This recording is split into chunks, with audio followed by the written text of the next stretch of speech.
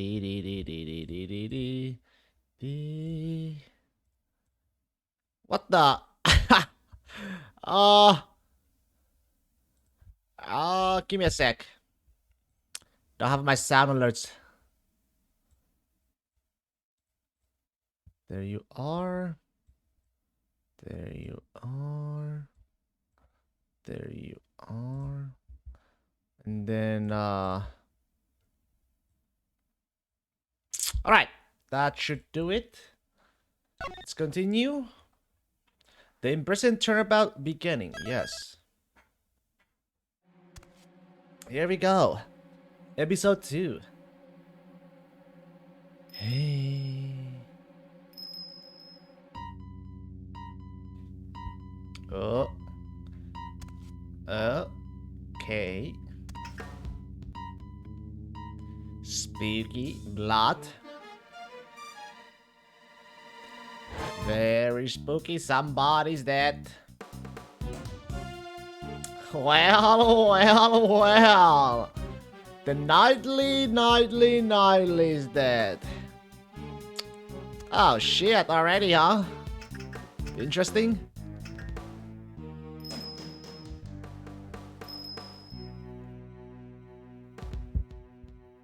Nightly. Is that Doc? No shot. The Doc? Monkas?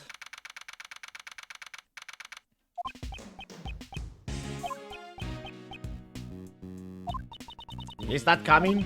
Is that coming, sir? How long does he intend to keep us waiting? No, Mr. Edgeworth. There's no need to get your cravat in a twist.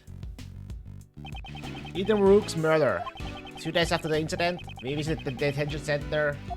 Naturally, we were hoping to meet with the defendant, Horace Knightley. This trial was set to begin the next day with me serving as the prosecutor. Still, he is rather late. You there, do you know what's going on? It is certainly strange. I'll try to call him one more time. It's terrible.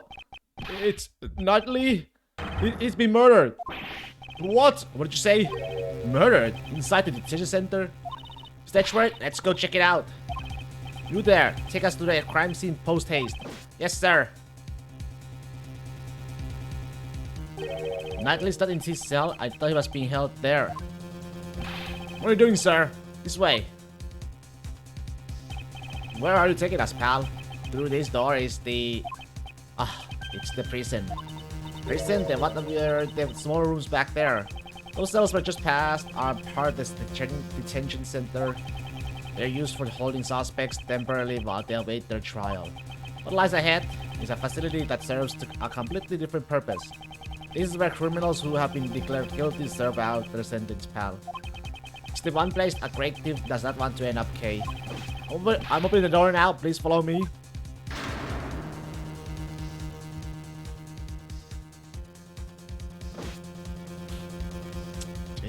Jam.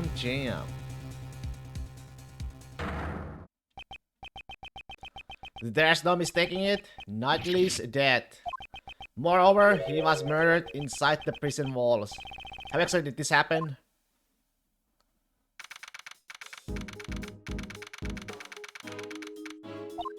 I can't believe something like this would happen to Mr. Knightley. Yes, I can't believe it either. But the scene you see before you is the unmistakable reality. Besides, wasn't Mr. Knightley supposed to be in the detention center? Indeed, he was. Knightley hadn't had his trial yet. Before a suspect is found guilty, they're detained in the detention center's holding cells. They only enter the prison after they have received a guilty verdict. Knightley should not have been moved in here. Do you think he passed through those giant doors that we went through earlier, sir? Huge panel doors are and a long passageway separate the prison and the detention center. There's up there too, though, offices. As a suspect, Knightley wouldn't have been able to pass through.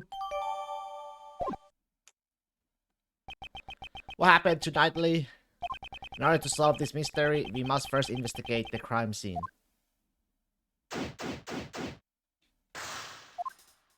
Okay. We won't rest until we okay. Stolen every suspicious looking nook and cranny. Indeed, this is quite a large area to investigate. Press the Y button, okay.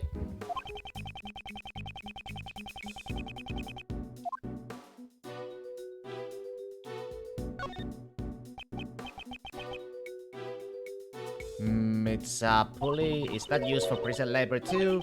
Looks like it. There's something I want to ask you. Don't even think about dangling on the hook. Eh, how did you know that? That's what I wanted to do. Somehow I had a feeling.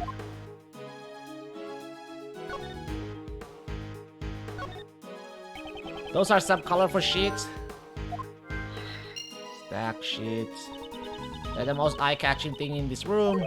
They don't fit in with the prison. The whip replaced on top of the sheets. Reminds me of the whip lady. Maybe she left her whip here? I doubt she ever left her whip behind. True. There was a rope near the body as well. By the way, my special talent. If it's about ropes escapes, there's no need for that now. Oh, she want to show it off that badly.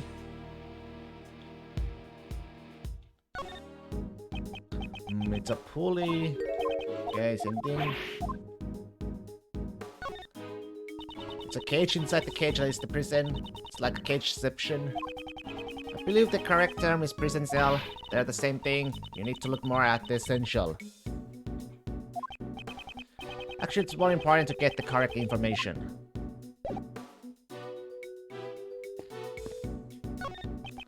Horace Knightley, murdered right before his trial.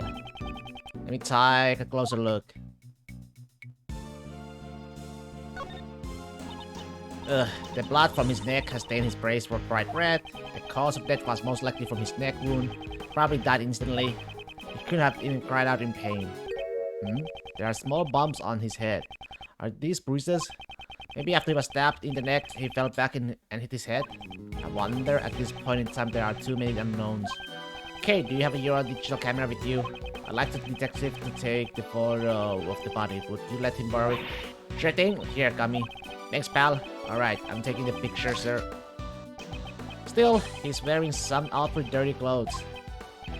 There appears to be dirt stains in several places.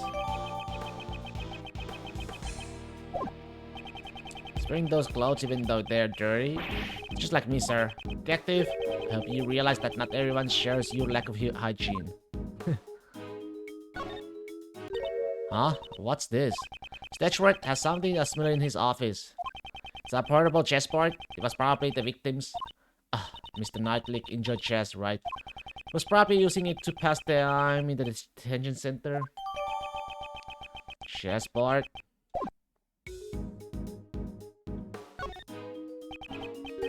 This is a rubber glove. Yes, there's no mistake. It's a rubber glove. There's only one. How indeed. Let me take a closer look.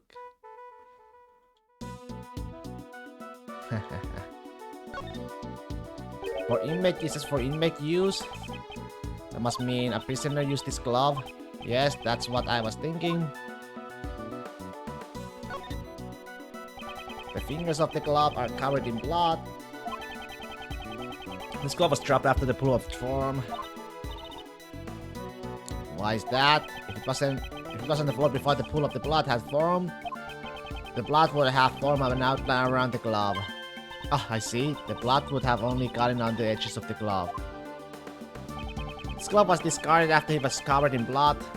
That must mean the killer left it behind. Indeed, it's highly probable. At the very least, the person who dropped this followed the body. You there? What is it, sir? You recognize this glove? Yes, sir. The inmates use these for prison labor. That's odd. Rubber gloves are usually kept in the inmates' rooms. They are strictly regulated, so you can't just take them out. Indeed, there are no signs of any other rubber gloves in the room. Rubber glove.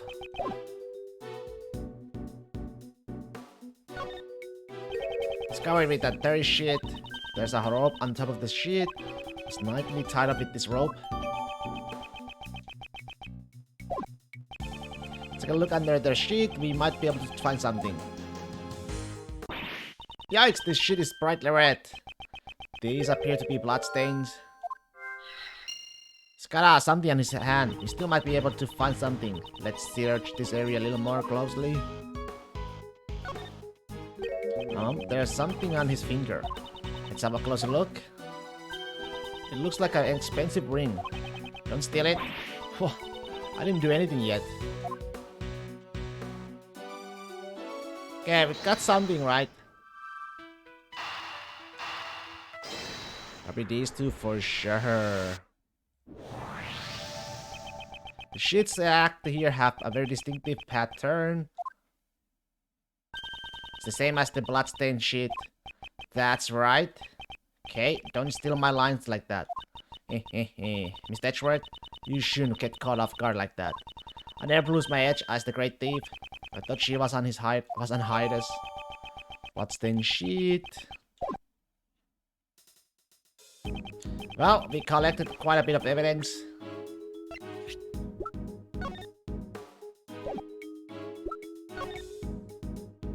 Oh, we can check this out. Alright, let's check it out. You can open it from there. Hurry up and open it. Why are you getting so excited? What are you saying? Doesn't everyone get excited when they're opening a box? I think that probably applies to you only.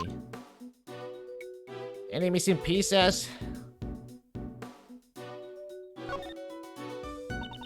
These are chess pieces, right?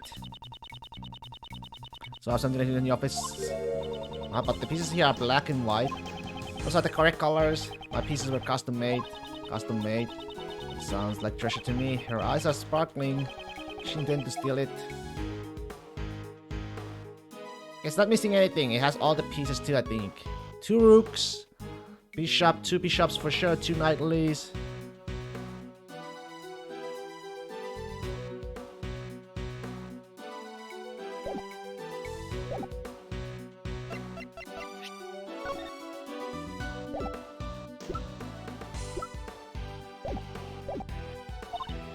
With the 3 of us here, it's a piece of cake.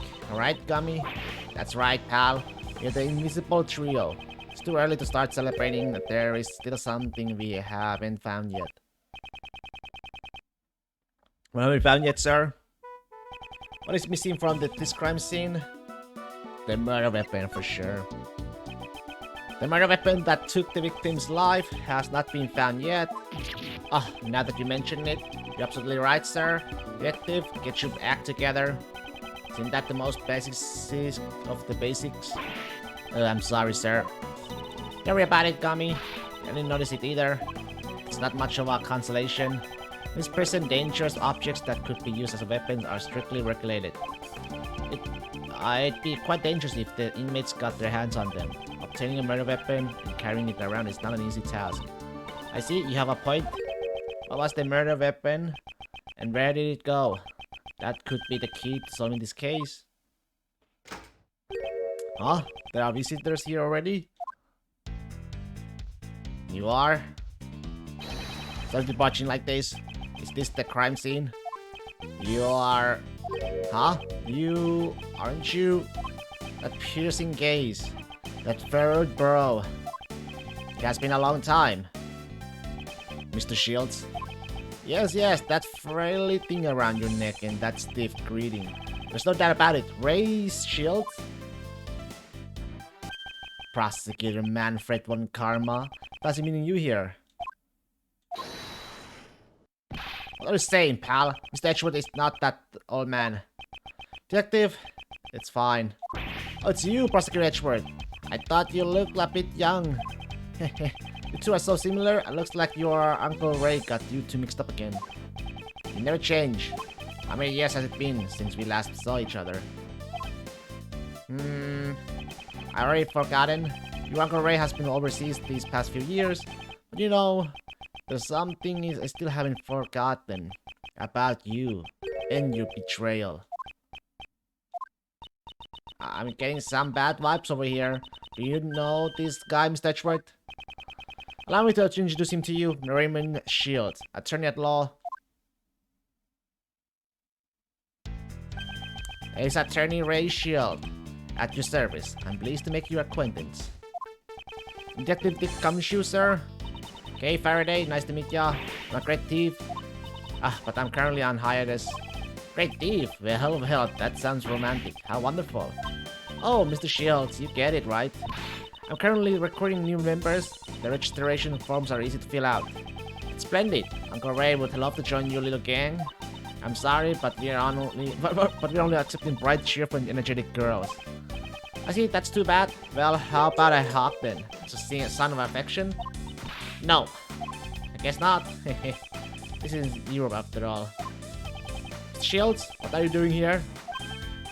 Oops, that's right. Sorry.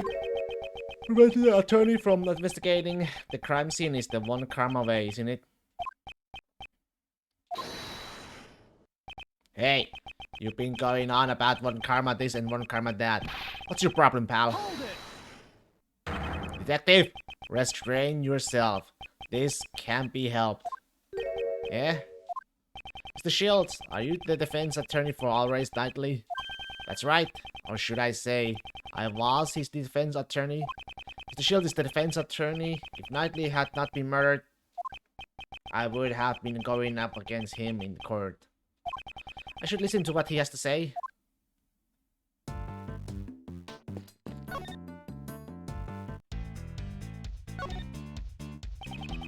Since you already received the request to represent the victim, that must mean... Yes, your Uncle Ray was supposed to meet with the Knightley boy. As was I had planned to meet with him, but then we heard the report of the dead body and brought him a California roll. Mr. Shields, you can't bring food into the detention center. Oh, is that right? Well then, would you like it? No thanks. Still, to think that Prosecutor Edgeworth actually meets with the defendants. All defendants are guilty. Wasn't that the one karma way? That is a thing of the past. Is that right? So, you sure you don't want it? I told you I don't want it. Did you meet with the Knightley? We met yesterday. They called me over as soon as a Knightley boy was arrested. Was being quite a hostile. Oh yeah, he mentioned you. He talked about how you interfered with his plans. He probably said some nasty things about me. Even if he hates me, I'm fine with it. Man, the two of us had a great time talking about you. Mr. Shields, you also talked about me. I frequent the visitors' room here quite often. It's been a while since I had such a good time. So you're regular at this prison. And I don't get the wrong idea. I'm not here as an inmate. I'm here to visit an old acquaintance of mine. We usually meet in the visitors' room, but I've also been in here before. Then I should ask him about this room. This room was where the body was found. Do you know anything about it? Ah, this room, eh? Here's a pop quiz for our prodigy prosecutor. Which of these three is the name of this room? The morgue. Well, there's a dead body in here. Anyone who saw the dead body would naturally think of the same thing. What? Well, let's reveal the correct answer, Prosecutor Edgeworth. The answer is... wrong. The correct answer is the workroom. All three choices were wrong. I hate it when he does that. The inmates carry out various kinds of prison labor in here. It also serves as a rehab program, allowing them to receive job training in prison. So how do they monitor this room? Who is in charge of the keys to entrance? Prosecutor Edgeworth, even you, Uncle Ray, doesn't have all the answers. Hey, you there, could you tell us? Yes, sir, this room doesn't use any locks and keys. Instead of locks, the doors are equipped with sensors. What do you mean by that? All of the prison inmates are wearing electronic bracelets. When bracelets passes through the door, it activates the sensor and wee-oo. An alarm will sound. After a certain amount of time has passed, the bracelet will emit a painful shock. If the bracelet are tampered with, it will emit an electric shock 3 times more powerful. That's terrifying. It's to ensure that the inmates follow the rules.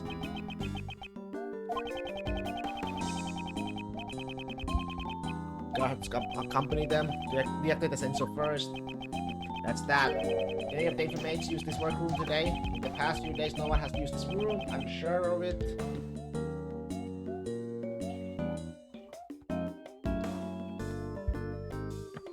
Oh shit!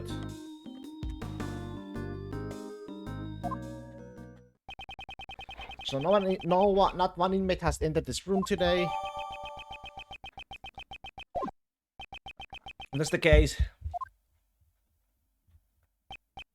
it raises a contradiction with the crime scene. There's something in this crime scene that should not exist. I will use my powers of deduction and inspect the crime scene again.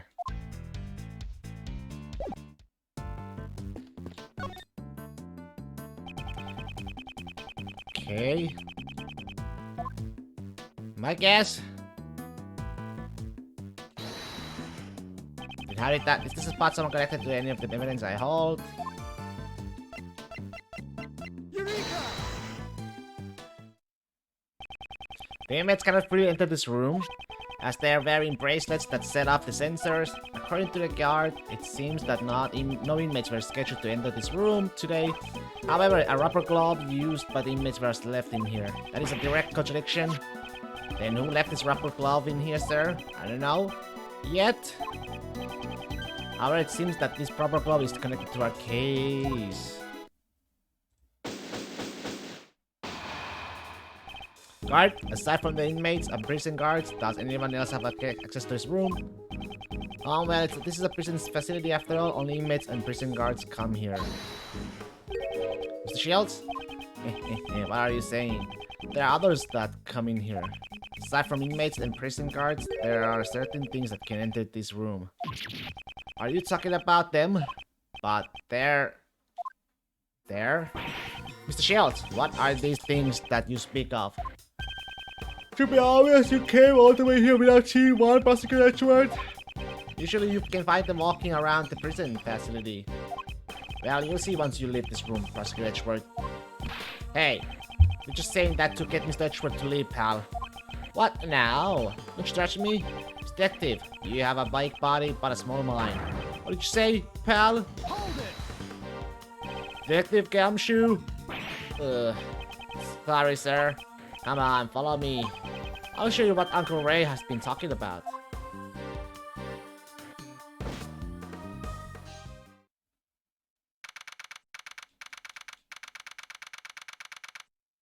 The hallway?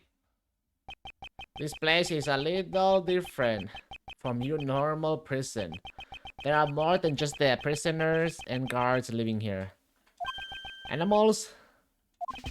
Yep, animals. According to the guard, they introduced animal therapy here several years ago. Each prisoner is assigned one animal. In other words, they receive a pet partner. Oh, that seems kind of fun. Plus, learning to take care of their pet is a great qualification to have. So you mean that workroom? Yep, that's where the prisoners practice taking care of their pets. The dog, man. So then, the thing you mentioned that could enter the crime scene is... Right, these animals. But that doesn't make any sense, pal. How would an animal leave behind a rubber glove? Quite right. But the fact remains that they could have entered the crime scene. Mr. Edgeworth, can you please talk some sense into this man? Mr. Shields, are the animals allowed to go wherever they please? Most of the doors in this prison are fitted with the sensors. Only sound and alarm in response to the prisoner's bracelets.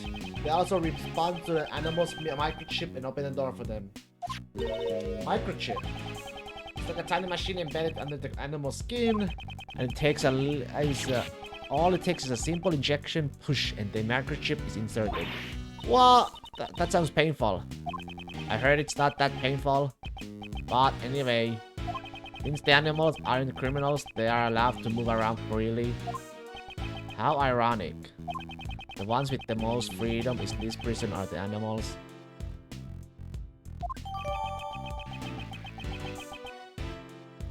Okay. Still, they can't go out of the prison. The prison's entrance does not have a sensor. Oh. Oh! What's that? Is that a bell? What's that? The dog!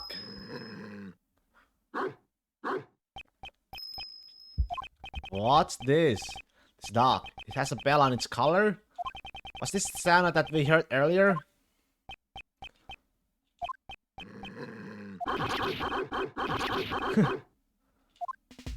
Mr. Edgeworth, why are you glaring at each other? I mustn't lose. Mr. Edgeworth, you are not good with dogs, are you, sir? I'll take that dog myself. Here, boy. Here, boy.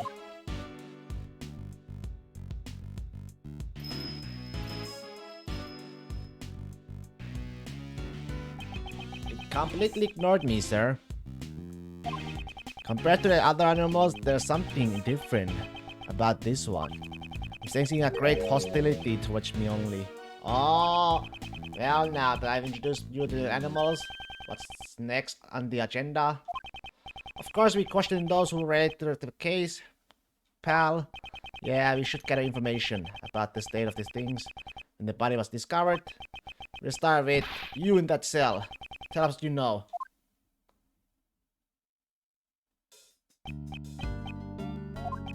He's completely ignoring me, sir. You there? Do you know anything about the incident? It's going. Don't be so cold. Come on, you can't talk. You can talk to us. Or how about an introduction, Hawk? It's time. What was that? Sorry? Or was Uncle Ray's joke a little too much? What the? Exercise time. This man is clearly odd. Need to get some answers from him. Your name is? Me? I'm prisoner number D259, J. Elbert. Gotta raise my metabolism. I can't let my muscles rest. Muscles aside, it looks like you've lost a lot of weight. Half of the match is won even before it has begun. Yeah, gotta make the weight limit. Are you entering some kind of tournament? Perhaps as a boxer? Yeah, I'm a former boxer, but exercise is just a hobby of mine. Oh, then sure looks like it's the bearer's hobby too. He's hanging on to like an apron, so cute. This is Rocky the polar bear. Rocky is my partner. He's losing his tongue. Maybe we can try asking him now. Where were you and Rocky at the time of the incident? I don't know anything. I got nothing to say to you. That's for me to decide. Now answer the question. Did I just tell you? I know nothing. He has no intention of talking. In that case, you've got no choice but to use that. Yes, if he insists, there's nothing to do with it. We just have to prove there's a connection. Mr. Albert, by all means, you will tell us what you know.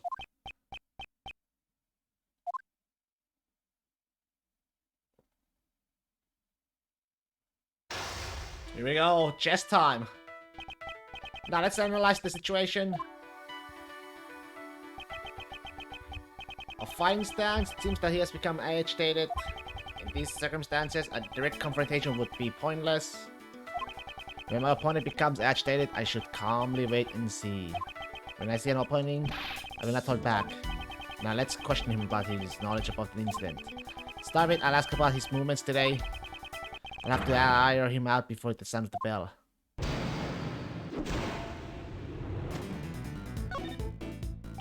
Can you tell me what you have done today? Answer me, huh? If you wanna fight with me, get into your fighting stance.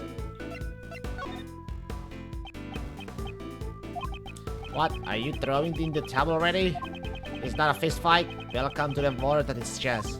By the way, hasn't all that moving around tired you out? Don't underestimate me, my stamina. You wanna test me with that body of yours?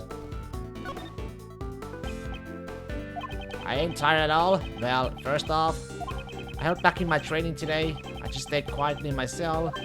Quietly? Then what's with all that sweat? Buzz off. That's all I've got to say. I'm getting a little tired. You're a well-trained boxer. However, you need more practice in the art of lying. Getting a little tired? That's not possible. You said that you stayed quietly in your cell just a moment ago. Rocky, it looks like this is gonna be a tough opponent. Oh, this man, it looks like he's still hiding something. Next, I'll ask him about the time of the incident. I don't need to use fists. My words alone are enough for KO. You recall what you were doing at the time of the incident? Sleeping. Rocky was 2. The incident happened just a few moments ago. You look wide awake to me. Okay, stay in the stance again.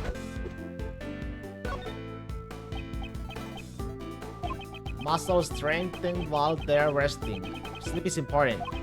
Well then, I'm sorry to have woken you. Rest is a part of training, right? Oh. So you get it after all. Not bad, Mr. Prosecutor. How did you know I'm a prosecutor? Oh, I don't recall ever introducing myself as a prosecutor. How did you know? That's the conversation we had when we first entered this room.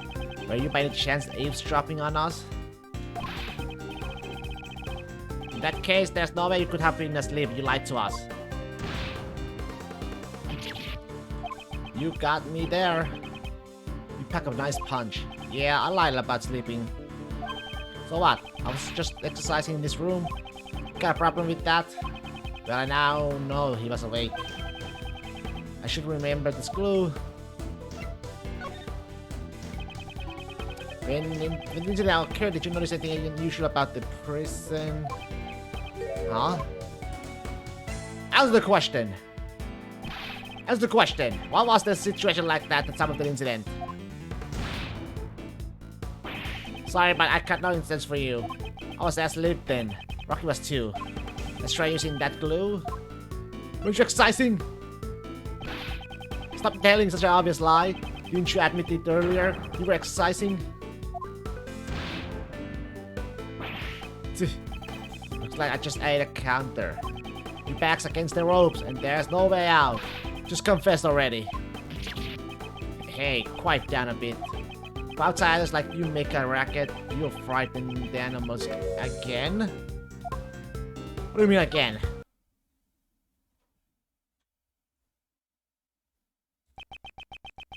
You've been persistent, however, I'm afraid there you are about to hit the mat. You said again, just now. Did something happen earlier?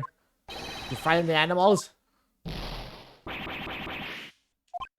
Damn it. How could I have gotten sucker punch like that? Yeah.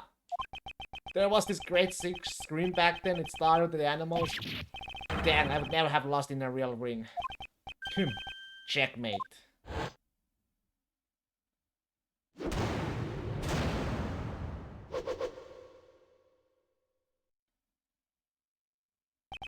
I believe this proves that you do know something about the case. Damn. Okay, I'll talk. You did it, Mr. Edgeworth. Don't lose focus, Kay. The real game has just begun. Let's just stop for a moment. Uncle Ray's got one important thing to say. It must be fate that has brought us together after all these years. I received the opportunity to observe your skills carefully. And I'll be giving a detailed report to that person about how much you have grown. Who is that person? Do you know? The truth is... This doesn't concern Kay. She doesn't need to know. Whoa there. You scared me. Don't get so worked up. You can do what you like. It doesn't matter to me. How you have been leading your life ever since you were tainted by the one karma way. I'm sure that person would be interested. I feel that it's my duty to report it to him. I'll expose your mistakes here. I won't let you disappoint him any further. Mr. Edgeworth? Just what are you guys talking about? Don't concern yourself with it. Our only opponent now is Albert. Well then, let's hear it. What do you know about the case? You're gonna be sorry. Oh my god. Recreation of 10 minutes around 10 AM. I returned to this room and went straight to my training. Just as I counted 2-2, I heard a voice shout out, "Oh, I've been stabbed!" Stabbed?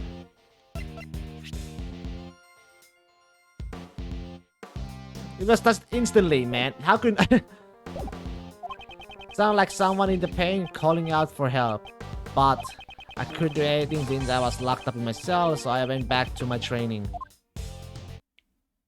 Okay, that's odd. You really weren't bothered by that shout? Even if I was, there was nothing I could do. Look out for number one before you look out for the others. That's the basic rule in prison. Indeed, even if he wanted to take a look, he'd still be locked in his cell. Is that all that training equipment yours? Is all that the training equipment yours? You seem to have quite a collection. I get them from this supplier. Supplier? You can get just about anything if you put in an order. It's our secret shop. That's quite convenient. So if you, Uncle Ray, wanted to cute girl, in that case you should order a book on how to give testimony. Because I'm going to knock you down for the count in one hit. You gonna KO me? Stop kidding around.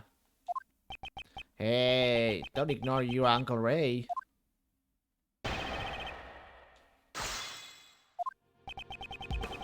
Okay.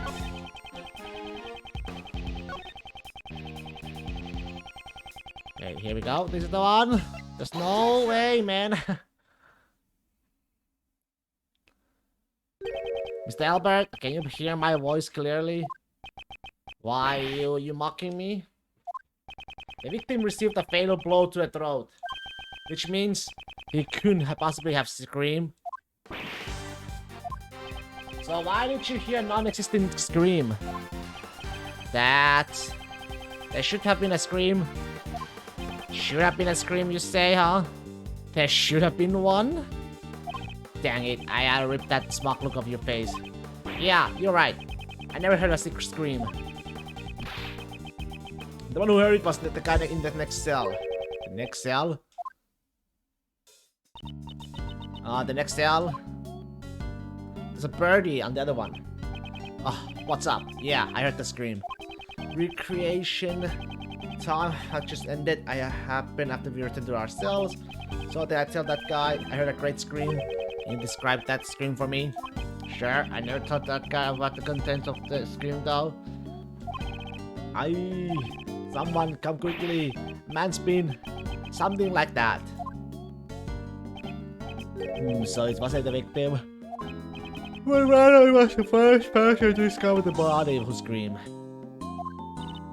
I see. Solves that mystery. So there was nothing wrong with Mr. Albert's testimony.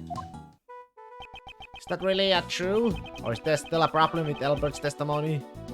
There's a problem? No. In this case, a new problem has been presented itself. Mr. Albert, why did you not hear the scream? It's not that he didn't hear the scream, sir. Hey you, why didn't you hear the scream, pal? Yeah.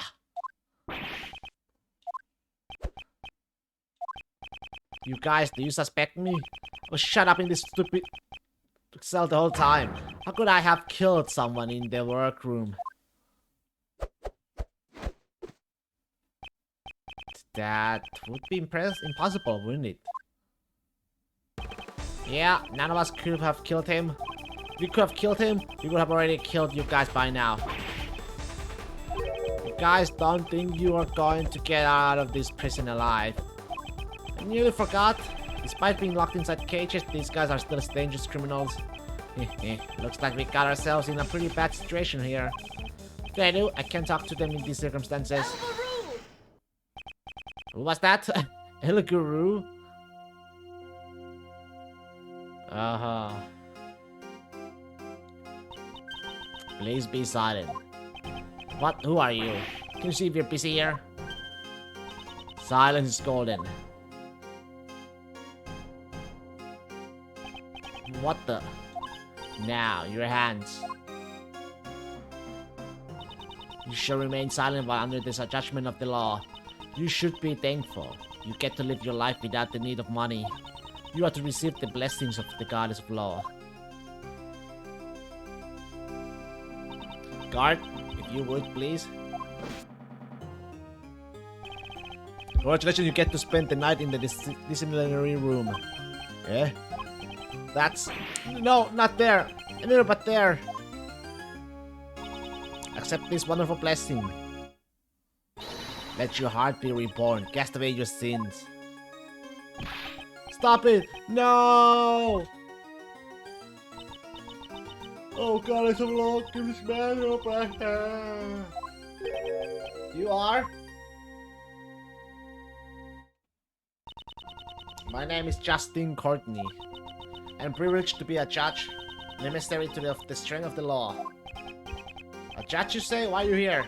Prosecutor Edgeworth? I came to meet with you personally. I conveyed the will of the Prosecutorial Investigation Committee. That is my appointed task. Prosecutorial Investigation Committee? What's that? Do not use that name so lightly. Those are the sacred words of the goddess of law. Think little Kay doesn't know, Uncle Ray will explain it for her. The PEC is an assembly of compromise of 11 members. Their job is to check if prosecutors are doing their jobs properly. If I'm not mistaken, its members are elected from the politician and those of the legal profession. So I take it you are one of those members? Indeed, I am thankful they judged me worthy of such a task. I too am thankful that I was able to meet you here. How about a hawk of thankfulness? The Prosecutorial Investigation Committee also shares deep ties with the Bar Association. Hey, I was just kidding. No need to make such a scary face. So the job is to find bad prosecutors and punish them? Well said, may you be blessed by the goddess of law.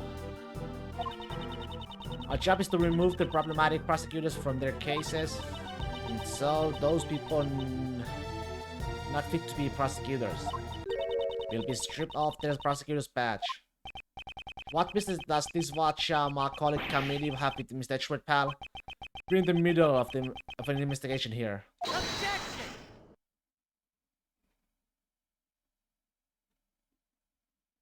Okay.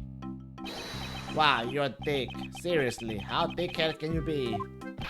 Just who do you think you are, pal? Me? I'm a prosecutor. Sebastian the Best is my name.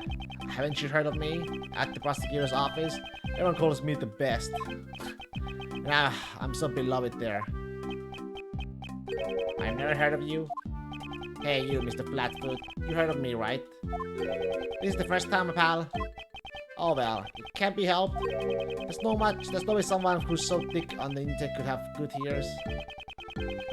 Don't you mean slow on the top uptake? I suppose it's only natural as Sebastian only became a prosecutor in the last month. He's just a rookie prosecutor? Right, the best rookie prosecutor in the office. For sure he plans to be. Mr. Edgeworth, I'm here to clean up the mess you made. What do you mean? The PEC intends to have me replaced. That much is clear. Mr. the Best, I know what you're trying to say. However, I have not been informed of this. Your Honor, I would like an explanation. Very well. This judgment has been passed under the name of the Goddess of Law. The incident at the President's welcoming event and the murder of Horace Knightley. The Prosecutorial Investigation Committee has decreed that you will be taken off this case. And Sebastian has been appointed to take over this case. That is all. What? You could take him off the case like that, pal. Your Honor, I thought I asked for an explanation. Judgment is guilty, the goddess of law, verdict is absolute. I've done nothing to warrant me taking off this case. You don't remember? Very well, in that case, I shall remind you of your past crimes. Whoa!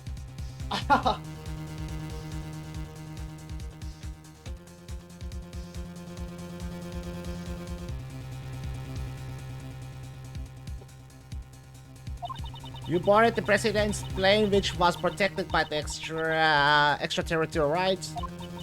And then, of all things, you ordered a search of the President's personnel.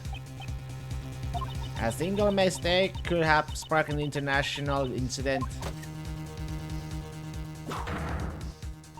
You crossed the line as a prosecutor. You gravely overstepped your authority. I'll admit my actions may have gone against the rules. However, if I had not taken that risk, I'm certain that the truth would have never have been found. I have never considered my actions as a mistake.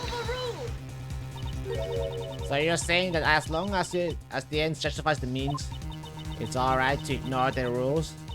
That is an extreme, dangerous way of thinking. No one is above the rules. That is the spirit of law.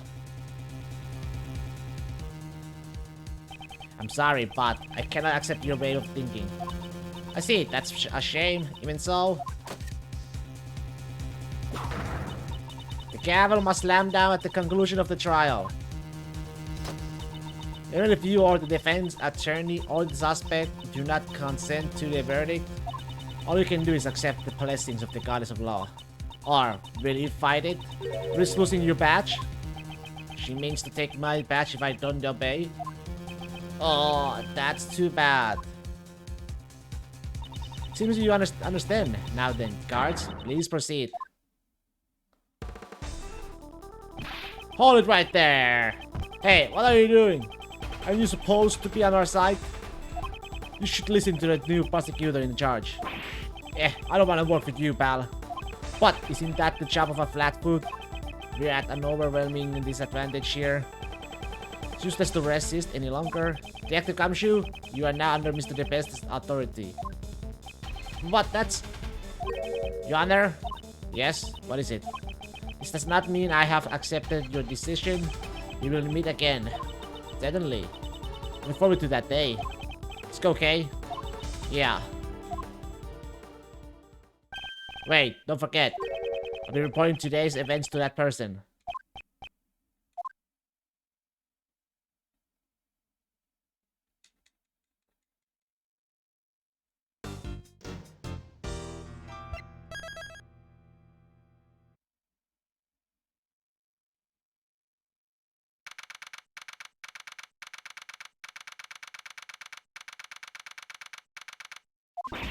Is that right? Just what happened yesterday? Those two people, their attitude was just unforgivable. Is that right? I'm here to clean up the mess you made.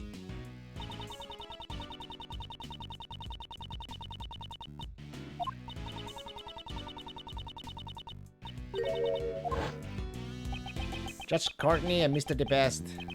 They're certainly ruthless, but what I'm more concerned about is... just what is the peak thinking? Worry about what they will do from here on. I have a bad feeling about this. Hey, Miss Netchwork, are you listening to me? Yes, I'm listening. You're not going to give up on this case, are you? No, I don't plan on packing it down, not with the current situation as it is. If I were to suddenly stand by, that would only validate their claims. But I no longer have investigation rights. What should I do now?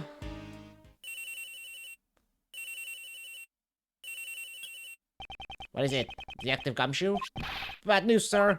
I heard something down at the precinct. Sounds like they've already arrested the suspect in yesterday's case. What? Who is it? I don't know yet, sir. But if we go down to this detention center, we can ask. Let's get going, Mr. Edgeworth. Even if I can't investigate, meeting with the suspect should not be an issue. Alright, we are heading over to the detention center right now. Also head over on the double, sir. Detective, won't that interfere with your job? I'm gonna be taking the scene of the crime anyway, so it should be okay, sir. Alright, we'll meet up with you there. Roger, sir. Let's go, okay? Okay.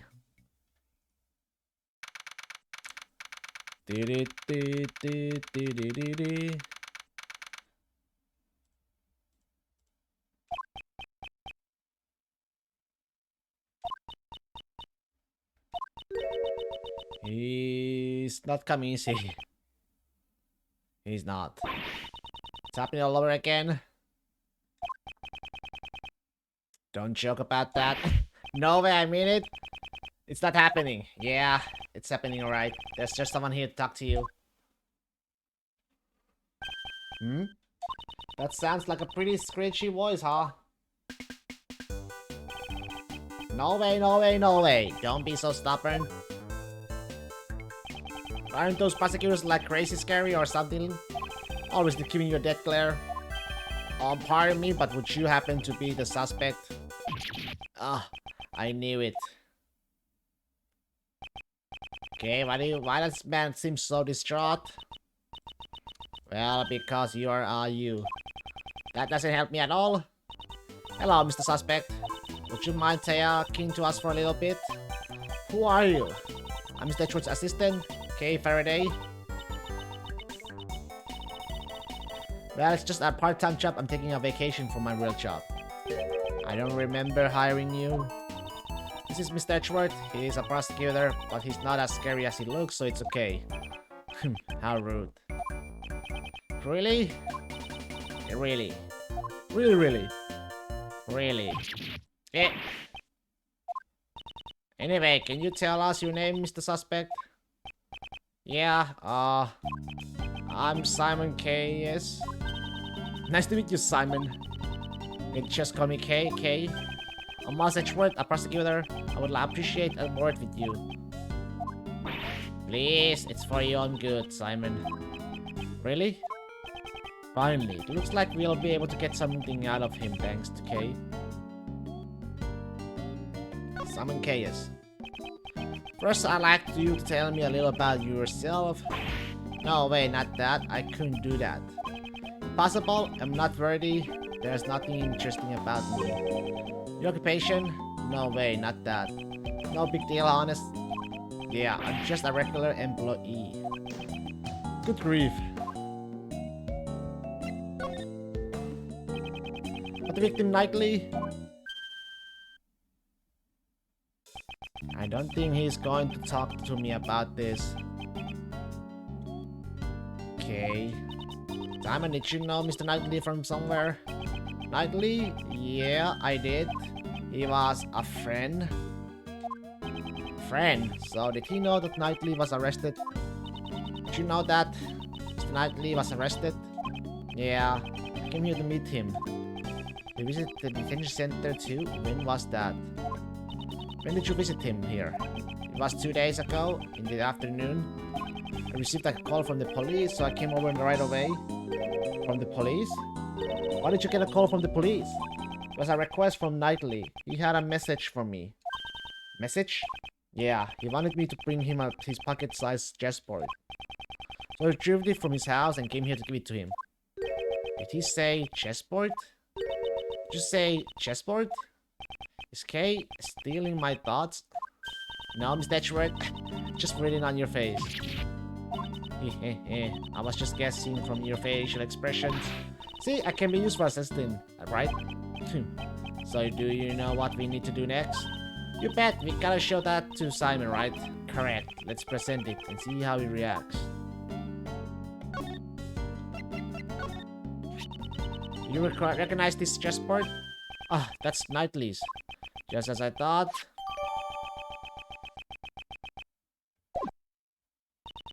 This was found near Mr. Knightley's corpse. He always carried a chessboard with him. It's just like him to have one until his last breath. Sounds like you two were really close, Simon. Yeah, we were best friends. At least I thought we were. But maybe I was wrong, huh? Because I never imagined he would murder someone. Having someone close to you turn out to be a murderer? Reality can be so cruel. It's not something most people can easily accept. And I never imagined we would part ways like this. Is that right? Something's definitely strange here. There's no way Simon could have killed Mr. Knightley. Indeed, I certainly can't see a motive at all.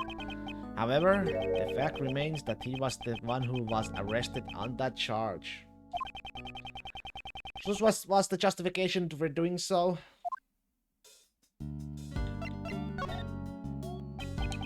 So why were you arrested? I guess he still won't respond to me. Well, I don't know. Looks like he's finally warming up to you. Phew, that's a great help. This morning, a police officer barged into my house. Before I knew it, he has brought me here. Was there a prosecutor accompanying him at the time? Oh, I remember a prosecutor called Best or something was there too. So was that the rookie prosecutor? Then I guess the police haven't dragged you into the questioning yet, huh? Are the police going to interrogate me? Yup, that's right, because you are the suspect. No way, no way, no way, no way, no way. Aren't detectives like crazy abusive or something? Always bossing you around with their big bodies. Detective Kamshu is on the scene. Ah! I knew it. Please don't beat me with your thick arms. I can't take it anymore. Someone call the police. What's got into him, sir? Well, it's because you are you, detective. Okay, sir. Oh, shit. No, someone has to be innocent, Mr. Schwartz. Can we do something? Simon K.A.S. Yes? You were Mr. Knightley's best friend. You only just met with him 2 days ago. You say you didn't kill him. Are you certain about that, please? Yes, I am. I wouldn't harm a fly. Oh, see, that's enough for me. I shall offer my assistance in proving your innocence. Eh? What's the point of it in helping little old me? Not just for you. In this case, I have a personal stake in it as well. That's right. We gotta get back at those two from yesterday. Yeah, I'm a fire up, sir. But I don't have any investigation rights at the moment. Since I won't be able to obtain information myself, your role is most vital. I'm sure we can rely on you to fill in any holes in the information we have. Help us help you? That's what I ask. I just had an idea. Why don't you just be our defense attorney's badge, sir? Come on, there's no way Mr. Schwartz could do that. This isn't the time to be joking around. But I was just joking. I wasn't joking. Helping the suspect is a defense attorney's job, pal. Jeez, don't worry about that. Doesn't matter what Mr. Schwartz's job is. All we're gonna do is find the real murderer. So, let's get moving. Okay, pal. Sure you understand? If the investigation results prove that you are the murderer, no hard feelings, but I will show no mercy. But you don't need to be scared. I believe in your story. At least for now. All you need to do is believe in us and wait patiently. It's nothing to be feared.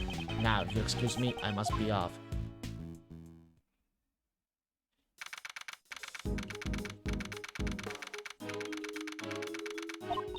So, we are all fired up, already ready to go, but we still can't enter the part of the prison where the murder occurred. We can investigate. The only thing you can do now is to defend him in court, sir. But how are we supposed to do that? We can't? Huh? You can't? This is Prosecutor Edgeworth and his Mary Gann. What are you guys doing here? Did you come here to harass Mr. Edgeworth again, pal? What are you talking about, big guy? Gray's just here to do his job. Your job? Oh yeah, you're a defense attorney, right? Okay, you're as beautiful as ever. Beautiful? I might not look like it, but your Uncle Ray's hotshot, defense attorney. I'm here to meet with a new client today. What was his name again? Shy Monkeys or something? Shy Monkeys?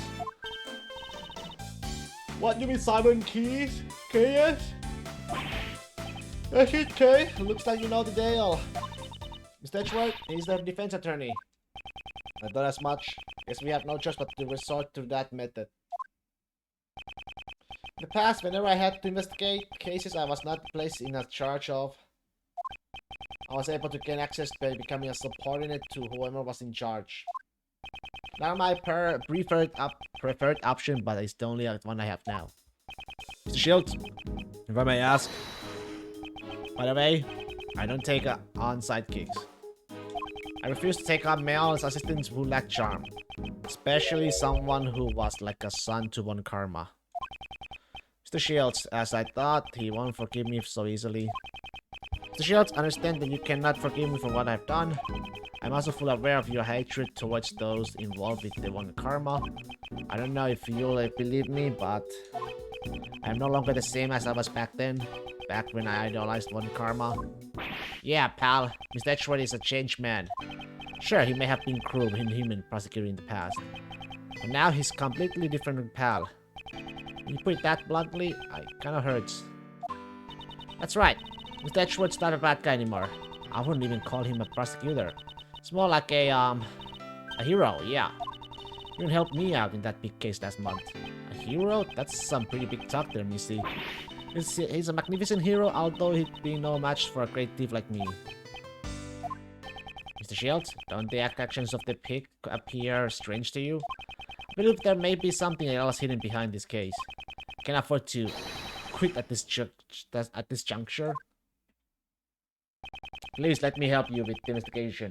I am begging you. Heh. I never expected you to grovel like this. Sure looks like you have changed, alright. And I'm kinda interested. The cause of all this. Your interest in what changed me.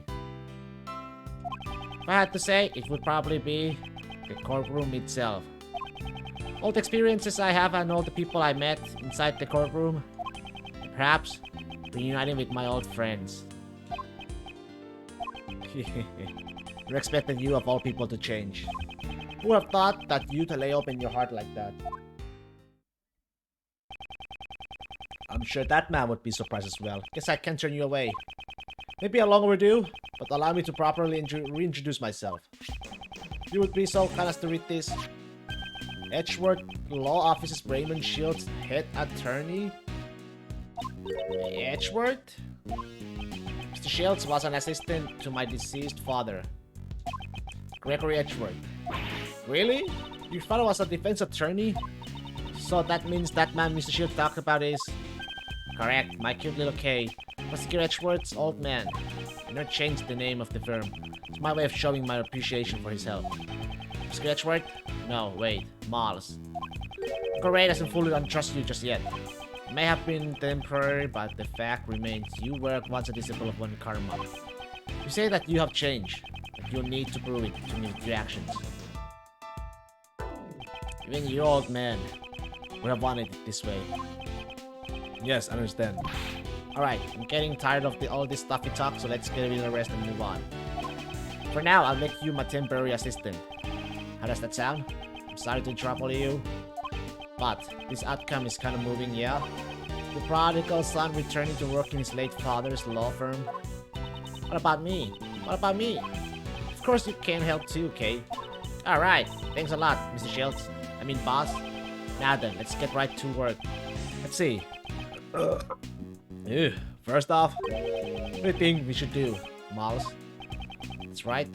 I had some unfinished business yesterday.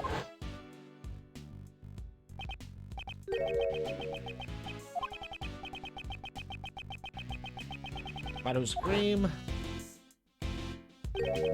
Why don't we find them and listen to what they have to say? Yeah, that's it. I'm gonna rate things so too. I'm deep as always. Okay, with that decided, let's hurry up and grill him. Sir, what am I supposed to do? Detectives can't help the defense attorneys. I can't just leave him be.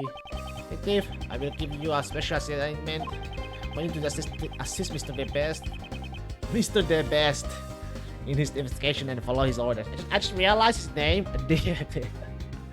The Best. Really? Then if you discover anything useful, I want you to share it with us. Detective is a job that only you can do. Can we count on you? Yes sir, leave it to me.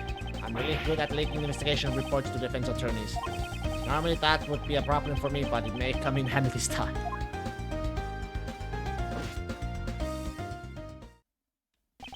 Alright, let's get moving. Shall we? Time to go to jail.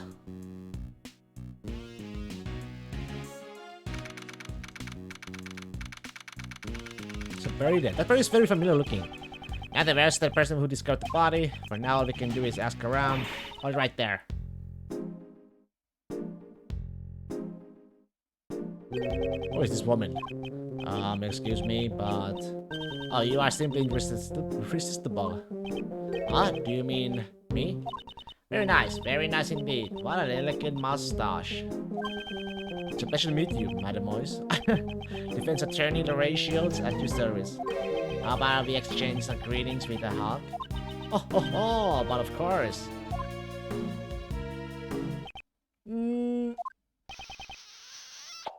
Oh!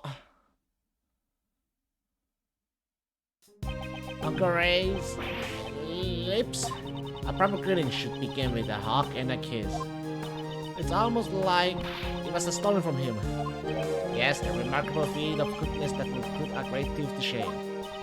I feel that close contact is very important. This goes for my family here in my home as well.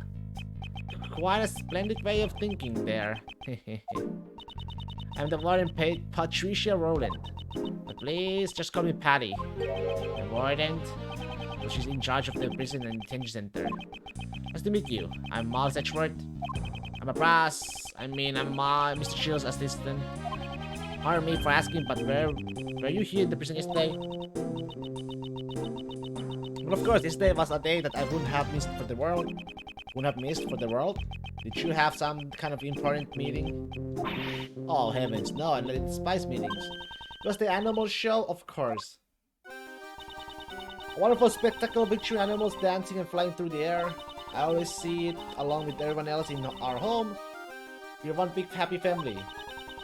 We put a special stage in the courtyard just for this performance. Performance for the prisoners' enjoyment. Yesterday, Albert mentioned some kind of recreation. I suppose the animal show was what he was referring to. When did this show take place? Started at 8 AM and ended around 10 AM. That's exactly when the body was discovered. So we saw the show, we would probably have an alibi.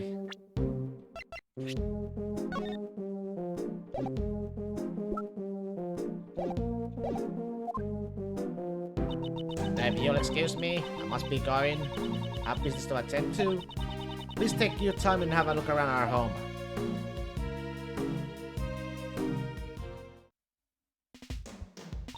So where should we start? Mr. Edgeworth? There was a prisoner who heard the scream from the person who first discovered the body. Let's start by talking with him.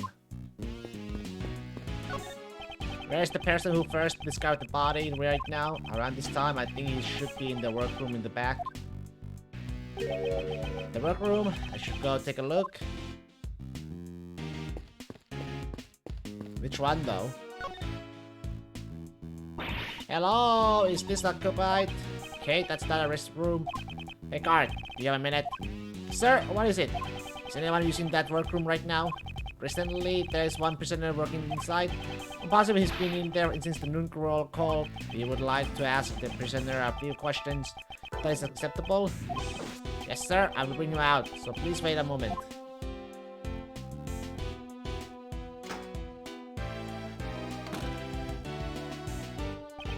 I leave this to you, Miles.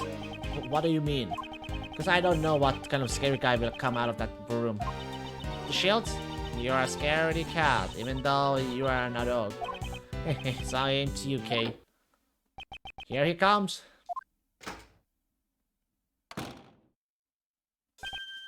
Oh, good day to you, sirs.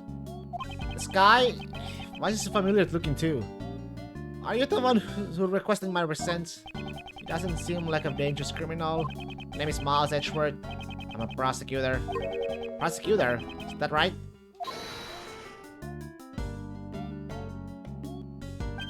I'm Ray Shields, a defense attorney. Mr. Shields? His demeanor completely changed once he saw who we were dealing with. Sorry about that. My assistant says strange things sometimes. The prosecutor, he's just my assistant. Hey, get your act together, Miles. I guess I messed up. I forgot about my new job. No wonder I thought you were a pretty friend from the prosecutor who was with me yesterday.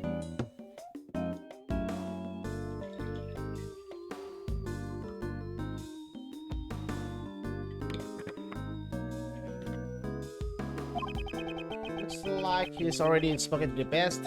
Maybe ask you a few questions. Oh yes, of course you may. My name is Frank Shavit.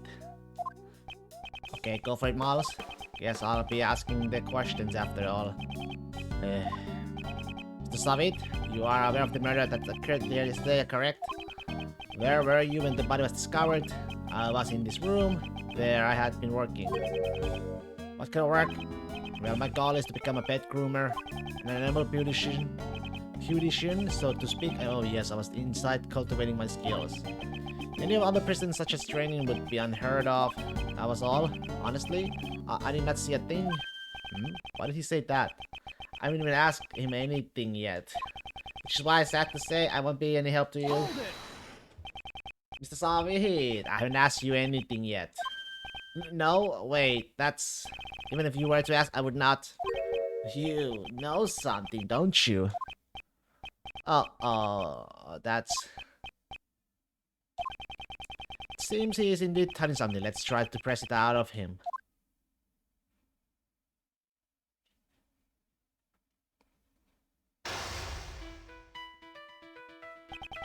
First, let's access the layout of the board. My opponent's condition is...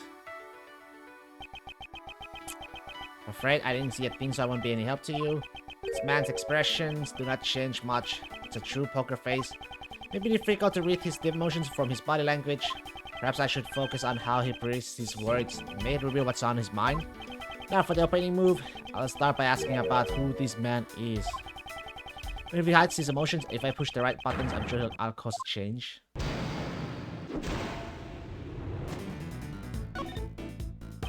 Are you involved with this case?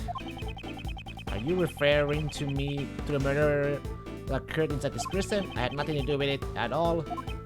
Is that true? I would never dream of being involved in a murder plot. How should I put it? I'm an upright model citizen after all. Common sense tells me an upright model citizen would have never ended up behind bars. Well, that is... Tell me what you know about the incident. I told you I don't know a damn thing. Oh, I really don't know anything. Let's wait. Let's wait and see here. I apologize from the bottom of my heart for that outburst. I will be of no assistance. Pardon my rudeness. It's just that the murder occurred in this rather unconfined prison. It seems unnatural that you do not know anything about it. Oh, unnatural? Is that so? If you're looking for the person who discovered the body, you should try someone else. Wait, did I say who we were looking for? How did you know we were looking for the person who discovered the body? I don't recall saying a word about that. Are you sure you don't know anything? No, it was merely a hunch I had. And but a humble person's pet groomer in training, I honestly have no recollection of the murder. I'm positive that this man is hiding something. For my next move, I'll ask him about his moments on the day of the murder. Oh, hello, Spirit! Hello! Okay, this man has suppressed his emotions. I will expose his true nature hidden beneath this suspicious smile. Rip Knightley! Man, he died. Did not expect him to die in the second episode. You remember Frank, right? This guy, he's a familiar looking, but I don't remember him. If you truly had nothing to do with it, there shouldn't be a problem, correct? Savit. Oh well. It's the first kill in the series? Oh, he's the first. No wonder he looks so familiar. No fucking wonder he looks so familiar. When I first saw it, I was like, this guy looks very familiar. No wonder he looks so familiar. On the day of the murder, there was a lot going on. Tell me about your movements. Tell me what you were doing on that day. As I mentioned earlier, I was cultivating my skills as a groomer in training. I was trimming the coats of the animals at the time. Were you? Didn't the murder cause a panic? I imagine the entire prison must have been in uproar. Well, but there was no panic. I couldn't even hear someone's voice. Voice? Is that a scream that you heard? Someone's voice? Judging from the circumstances, I suppose it was a scream that you heard. So you do have a recollection of the murder. You kept insisting that you knew absolutely nothing about the murder. But you do not give credence to your claims. Well, I thought I heard someone's voice, but... Someone's voice? In any case, I don't remember it very well. The scream at the time of the murder? Might have been a clue. Better keep that in mind. Okay? What happened on the day of the murder? Let's talk about what happened on the day of the murder. You truly had nothing to do with it. There shouldn't be a problem, correct? Oh, well, on the day of the murder, there was a lot going on. Tell me about the state of the prison. What was the state of the prison at the time? I don't remember it too well. My memory is rather poor. Let's try using that clue. I thought you said you heard a scream. You don't remember? Ridiculous. Didn't you say earlier that you heard a scream? That mustn't. I could very well be mistaken. At any rate, I honestly do not remember. Still do not remember? Enough with your lies. I'm lying you. I mean, I'm telling the truth. Let's wait. In any case, I was absorbed in grooming the animals. By the way, how skilled would you say you are in animal grooming? My technique with the scissors still needs some work. But I'm very confident in my handling of the animals. When the animals became frightened, I calmed them with my gentle hands. Frightened? Why would the animals have become frightened? I don't think that's a common occurrence. Well, that's a good thing, isn't it? It's a good thing? Perhaps the reason they were frightened was because of someone's scream. Yeah? Why are you trying so hard to hide the fact that there was a scream, huh? Are you concealing some valuable information from me? I'm doing nothing of the sort. It's true that I heard some sort of scream, but I'm not trying to hide it. He's starting to show his true colors. I should be more aggressive with my next move. I'll ask him about the scream. Okay. Aggressive? It's time to give him a taste of the futility of keeping a secret from me. When did you hear it? Did you hear the scream? That's it? I just remembered. At the time of the murder, there was an event going on. It was the animal show. Had gone there to see it. So you're saying that since you were watching the show, you did not hear the scream? That's completely different from everything you have said up until now. Shut up! So what if it is? I mean, my memory is just so hazy. Let's wait again. The animal show was very enjoyable. What kind of animals performed in the show? Well, I believe I saw, well, okay. You didn't see the show, man. You liar, you didn't see the animal show at all. Well, that is... I sort of saw it and I sort of didn't. Didn't see the show. This could be a clue. Who did the scream belong to? Do you know who the scream belonged to? Well, I was mistaken. When the incident occurred, I just happened to be in the courtyard. That's why I did not hear the scream. Let's try using that clue. You didn't see the animal show. Just how deep are you going to dig your pit of lies? It's obvious that you did not see the animal show. There's no way out of this. Tell me what really happened. Confess everything you knew about the scream. I cannot answer what I cannot answer. I didn't hear the scream from the person who discovered the body. Don't you mean the victim's scream? That's strange. Normally, if you hear a scream during a murder, it's usually from the victims. The victim? Why would you think the scream was from the person who discovered the body? Oh, my mistake? How? How did you know the scream was from the person who discovered the body? Well, that's because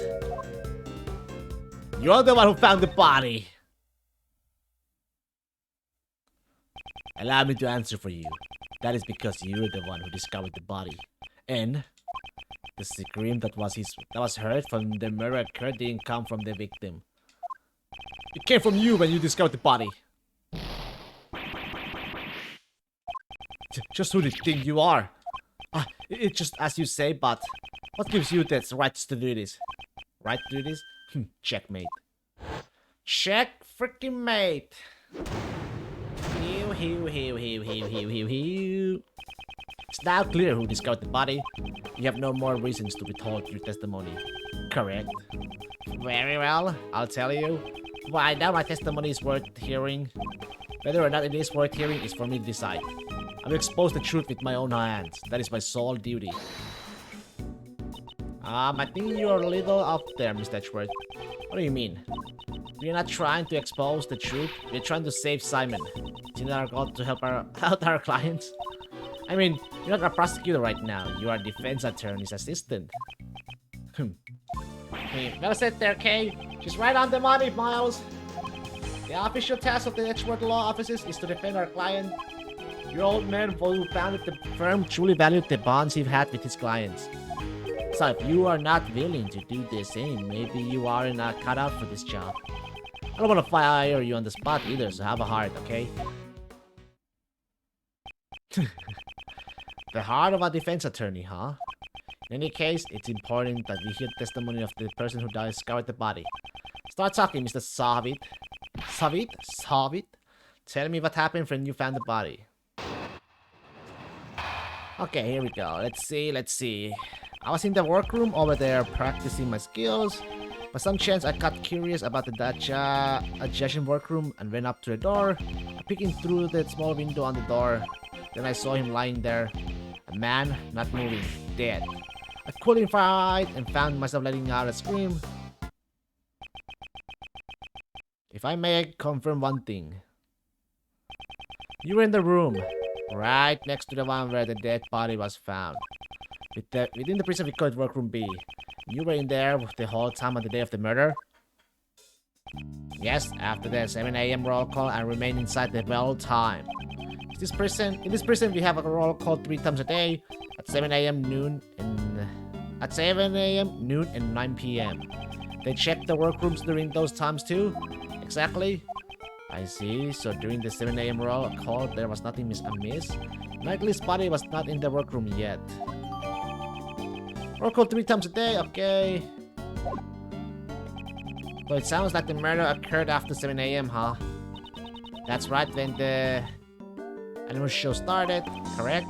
The other prisoners went to see the animal show, meaning anyone who did not see the show does not have an alibi. Do you understand what I'm saying, Mr. Savit? Yes, that is certainly true. However, I merely discovered the body.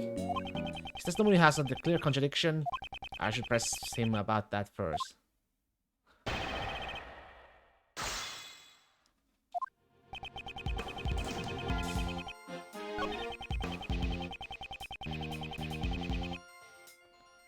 Went up to the door?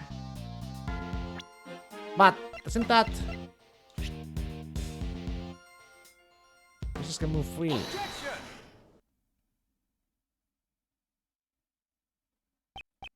Mr. Savit, please stop telling such feeble lies. You don't seem to understand your position. My position? I used to be a newspaper salesman, but then I took up the bedroom training. What about that bracelet on your wrist? It proves that you are unmistakably a prisoner. And as long as you wear that bracelet, you should not be able to move around as you please. As soon as you went through the door, the sensor would have sounded the alarm. Oh, that is... Peeking into the adjacent room is impossible. Then you couldn't even leave the one you were in. Woo-wee! Nice one, Miles. That was a real humdinger. But does that mean that Mr. Savit didn't see the body? I'm not sure. Perhaps. Should let the man himself explain it to us. Huh? You see, that is... Well, forgive me, it appears my previous explanation was lacking. I should clearly explain how I was able to see the body. Very well, let us hear your revised testimony.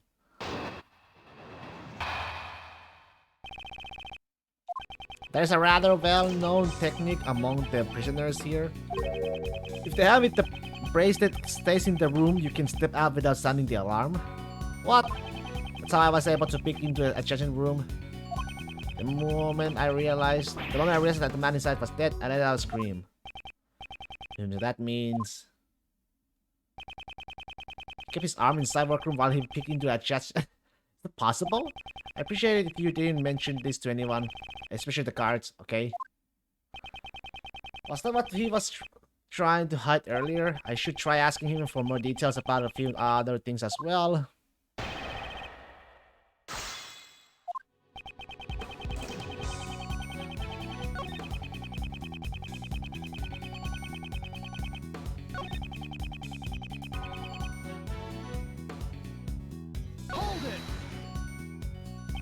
Why would you do something so troublesome and potentially dangerous? Heard a noise coming from the adjacent room. Seemed odd to me as there should not have been anyone inside. So you peek into adjacent workroom as soon as you heard the noise? Yes, of course. I peeked in as soon as I could. I see. Is there a problem with that statement? As soon as you heard it? So you looked into the adjacent room immediately after you heard the noise. That was true, then you should have seen more than just a dead body. You should have seen the person who had made the noise. That is, well, it looks really shaken. Mr. Shavit, answer me, what did you really see? If you intend to remain silent, I will have no choice but to assume that you are complicit to the murder. Oh, please forgive me. Just that I couldn't even believe what I saw myself. It may have been just a dream. I hesitate to even recall it. Tell me what happened. Very well. I will be frank with you. I saw a dog. The dog! It was a nightmarish scene. A large black dog was biting into the neck of the victim. What? What did you say? It was a truly hellish scene. The dog killed him. Oh, I think I'm going to be sick. That's some grade A trauma right there. I was chilled to my very core. Let out a shriek. A man-eating dog inside the zoo? This of a zoo of a prison? Oi. That's the black dog, man. Dog. That was everything I saw. Do you believe me now? Yes, I do. I doubt anyone would be able to lie about something like that. Would you add that to your testimony? Certainly.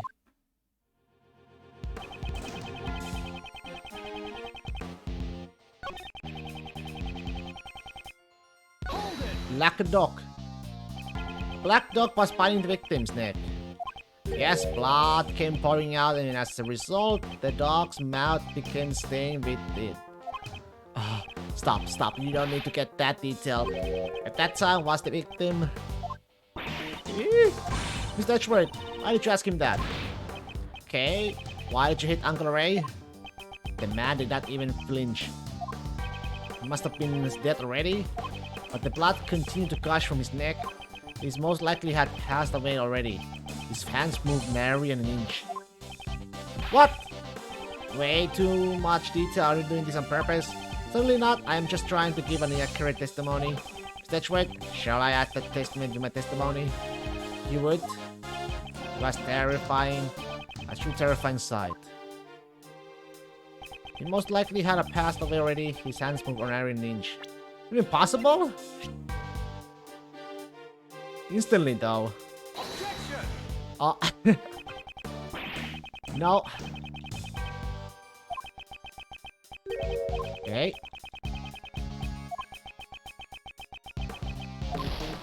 He moved an inch. Okay, the finger moved an inch.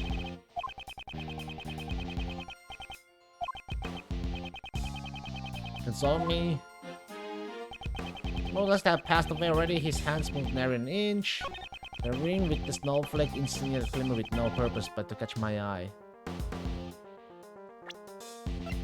How did she see the finger? It was covered.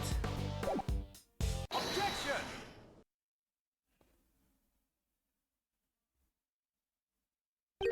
A ring with a snowflake insignia. I don't know if it was a snowflake though. Was it a snowflake?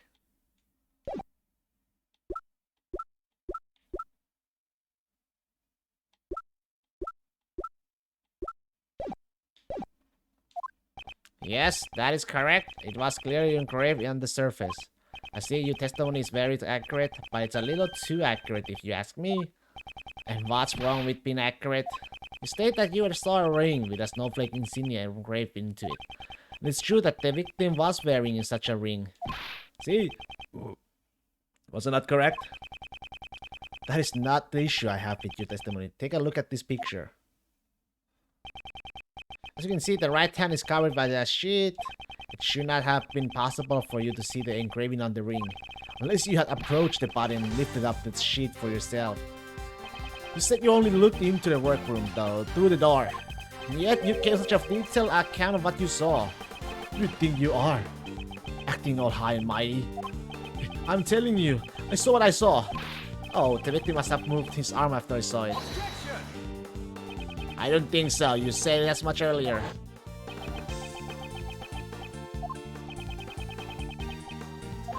Flinch. The victim was already dead. How would he have been able to move his arm? This guy's looking pretty suspicious now, yeah? Frank Shavit, what are you hiding, you scoundrel? Oh, no, I ain't. I'm not. That is, you're wrong. I know what I saw.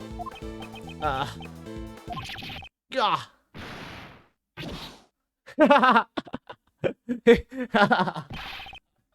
Shut up already. Stop making a fuss about every little thing I say. Did he threw that hair? And if I remember correctly, he threw that hair against the judge, right? No, against Phoenix too. And the judge? Or was it Phoenix? He only threw the wig. You're just a defense attorney's assistant. He had finally shown his true self. Well, I guess the cat's out of the bag. A black, hairy one at that just went flying. I'm just your friendly neighborhood witness. Are you really just a witness? I would say that you are rather suspicious. What was that? You saw something that could not have been seen from the outside of the room. How is that possible? The logic behind it is simple. Mr. Savit, this is where you saw the body from. Gotta be here. When you discovered the body, you were inside the room where it lay. Since you saw the engraving on the ring, that is the only possibility.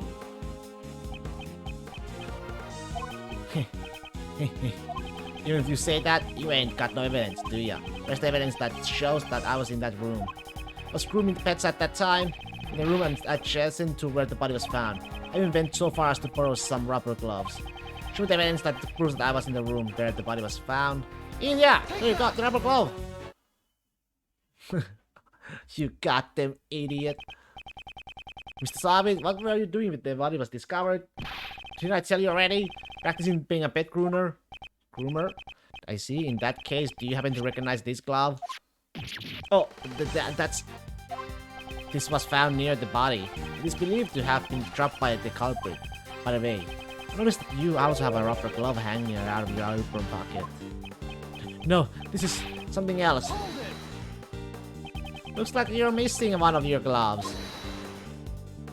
You can't find gloves like this anywhere in the prison. Your evidence proves nothing.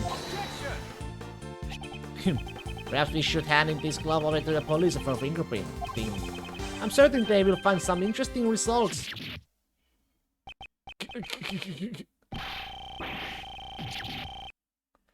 You liar. It's over. Objection. Who said that? What the? Pretty cool, right? Damn, what the hell? That's a nice voice. What the hell? Objection voice. Mr. Shields, could you save that jokes for later? I'm not joking because it's not over yet. There's still something else, something that's clearly odd. That guy's a prisoner, you know. He's got the bracelet and all. That's right. How did he get into the other workroom? Hey, but the body didn't have a bracelet though. He said he have a bracelet, so maybe, you know. The sensor would have set off the alarm, right? He's right. That's the only thing we don't know yet. Not so fast, Mr. Prisoner. Could you fill us in? That's pretty weird. The bracelet should have been his last line of defense. Defense? That's right. Okay, it was useful evidence for the Mr. Prisoner here. He could have claimed that due to the bracelet he wasn't able to enter the room, but he didn't say a word about it. Is there any reason why you didn't? The silent treatment, eh? Well, the judge yesterday did say the silence is golden. Wow, you really are a hotshot defense attorney, Mr. Shields. Defense attorneys always remain calm in a pinch and smile in the face of a danger. It's what your old man taught me. The defense attorney's greed, yeah. So, what's the deal? Why didn't you mention anything about the bracelet? Catcha up! The truth is, he's got his hair back. It's broken. Broken? Some time ago, I took a spill on the and this bracelet hit the floor with a loud bang. But since then, it has not been able to activate the sensor. Forgive me if it's so convenient, I didn't want to report it. I see, so the bracelet was broken. But did it really break so easily? If that is true, then there is a problem with the prison security. You, over there, may I have a moment? Here, kitty, you're such a cute little guy. Yes, you are, meow. Excuse me? Yes? What can I do for meow? This prisoner's bracelet appears to be broken. What? Really? That's not good at all. I'll contact the person in charge and have it replaced immediately. Thank you. I'll be holding on to the broken bracelet for the time being. Frank Savage bracelet at the time of the incident, it was broken and did not respond to the door sensor. Yes, sir. Please take care of it.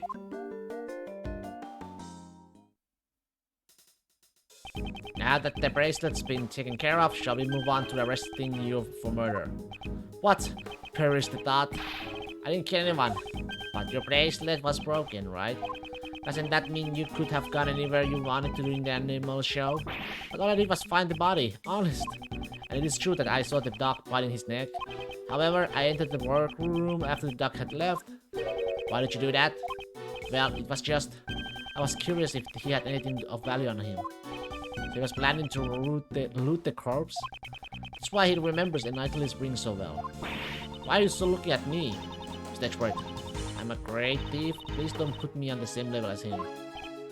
But I didn't take a thing. The animal show had ended and the other prisoners were making their way back down here. I hurried back to my workroom and let out a scream to deceive the others. That's when you dropped your upper glove.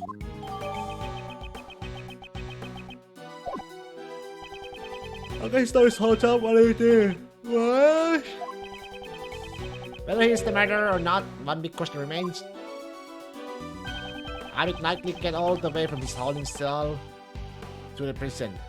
And there's the office though, you know, office, and then... You're right about that, it's real stumper. There's something Mr. Savage said in his testimony that I'm very concerned about. The dog. That dog had any part in the murder, Mr. Savit? Yes. What is it? Were there any of other prisoners who didn't see the animal show? Yes, there is only one other than I know of. This prisoner wouldn't have been able to see the show, even if he wanted to, correct? Yes, that's correct. Why do you ask? Just as I thought. I had my suspicion as soon as I saw that black dog. That fiendish criminal. I never expected him to be held here in this prison. Oh! Where is his cell? Do you intend to meet him? Him? Who? Who's him? He's a very special man. He received very special treatment and... Oh, maybe it's Von Karma? No, but probably. I don't know. Oh, forgive me, I need to watch what I say about him. However, if you value your lives, I would advise you to stay away from him. Hey, cut it out already. You're giving me the creeps? A puppet master in the shadows, huh? Yeah, I still value my life. He's being held in special cell. Who is special cell guy? Over there, in that direction.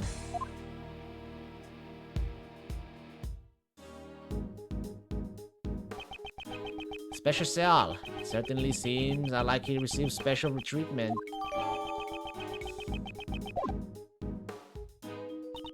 Well, so you just wish this him anyway. To protect my own life, all I can tell you is that he is the oldest prisoner here. And if his apologies, I can't say anymore. He is truly terrifying. Care to fill me in? It feels like you're leaving Uncle Ray behind here. He's someone I knew in the past. Oh! Let's head for the special cell. I believe that black dog should be there as well. Maybe it is, you know, Von Karma. Manfred Von Karma? Or am I wrong?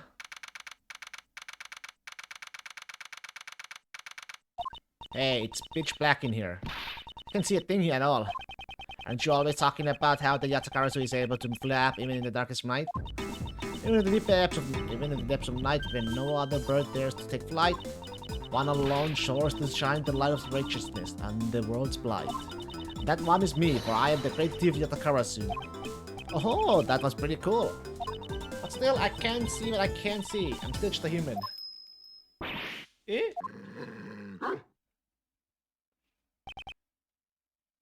Ah. Mr. Edgeworth. Oh, darn. Too late, Spirit. The music just stopped. You were too late. Mr. Edgeworth, I presume. That voice can only be... It has been far too long. So you still remember me? Satch! It would be impossible to forget. Because it was you who did what none could do. And placed me here in this cell. Don't tell me that the dog is talking to you, Mr. Edgeworth. Is there someone else there? I can't see anything though. Damn boy, it is rude to frighten the visitors. Here, allow me to illuminate this dark room. Who?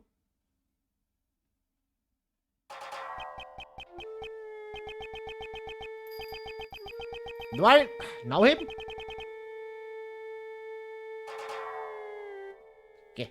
Such noisy visitors. From the voices and footsteps, 2 more in the back. But it would be rude not to introduce myself. I am called Sir Han Doken. Sir Han Doken? Sir Han Doken. Doken. Doken. Sir Han Doken. Doken. Oh, his number, boss. It says boss. B055, boss. Nice. He's the boss, huh? Mr. Edgeworth and I, we are all acquaintances. This man is former assassin. The blind assassin, Sir Han Doken. His weapons are sharp knives and a ferocious dog. His appearance is always accompanied by the sound of a bell. It is said that the ringing of the bell in the darkness is the last sound his victims hear. Would you be so kind as to share the reasons why you have come, Mr. Edgeworth? That will not be necessary. You are already well aware of why we are here. It seems we know each other quite well.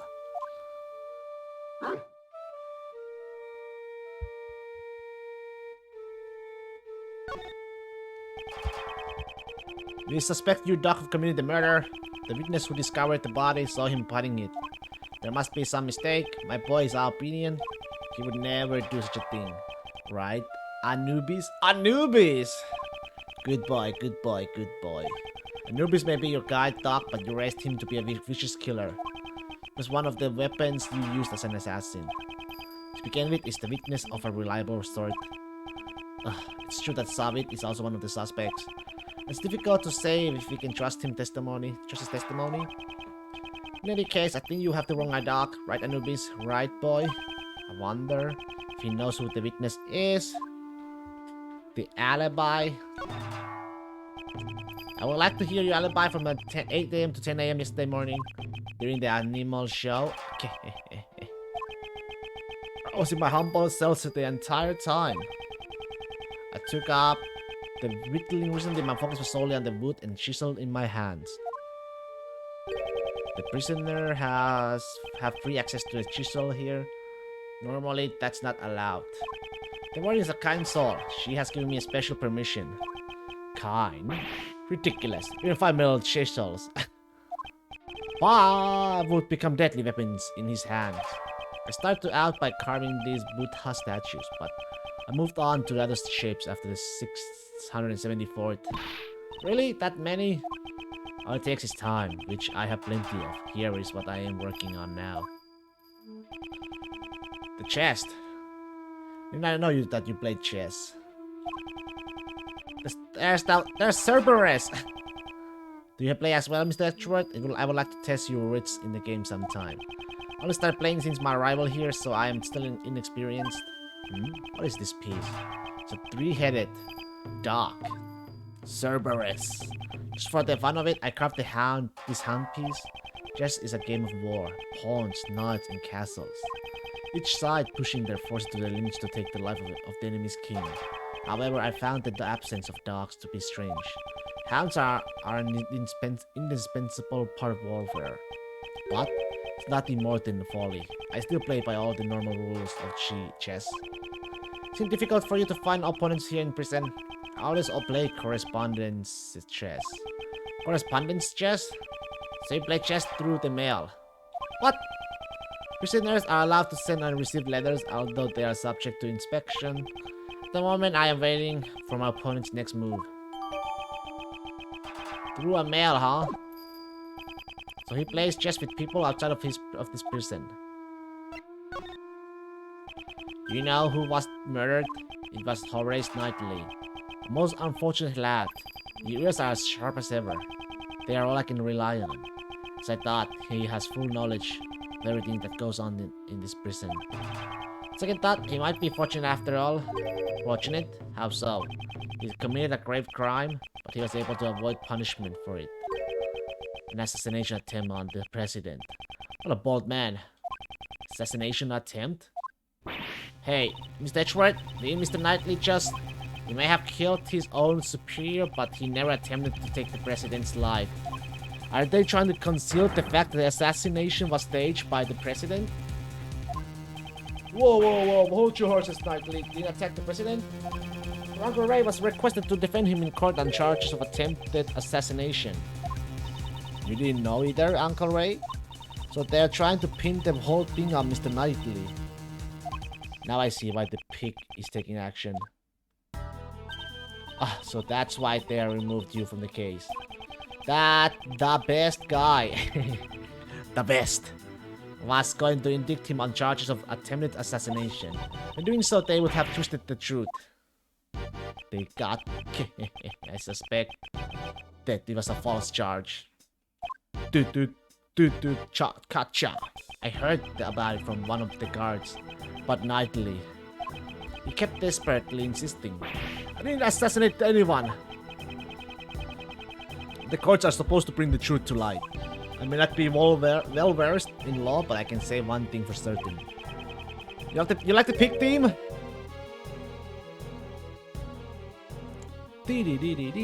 Some of the prisoners here were convicted on false charges. That's the reality of it. Right, man. Leaving the truth in the care of the court can be dangerous. Leaving the truth in the care of the court is dangerous? Huh. There was someone who said the exact same thing before. That investigator from the Interpol who doesn't trust prosecutors. Lang! You're not twisting the truth behind those closed courtroom doors too, are you? Fueled by those ideas, is it any wonder what the courts produce nothing but falsities and lies? Rest assured, the next time we meet, I won't be so forgiving. I doubt his distrust has cleared up completely. You feel the same way, don't you, Anubis? The truth of the courts and Mr. Edgeworth's reasoning for both can't be trusted, right? It is nothing to be upset about. You are not the only one who suspects me. Yesterday, the other prosecutor and that judge came here too. They brought the warden along. How they despise me. Oh, it must have been those two rude people from before. Prosecutor DeBest and Judge Courtney. They thoroughly inspected my room but left without finding a thing. It seems they were searching for the murder weapon. This is a shame. They searched the other prisoners' cells too, not just mine, yet they were still unable to find anything. All that hard work was for naught. Mr. Best and Warden Pro searched the entire prison but did not find the murder weapon. This is quite a problem. What should we do? Savage testimony alone won't hold up. In order to confront him, we'll need evidence. Now, if my guests would be so kind as to leave. Right, Anubis, show them the way out. Does this mean what I think it means? Let's get going, Mr. Edgeworth. We shall meet again, Doken. It would be a shame for our long-awaited reunion to end so soon. I'll be waiting.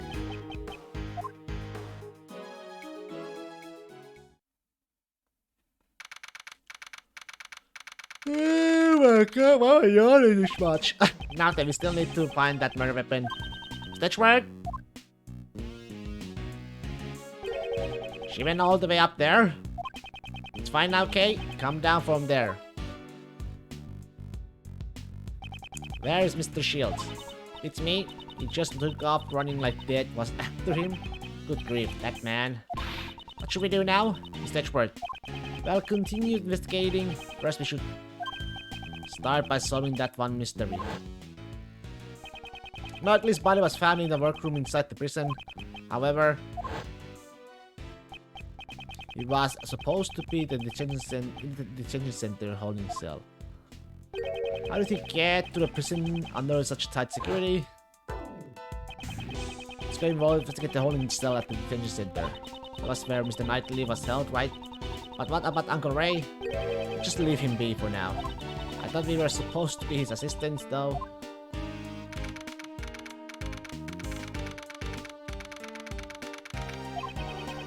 Victim cells in the detention center was this way. Check it out, Mr. Edgeworth. Oh, this is truly just dreadful. What happened? Oi, it's the Pammy? That's the warden, Miss Rowland. She must have come from behind no entry sign. So he still won't talk? Even after all the trouble you went through to get the evidence transferred from the precinct? That's right. I don't know how many times I've tried. I can't report back empty-handed. That assassin sure is one tough cookie, huh? Did you just say assassin? Oh my. Pardon me, but were you talking about Sir Hendoken, you know, just now? Oh, eavesdropping, were you? You naughty boy. Did you question him personally, Warden Rowland?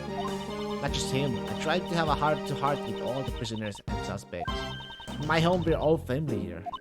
It's only fair I invite them to my warden's office. The warden's office? Oh, have you taken an interest in my room as well?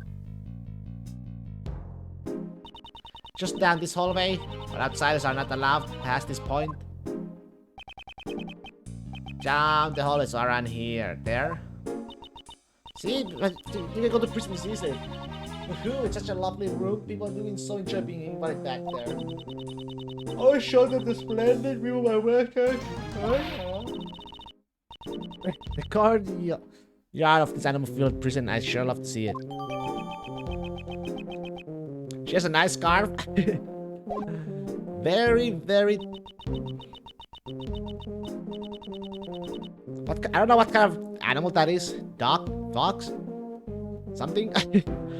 I'm delighted that you want to see it. However, I cannot invite you. What? You're not a child of our home. If you want to come to my room, you have to be convicted first. That's a rather high hurdle to clear. Goodness me, look at how long we've been talking. I was just about to feed Allie her lunch. Allie is my favorite little angel. Now, you'll excuse me. I must be off to the courtyard. Total who? I never got a chance to ask her about Doken. Well, let's head over to Knightley's cell. At least he's got a privacy there, you know, for the toilet. This is the victim's cell. When did Mr. Knightley arrive in here again? It was better after the president's welcoming ceremony on the night of the March 25th. So when and how did he move over to the prison? There might be some evidence left that can answer that. Alright, let's get cracking, Mr. Edgeworth. It's a nice room, though. It's a nice room. Hey, I want to receive. Okay. There's a menu. What do we have here? Ah, there's something on the desk. Seems to be some kind of memo. Let me take a closer look. Next move is... Oh, he's the one who's gonna play. I see. He's the one he's playing with the Sogen. This is just no rotation. It was probably but the victims. What's the just notation? It's a memo that records the position of the pieces on the chessboard. This is a good match. My next move would be pawn to no. Actually, before that, stage work. This is no time to be playing chess. Ah, you're right. The position of the chess pieces are recorded in this memo. I feel like I've seen something similar somewhere else. I should take a closer look at the evidence. We know.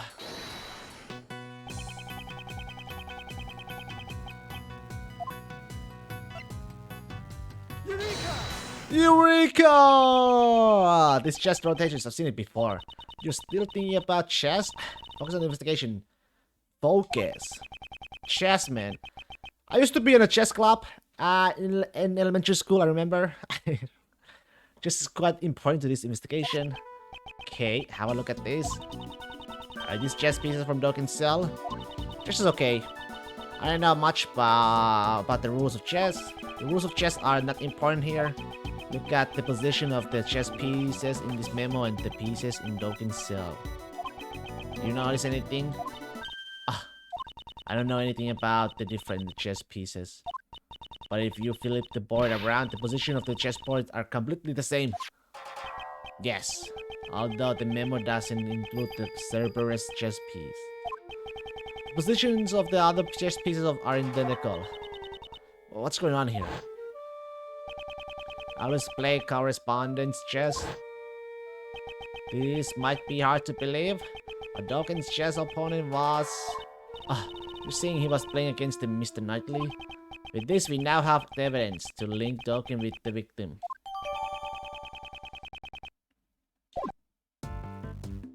Okay, we got him.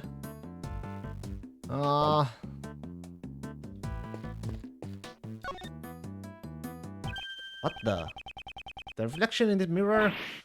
It's a security camera, a great thief's arch enemy. Guess they don't take too kindly to thieves here. There's no reason for the detention center to be so kind to thief. Guard. I'd like you to check the footage of this security camera. If you find any problems, report to me at once. Understood, sir.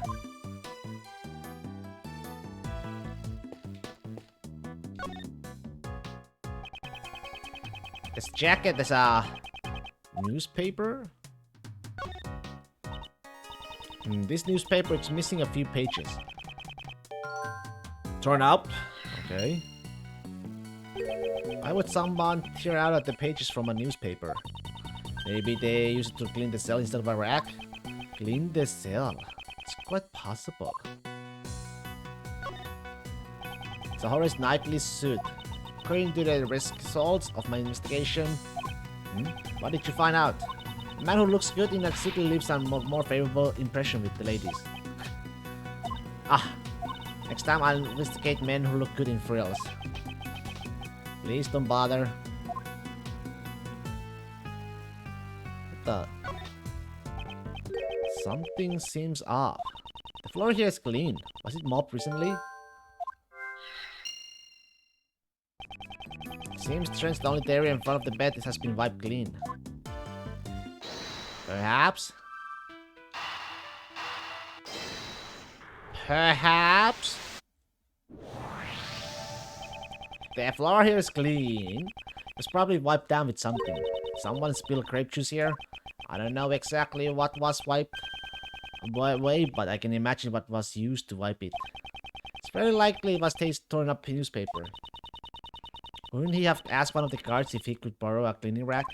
Perhaps it was something he didn't want the guards to see. Wipe floor.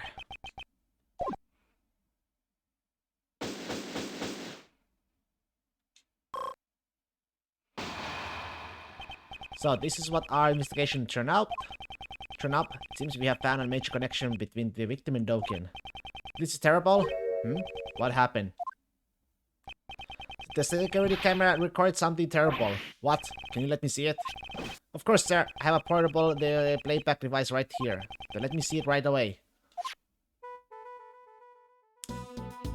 Okay. Oh! Some kind of animal attack. This black thing has gotta be that ducky, right? Up until this point, I thought the murder took place inside the prison. It appears I was mistaken. The place where Knightley was attacked was... Take that! was the detention center. And furthermore, he was attacked by Dogenstock. This is the decisive evidence.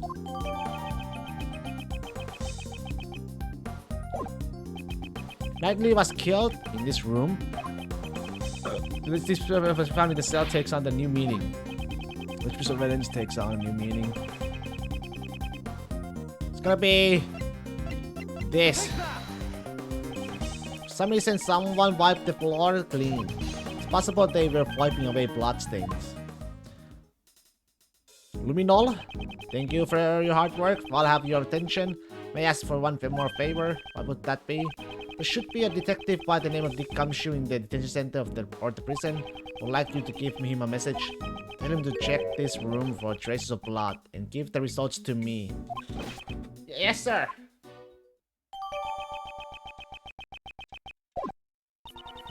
You should corner that old coot? No, not yet. We still don't know how Nightleaf and the Doc moved from here to there to the prison. It's true, but once we figure that out, where should we check out next, Mr. Schwerk? The guards here might know something about the murder. Let's see if we can learn any new details from them.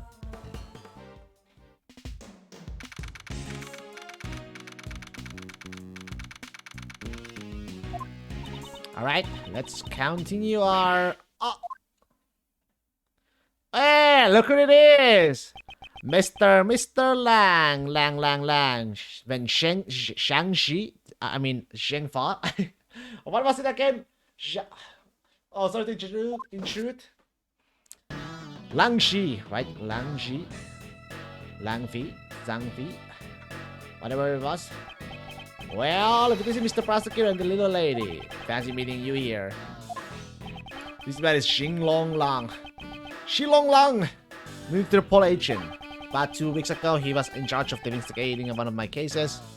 Hi, traitor. I would have thought he'd returned to his native country of Zhengfa by now. Agent Lang, what brings you here? Just some boring work, nothing you need to know about. On top of that, a black duck, you mean a black wolf. Oh, you came alone today? Agent Lang? Usually, he'd have a huge police force with him. Mr. Prosecutor, seems you have been busy these past few days. These past few days? Is he referring to the incident with the Zhengfa president?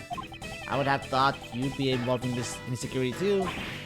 Our president doesn't even trust his own country's police force. Look at the results of hiring a private security company. It's laughable. Agent Lang doesn't trust prosecutors or the courts.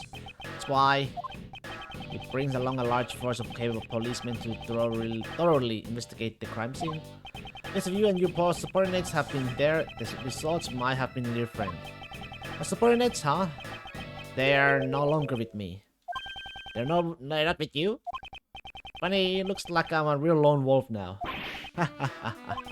Lang, what happened exactly? Did I tell you? It's nothing you need to know about. Well, be seeing ya, Mr. Prosecutor. Mr. Lang, I wonder what happened. Yes, it troubles me too, but there's nothing we can do about it for now. Okay, let's continue with our own investigation. Got it. First, let's ask those guards a few questions. You there, have you seen a black dog around here? Oh, of course not. If I had actually seen it, I wouldn't be standing around here so carefree. Did something happen with that doggy? Okay, let's not press this matter any further. So Duggan's duck didn't come by the detention center. These are the guards' lockers. I bet they keep their uniforms and snacks inside. What snacks? If it were me, I'd definitely put snacks in there. I don't know where you get that air of confidence.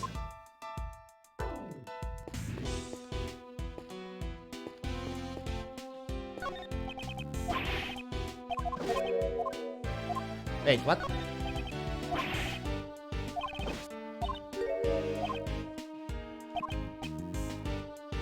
The dog is not in combat detention center?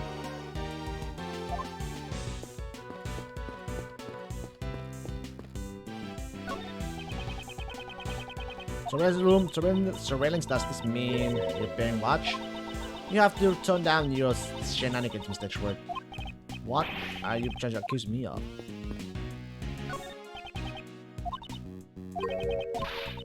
Can I talk to these?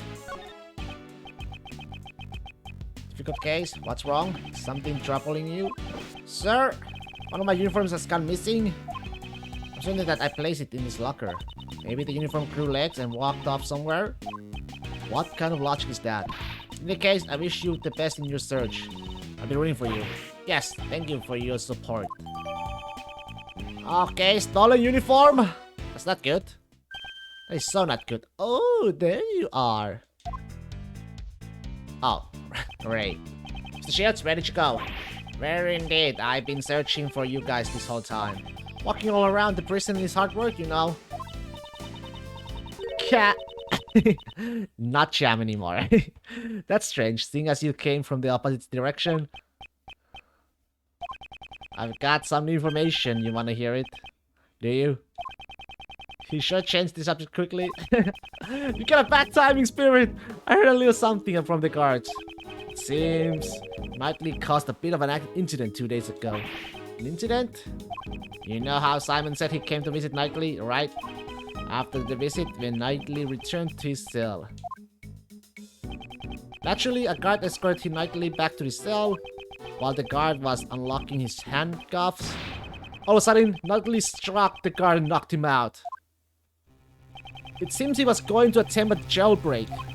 By the time the other guards arrived, the key to his cell had disappeared, but there's been no reports of Knightley's jailbreak attempt 2 days ago.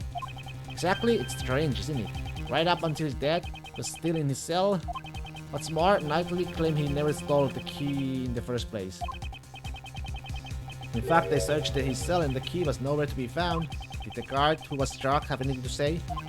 No one knows. He was taken to the hospital while he was still unconscious. He's still there now, it seems. So in the end, we still don't know what happened. The attack on the night guard, the guy to the Knightley cell was stolen. Current location unknown. Phew, that voice. The best. Hi there! What are you doing? Still doing hanging around here? Yeah, well, you see, this is my assistant. Are you here to object our investigation and make me into a laughing stock? This guy is the best. People have. Sebastian believes obstruct is the word you're looking for. In a way, I think his expression was apt. A pleasure to meeting you again, Judge Courtney. I am. I know, you are Simon Keyes, defense attorney, are you not? Well then, let's skip the formalities and celebrate our happy reunion with a hug. Or maybe not. Jesus, incidentally, I heard you mention an assistant a moment ago. Yeah, the assistant at the Edgeworth law offices. Now this is good. This is a jam. Prosecutors are civil servants to open a side businesses to betray the goddess of law. As long as profit is not our objective, there shouldn't be a problem, right? Yeah, that's it. Yeah, Courtney's team is great. She has a badass team. Yeah, that's it. Miles here is a volunteer worker. The purpose of my office isn't to make money. We are pro bono. What a wonderful heart you have, defending others without demanding payment. I do have an amazing charitable heart. More importantly, I'd like you to explain your reasons for arresting Simon Keyes. There's no need to.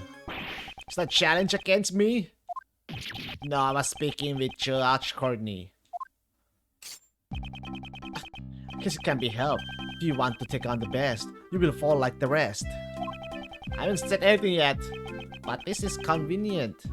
Then I will hear you out. What were your reasons for arresting Mr. Chaos? I see no need to inform you. Sebastian, let us... Just watch, Justin. Watch as I run around in circles against this useless prosecutor.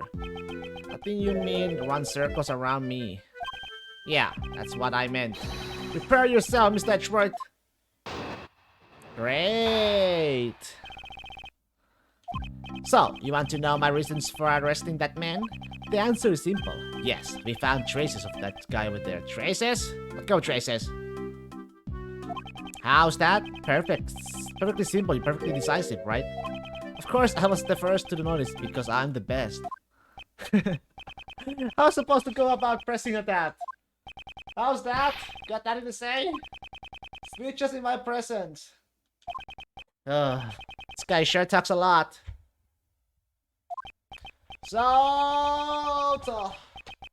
Oh shit! I actually didn't know this chair could do this.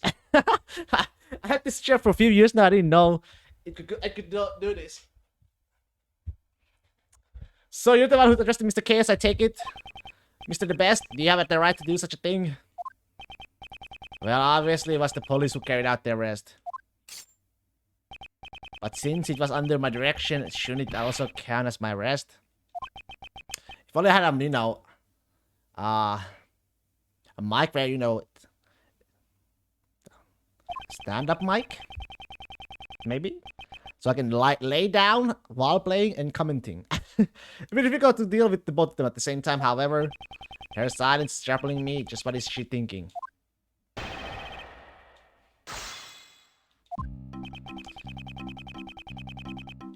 Okay, this is the one, I think. Traces? What kind of traces? I don't know.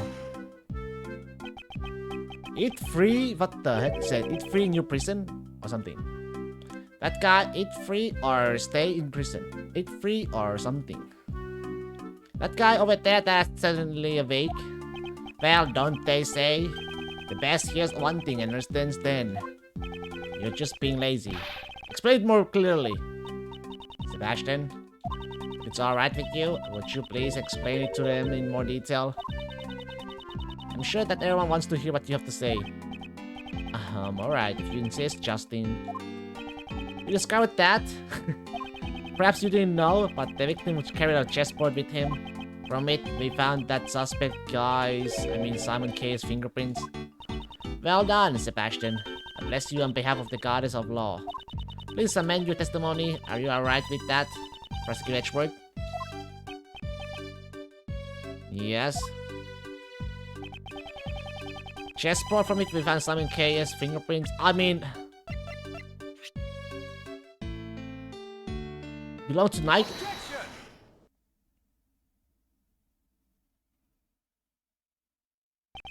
Fingerprints found on the chessboard? Is that the ace up on your sleeve? Oh! Ace in my sleeve? Oh, ace up my sleeve. Yes, the methods I use are always the best. This ace is my trump card. The best, the best, the best. Well then, allow me to show you that it is not, in fact, a trump card at all. Simon K was the one who sent this chessboard to the victim in the first place. So, it's only natural.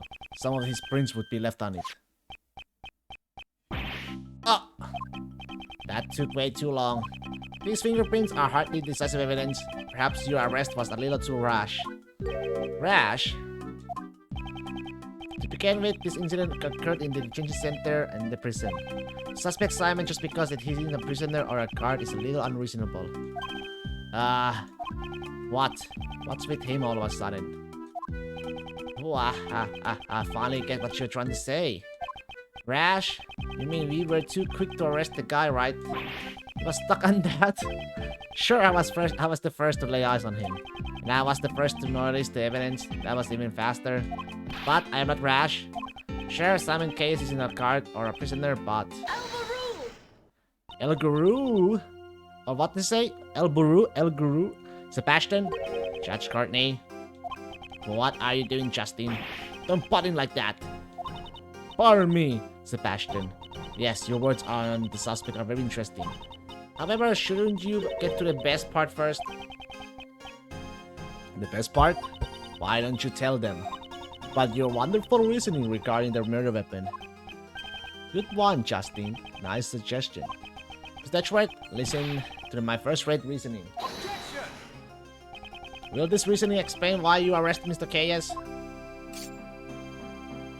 I'm sure it will meet your expectations. Judge Courtney just changed the flow of the conversation. What is she planning?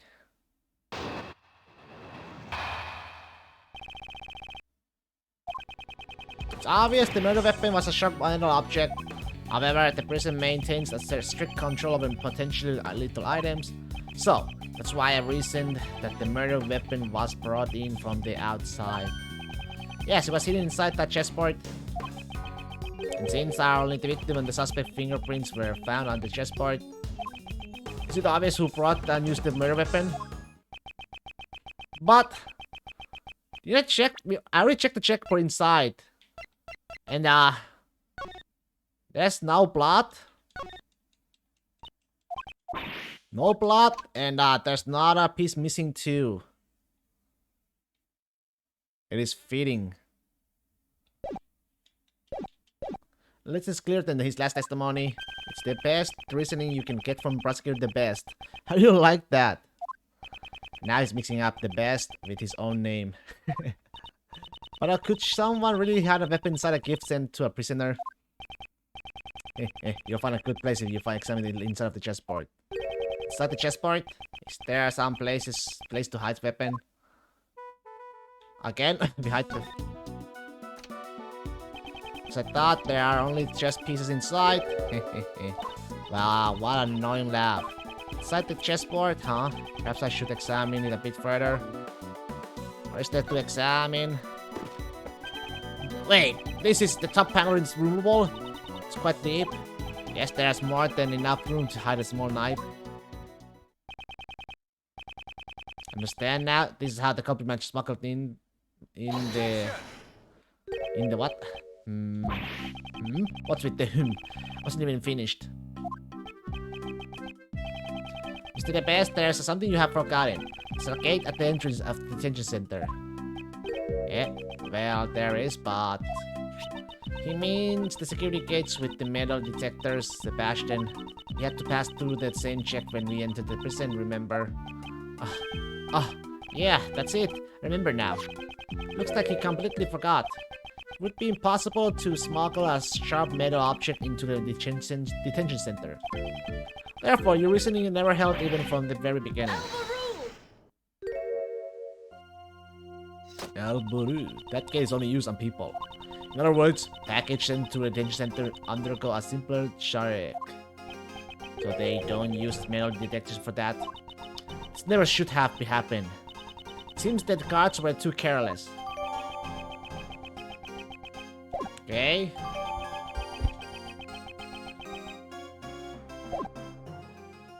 Right, Justin, thanks for the assist.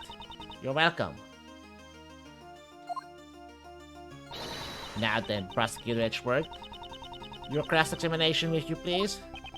Cross-examination? It's as if we're in the courtroom. Very well, his reasoning. Let's see how long it will hold up under the pressure. Under the pressure, huh?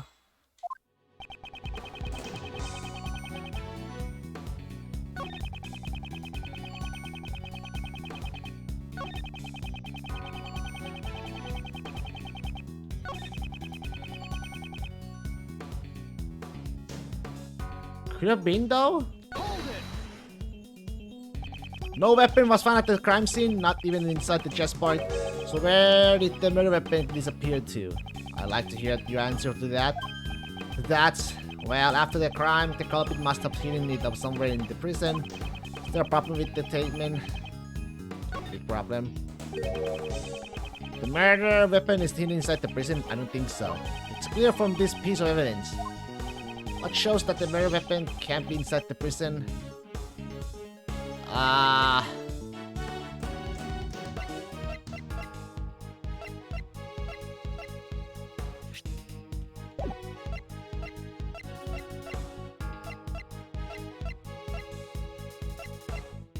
What could I got? Prison roll call, doesn't matter. Calm peace. Prison investigation. Hey, Mr. The Best in World. Hey! Take that! Have you completely forgotten your own actions? You, along with Warden Roland, conducted a search of the prison, but you did not find the murder weapon, right? Ouch, that's gonna hurt. You must have overlooked something. This guy's just completely contradicted himself.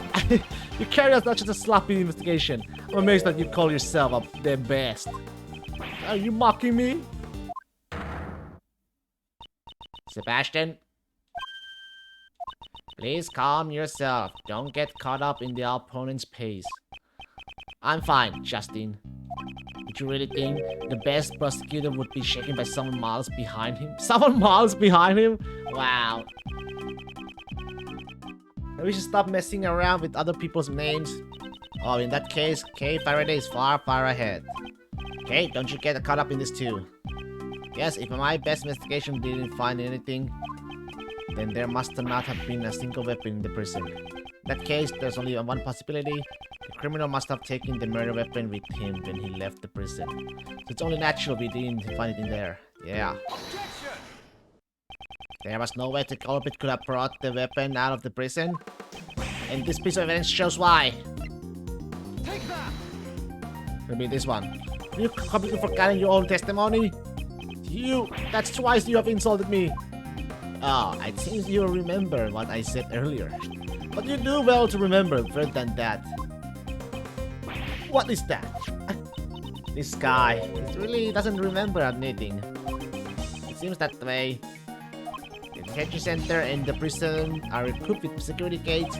Anyone living must pass through the gates. Gates equipped with metal detectors. Ah, that's what you... Looks like he remembers now. Yes, there's no way someone could have brought the murder weapon through those gates. So the criminal could not have taken it out of the prison either. So then, Prosecutor Edgeworth, do you know where this murder weapon went to? Perhaps the weapon is still inside the prison. But we couldn't find it anywhere in the prison. The reason you didn't find it is because you believed it to be a sharp metal object. You saw the very moment when Mr. Knightley was attacked after all. If you can say that much, then perhaps you could enlighten us. What would you say is the murder weapon in this case? From this piece of evidence, the murder weapon of this case becomes obvious. It's gonna be... where is it? Take that! The doggo. Here's footage from a security camera. It shows one of the cells in the detention center. See it with your own eyes. It's your badge! Now watch. Remember, it's a videotape?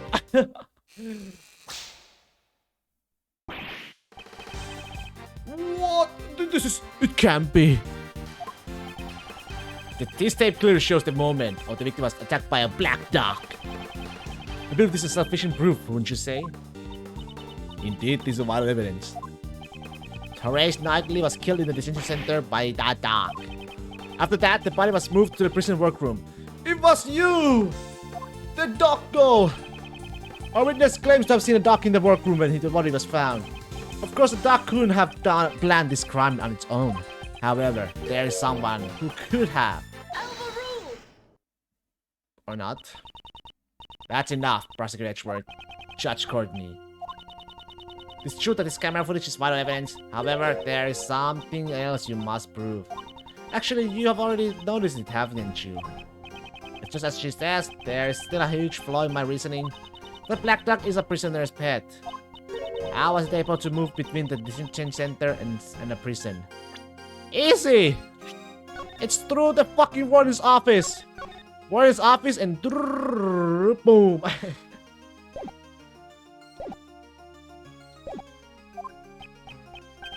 Oh! What will we do, Mr. Edgeworth? I still don't know how the dog managed to move from one place to the other. I knew it. What? You want to talk? You don't know either. If you do not solve this mystery, I'm afraid I cannot accept your logic. If this was a real courtroom, I would call for a recess now. What? Wait, I'm not finished yet. Court has been adjourned. Leave at once. This is in a courtroom. Well then, as I said, court is adjourned. Objection! Can't prove my argument, but isn't it the same case with Mr. Keyes? Whatever do you mean? Yes, I don't know how the dog entered the detention center. You also don't know how Simon Keyes entered the detention center is in prison. Although he came to visit the victim, he was on outside of the prison.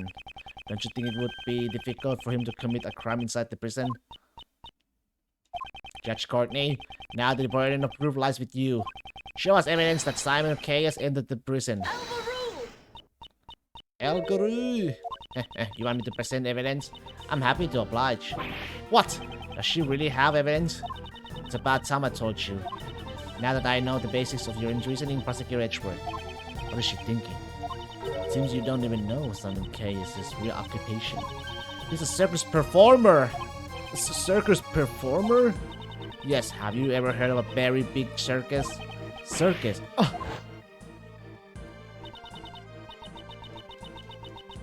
Oh no!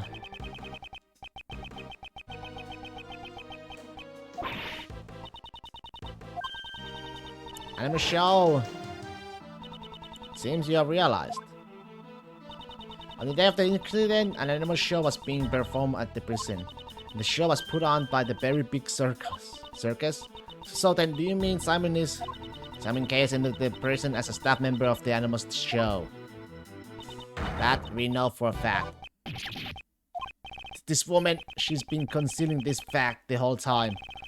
She only planned to reveal it after hearing my reasoning. Come think of it.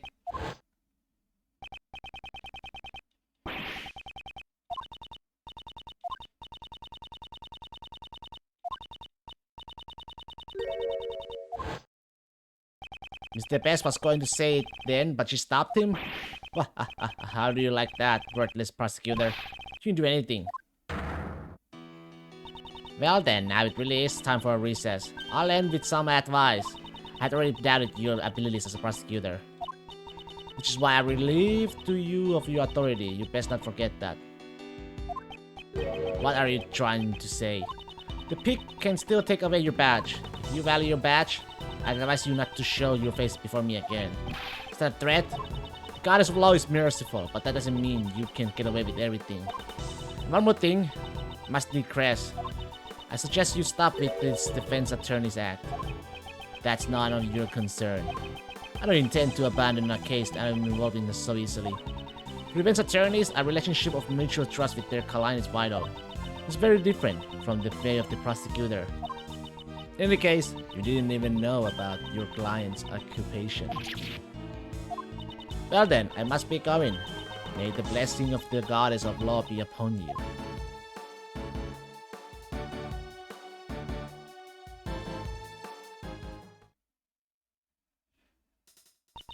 Did Simon lie to us? Seems he lied to Uncle Ray too. This complicates matters. Why did he do that? Hey, Miles, don't tell me you've got cold feet already. Courtney Pie is quite a handful, but giving up is still uncool. A defense attorney's creed is to never give up, remember? You're my assistant. Of course, I don't plan on giving up either. It's just a theory that he couldn't enter the prison no longer holds. Looks like we'll have to investigate once more. Let me have a bathroom break.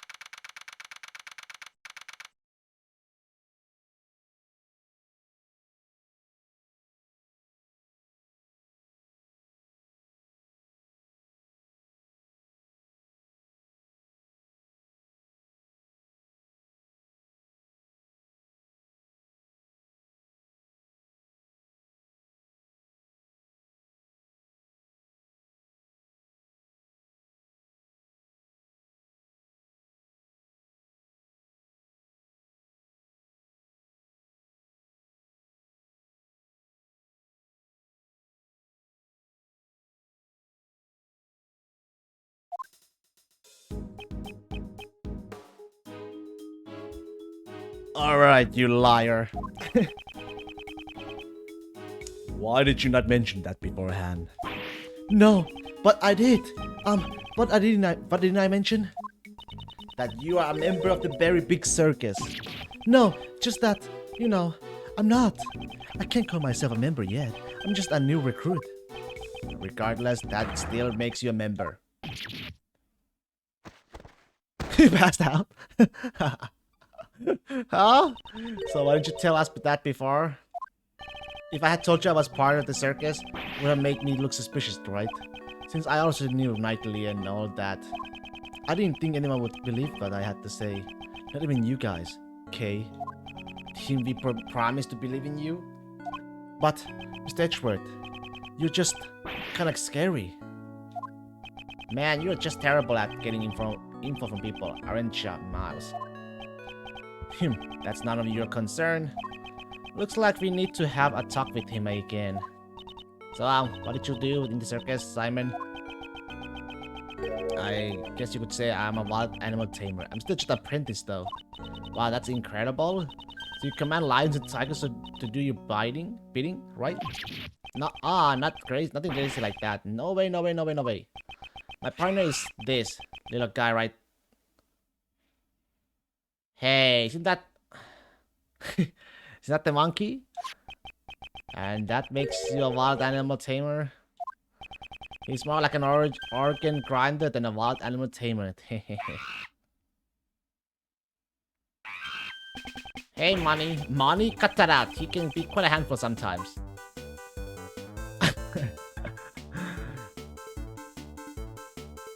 Like a ratatouille. I thought organ grinders controlled their monkeys, not the other way around. Isn't it? You told us you were just a regular employee, correct? Even if I'm a member of the circus, I'm still legally an employee. Just like any regular company, the ringleader is the boss and I'm just a grunt. I even have a supervisor. She's the head of the wild animal tamer division. No matter what kind of fierce creature, they all immediately follow her every command. She might even be able to get a handle on Miles here. I'm not a wild animal. Did you and your supervisor take a part in the animal show here at the prison? Yeah, it was just us two. It was only a smaller operation this time around. Basically, my supervisor takes a center stage and I take care of all the dirty work. Well, I did have a tiny part in this performance. But there are only 2 members of the circus that are related to this case. Your movements? So can you tell me about your movements around the prison? Okay, I went to meet Knightley 2 days ago around noon. That's when you gave him the chessboard. That's right. And then that night, I started setting up the stage in the courtyard. It was pretty tough going back and forth moving all the crates by myself. I left everything in workroom A, I think, just temporarily storage. Hey, workroom A, that's where the body was discovered. Didn't your supervisor help you at all? No way, I can't let her do anything like that. That's my job. After I got everything ready, we started rehearsing. When we left, it was almost midnight. The show was set to start at 8 a.m. the next day and go on until 10 a.m. The only one who went in and out of where the body was found is Mr. Keyes. And then the body was found just before the show ended. Reason for arrest? Do you happen to know why you were arrested? It's weird how it happened so fast. I don't think that the best guy would just have you arrested on a whim. I wouldn't put it that past him though. And maybe it's because of that. When I was moving the crates, I decided to go check up on him. You know, Knightley. You went directly into the detention block. Did you have a permission? No, I had to sneak in. It wasn't a formal visit or anything. You dumbass! Didn't you already see him 2 days ago? Why would you go and do such a thing? Well, we are the only friends either of us had since childhood. He was the same as me. We never had real families. I just wanted to talk with him for a bit, so I went to see him. You didn't have a family? When I was younger, I lost the only family I had, my father. So is that it? know all too well how it feels to lose your father at a young age. So you're the same as Mr. Edgeworth and me. So it was just the two of you talking at that time? Yes, all the other cells were empty and there weren't any guards nearby either. But then you got found out, and that's why they suspected you. What? What? Did I do something really bad? Something must have happened while Mr. Chaos and Knightley were alone. That's probably the best logic. Seems that we need to talk with your supervisor as well. She should be here today too, probably in the courtyard. I'm sorry it turned out like this, boss. Simon, if there's anything we can do to help, just tell us. What? What? What? I can't just do anything in return. Don't you worry about that. We are your allies. That's because we are like birds of a feather, right, Mr. Edgeworth? Birds of a feather, huh? Suppose that's true. We have sufficient information about your past. I doubt you had a motive to kill Knightley. Rather, you are probably the most affected by his death. And I doubt someone as timid as you could work up this courage to murder someone. Alright, I'll get you out of here. We'll be leaving you. Well, what do we have here? Starting to get a hang of the whole defense attorney gig. Sound a bit like your old man just now. Me? Sound like my father?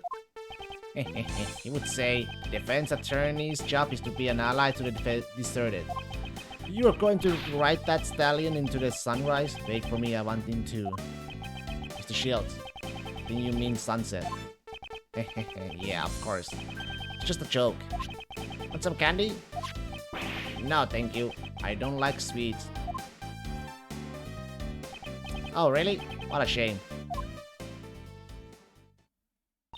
What's wrong with the sunrise? The legendary Yatsukarasu is all about the sun.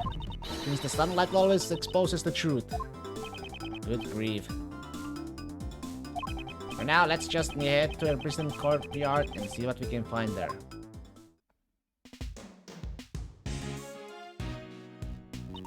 Ah, the shutter is open. Yes, it looks like that way leads to the courtyard. So what are we waiting for?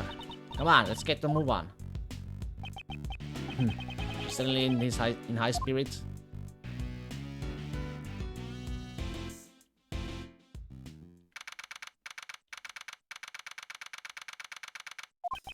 So this is the courtyard. Just before the body was discovered, the animal show was held here. Looks just like a carnival. Man, I bet it was lots of fun. Prisoners were gathered here when the body was found. Prisoners. So that means whoever saw the show has an alibi. You should start by checking the area for... Okay! Can't help you! Help me, Mr. Edgeworth! You there! Stop right this instant! Ow, that's gonna hurt. Ow, ow, someone, anyone help!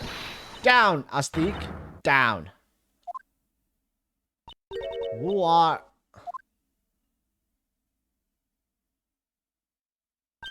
Looks like you found a new playmate. Good for you, Astik. He wasn't playing around. It was about to eat me. No, it's her. Right? It's her. It's her, right? From the previous game?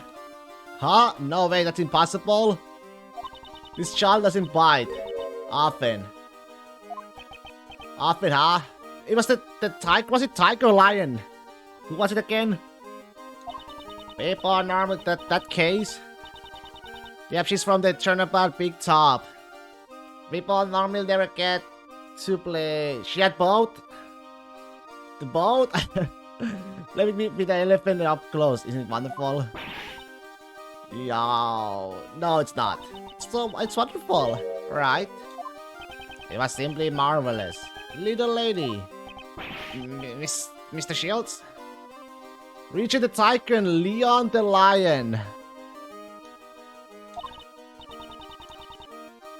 Regent and Leon. Really? Oh, that makes me so happy. So how about a hug? As thanks? Hey, watch out where you swing that thing. Weren't you taught not to hit people with your trunk? It looks like Aztec is friends with everyone. I am an assistant of this defense attorney. My name is Miles Edgeworth. I haven't introduced myself yet. I'm Regina Berry. Nice to meet ya. I'm the creative and defense attorney's assistant. Okay, Faraday. That's a rather complicated job title. And the one playing with Mr. Elephant is the defense attorney, Mr. Ray Shields. It's not Mr. Elephant, it's Aztec, the fantastic Asian elephant. You're incredible, Regina. You made Aztec stop right away. Well, I'm a wild animal tamer after all. Really? Then you must be Simon's supervisor. Yep, I'm the head of the Berry Big Circus Wild Animal Tamer Division. The one and only Regina Berry. It's a pleasure to meet you. Amaze Attorney Ray Shields. It looks like he's the one she has a handle on. Yes, she's perfect. What is mumbling about, okay? Look at her. She is energetic, fun-loving, and healthy. She could be the new member of the Yatsukarasu. She'd be perfect as a great thief. A great thief? That sounds like fun. We could make a huge ruckus with the animals. You can't make a ruckus. Great thief is supposed to be quiet and sneaky, like... But the show needs to have flash. Being quiet is kind of boring. Oh, I guess she's not very thief-like after all. Seems there has been a breakdown in negotiations. Alright, let's get started. Mr. Edgeworth, let's check out anything that looks suspicious. We'll even look through the barbed wire if we have to. Yes, we need to gather more information about the case. We should also try talking with anyone connected to the case. Regina Berry, head of the Wild Animal Tamer Division. Are you Mr. K's supervisor? That's right, Berry Big Circus was created by my daddy. But daddy died in a murder incident. Your daddy's... But after that, our current ringmaster made the circus even bigger. The ringmaster's daddy's close friend. He's like a funny uncle. Wow, a funny uncle? That's great, Regina. Yep, Uncle Mo established the Wild Animal Tamer Magic and Ventriloquist divisions. All the Wild Animal Tamer and Ventriloquist division will have subordinates. The Very Big Circus is going to become even more fabulous. Yes, that sounds amazing. The way these two are carrying on, I hate to put a damper on things. The animal show? Can you tell us about the animal show? It's an amazing show. It has a storyline and everything. What's more, it's a love story. Doesn't that sound wonderful? Very nice. Are you the heroine, Regina Pie? Heroine? Nope, the heroine of this show is Aztec. And her partner is Regent the Tiger. The Regent! It's about the forbidden love between an elephant and a tiger. Elephant and tiger? Forbidden love? That's right. It's what they call a love triangle. Isn't it romantic? Sounds amazing, right, Mr. Edgeworth? Heroine, Aztec is a female elephant. Since it's a love triangle, shouldn't there be one more animal involved? Yep, the third animal, he's the one who interferes with the love between Aztec and Regent. Mr. Edgeworth, what do you think it is? Well, since it's a circus, perhaps a lion? I think it's a crow would be nice. The third animal is a naughty little monkey? Okay, the scale suddenly got smaller. Money the monkey. Nope, the one who plays the role of the monkey is Simon. Money's a little too small. It's like the villain who tries to break up the love between Aztec and Regent. How will Aztec and Regent control their own destiny? Is it wonderful? I guess. I thought Mr. KS just did all the grunt work. Wouldn't you feel sorry for Simon if he didn't get to perform at one stage? Could you tell me about the preparations for the show? Simon handled everything, so I don't know that much about it. Simon insisted on it. He wanted me to focus on the show. I saw Simon doing something neat well, though. The well? If I recall, it was behind the stage. I better go take a look at it later. He even moved this giant cage all by himself. Simon is such a nice guy. That sounds like something someone would do. While crying profusely, During the preparations, Simon went back and forth between the workroom and the courtyard. We're using the workroom to store our equipment. Only Simon entered that room, so I don't know anything about it. The workroom? Was it the one where we found the dead body? So Simon was the only one who entered the workroom, eh? Man, the bad news just keeps on coming. Mr. Liar, please promise me you'll help Simon. Don't worry, despite his looks, Mr. Expert is really amazing. Despite my looks? And just what is wrong with the way I look?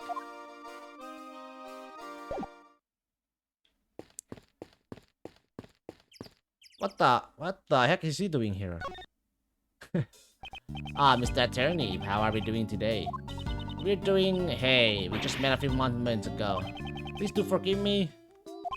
Ever since I've come here, I've been working on refining my speech.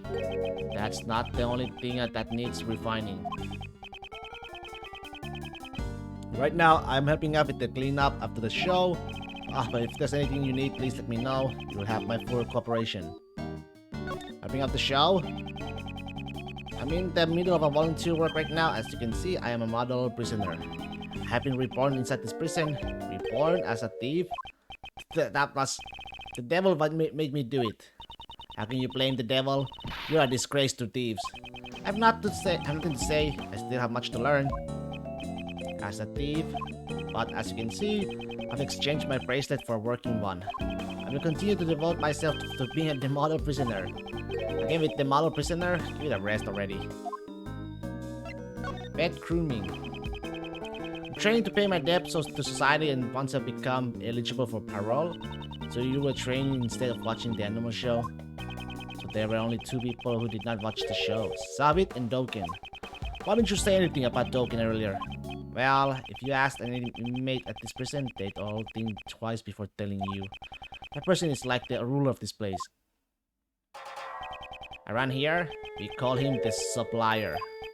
The supplier? You ask him nicely, he can provide you with anything you want. What? Is that allowed?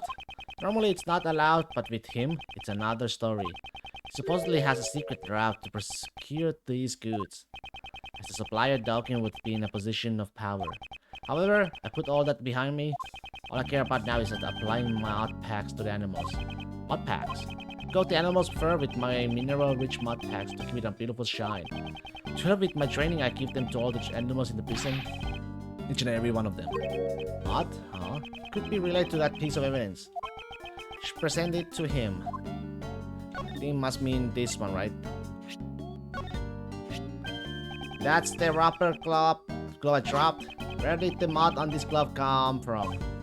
That's the mud from my mud packs. The time I was practicing applying my mud packs, would you tell me when this took place on the day of the incident? Since the Animal Show had started, I'd say it was around 9 AM. 9 AM? You sure about that? Just kidding.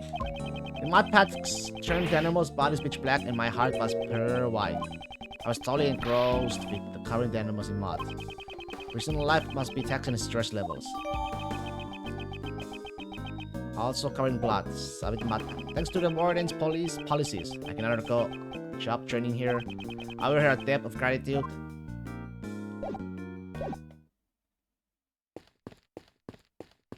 Okay, then we have this, right?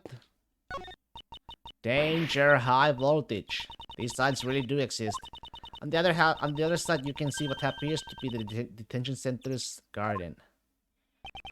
Just as Warden Roland said, you can see the garden from her office. If it were for this barbed wire, we could take a look at the garden on the other side. There's Warden Roland's prize garden. I doubt she let us in so easily. Oh my.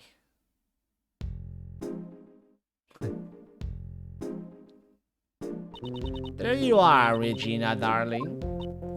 Miss Roland, I was looking all over for you. I wanted to have a little chat with you.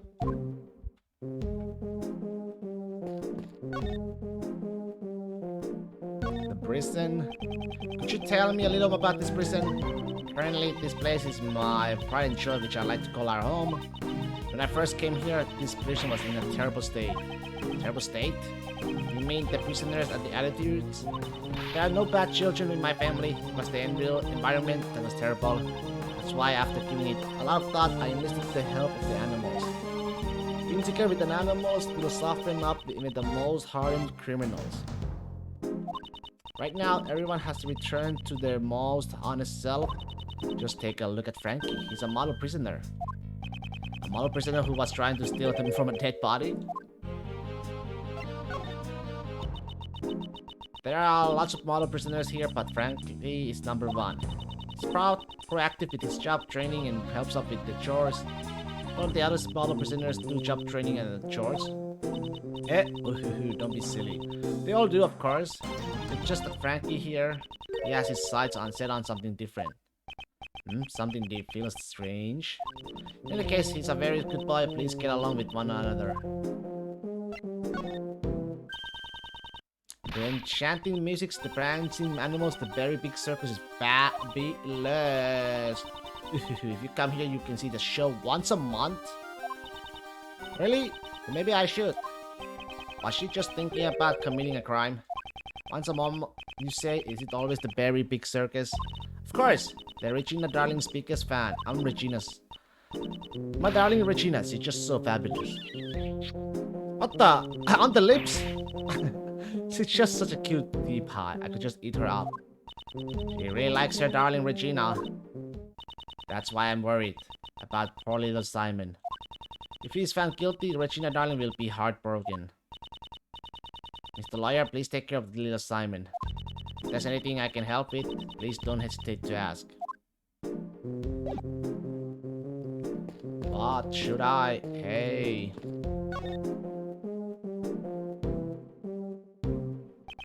This crew looks well, it seems handcrafted. It's built by the inmates. There are bunches of tools lying around the well. A long piece of rope, a heavy looking weight. Weight's 33 pounds, it says so right there. There's even a couple of pulleys.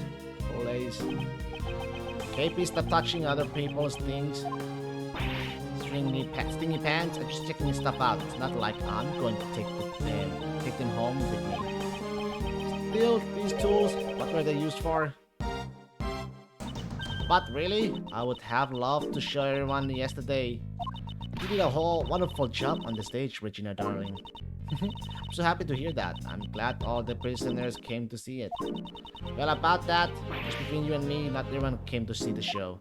That would be Dawkins and Shavit. Savit, I imagine. There were 3 people who didn't see your show yesterday. Unbelievable. 3, huh? Excuse me, but did you say there were 3 prisoners who did not see the show?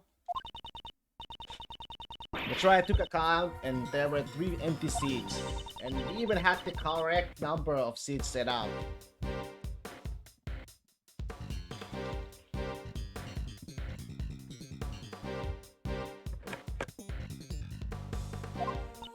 Doesn't that mean seem weird to you, Mr. Edgeworth? It does. We had thought that Dawkins and Savit were the only 2 prisoners who were not present in the courtyard during the show, but that doesn't add up. Where did the 3rd person go? Further investigations is needed. I was having so much fun talking to you, Regina Darling. I completely forgot. It's time to feed my baby. My baby.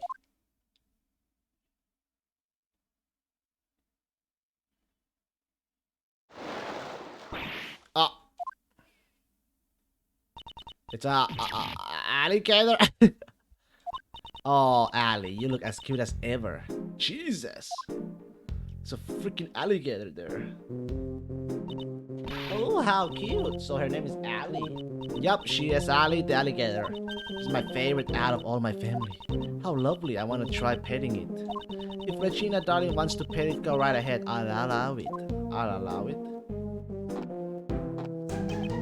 They seem pretty excited. We need to go check the prison cells, don't we? That's right. Let's look for the third prisoner. We didn't see the animal show.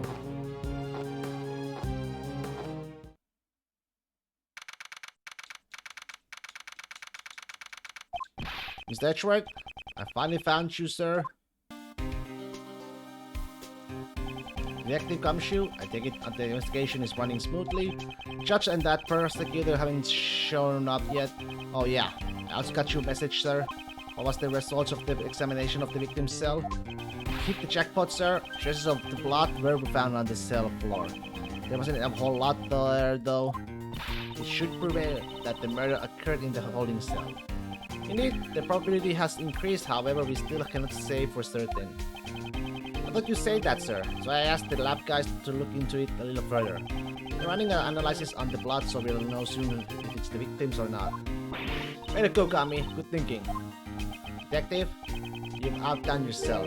What caused this sudden suicide? I'm actually a little hurt that you are so surprised by it, sir. Hope nothing bad comes out of this.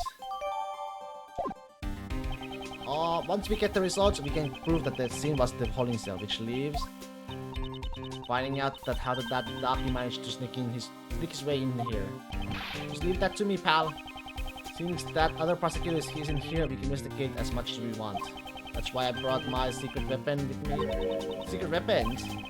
That's right, pal. They've gotten an ass out of few champs before. Take a gander at Dick Gumshoe's 7 secret weapons. Looks like he'll come in handy. Want to take up his offer, Miles? Detective, please allow us the use of your secret weapons. Sure thing, sir. First, I'll give you a rundown. Secret weapon number 1, the trusty metal detector. Perfect for finding all kinds of metallic objects. As its name implies.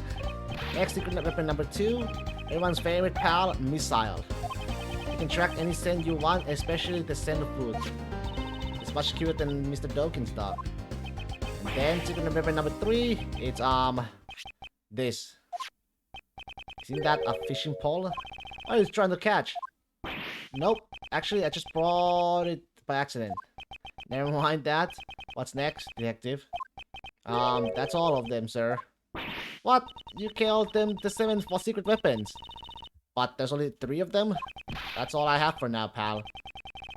You can use the rest next time. I can't just reveal them all at once. Why do you think they're called secret weapons, pal? It doesn't matter. We'll just use the 3 that he's provided. For sure the missile.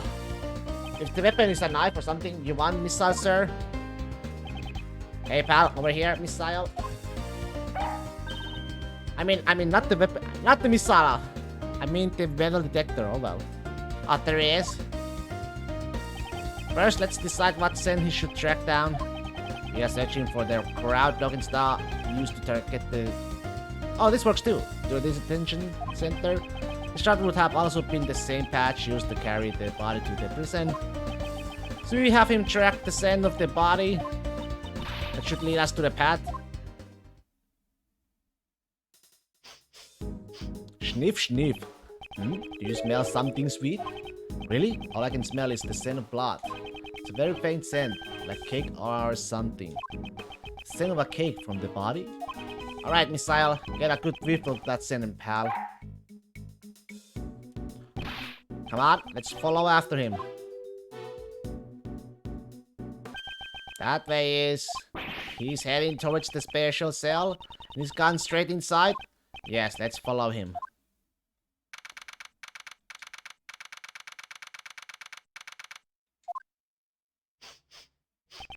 This is Dokken's cell, but it looks like he's absent at the moment.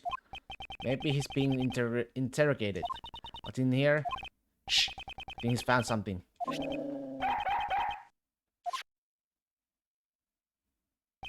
What could there be in this room? Stitchworth, we better take a look. Alright, first things first, the chessboard. It's Dokken's chessboard. It still has that handpiece on it.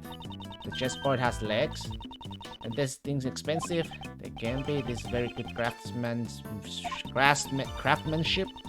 Mr. Dokken, playing chess is kinda unexpected, you know. I figured he'd be more of a Go player or something like that.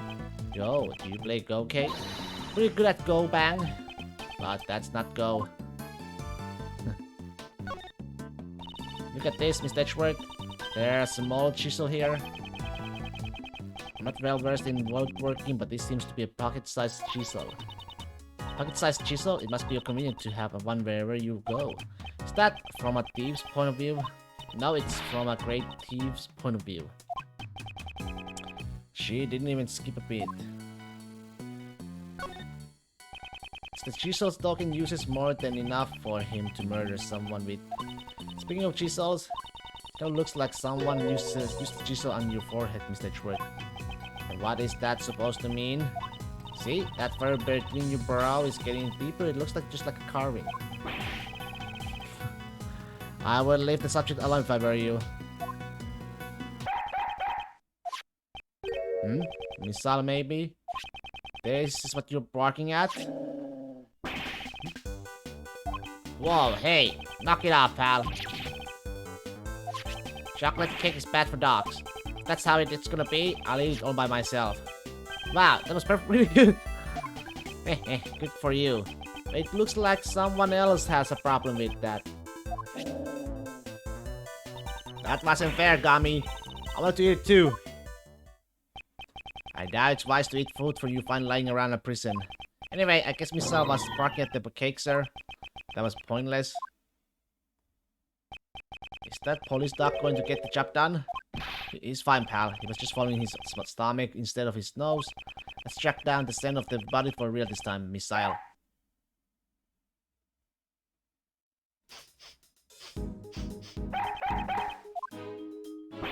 Oof, looks like he's found something else, sir.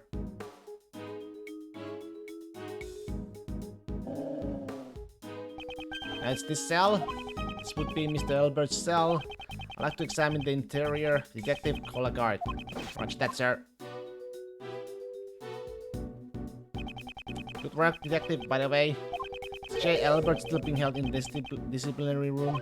No. He should have already returned. He was present during the noon roll call. He may have been assigned to work someplace else. I see. Well then. May we examine the cell? Yes, sir. What do we have here? Sandbags show signs of repeated use. Aha! You found a box too, Missile? Look at him go.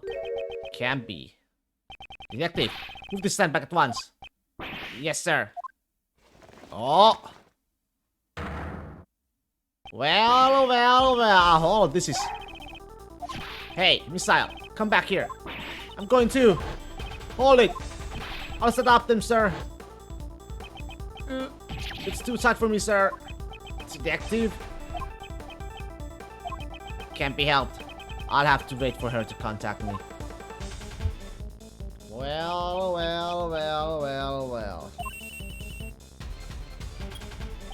Hello? Okay, are you alright? Don't get so worked up. Right now I'm in the detention center. Detention center? That hole comes out at Knightley's cell. But really? Stay where you are. I'm coming over there now.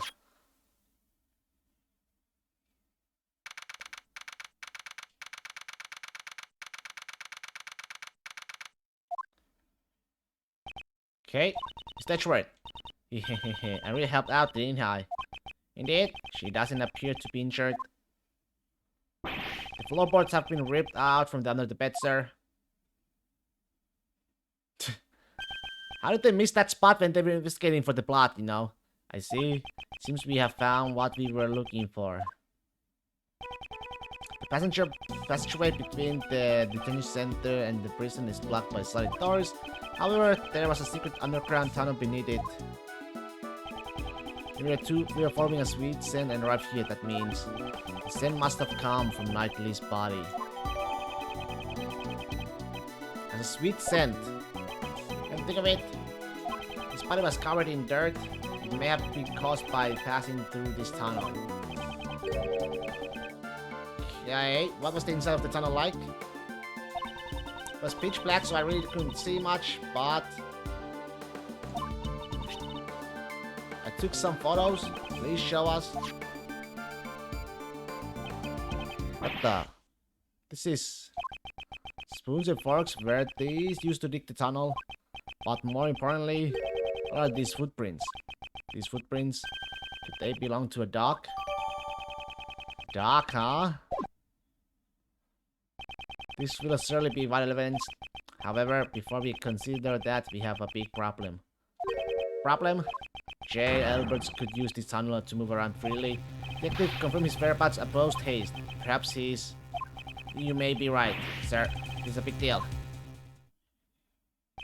After speaking with the guards, the search for Jailbird was carried out immediately. They searched every nook and cranny of the detention center and the prison, but in the end, they found no sign of him. Got away! He got away. Did you contact the police? Yes, ma'am. We have already done that.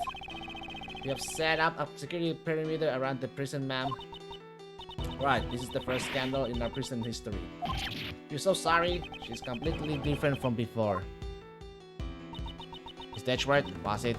Thank you for finding the escapee's tunnel. But it's a little too late. Mr. Albert has long since left here. I don't believe he has gone beyond the detention center.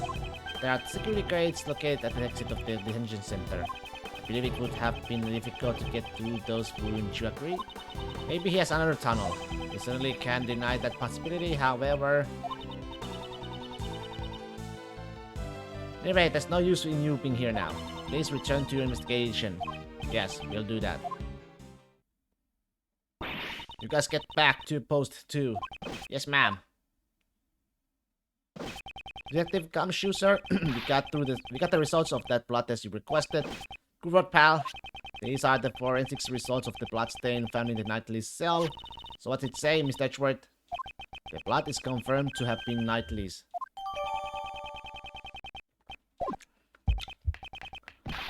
And now, that's a good news. We found the bloodstains in Knightley's cell and discovered the tunnel the Doc used. Furthermore, the security camera shows footage of a Doc attacking Knightley in his cell. We have all the evidence we need. It's time we ask Doken a few questions. Doken, did you say? Please use utmost caution. That man even has a henchman outside of the prison. Outside of the prison? This related to his secret trade routes as the supplier. Police have been searching for Doken's henchmen for ages. I've also been helping them. But, so that means back then.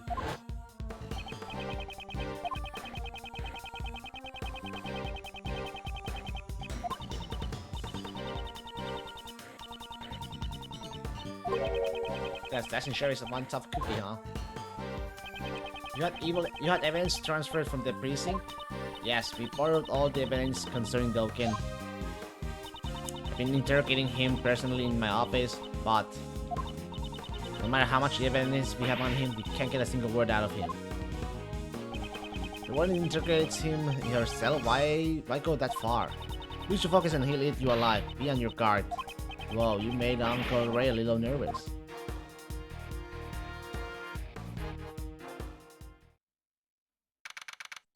Alright, be right back.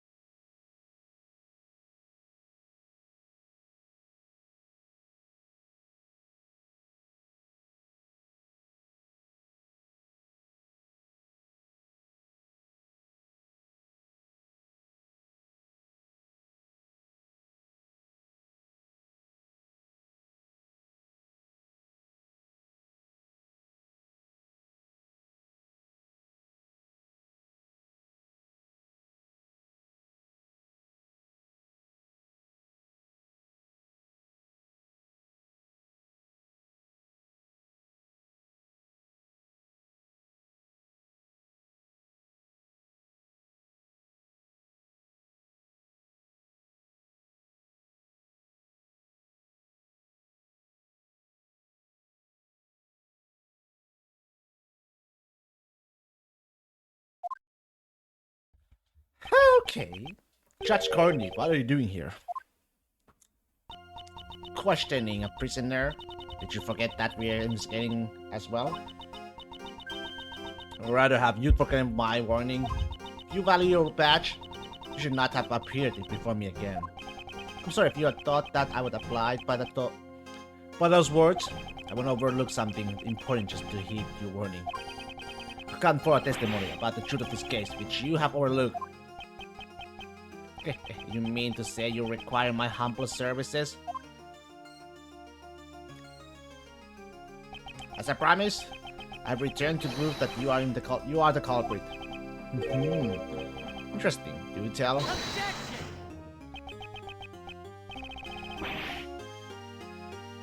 Before that, you should first listen to our reasoning. You say with confidence that Simon KS is the culprit. This Simon KS could have moved Mr. Knightley into a prison, and we can show you proof of this fact.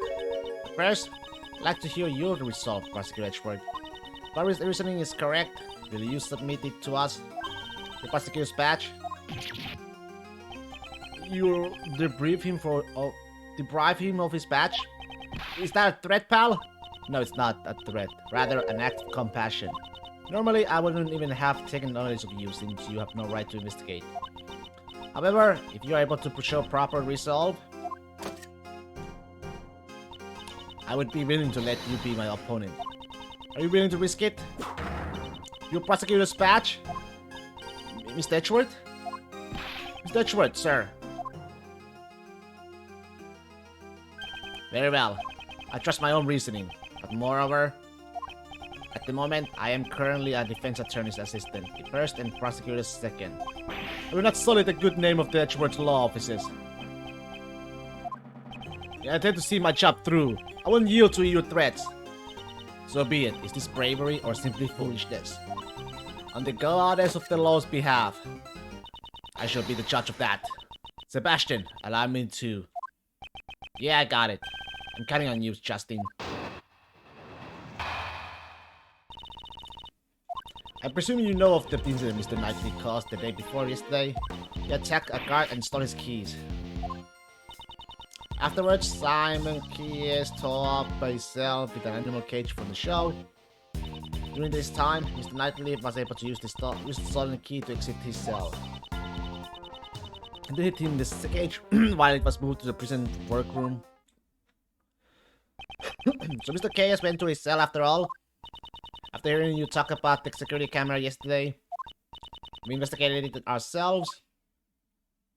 Why don't you just have a look? I have here a printout of the security camera footage.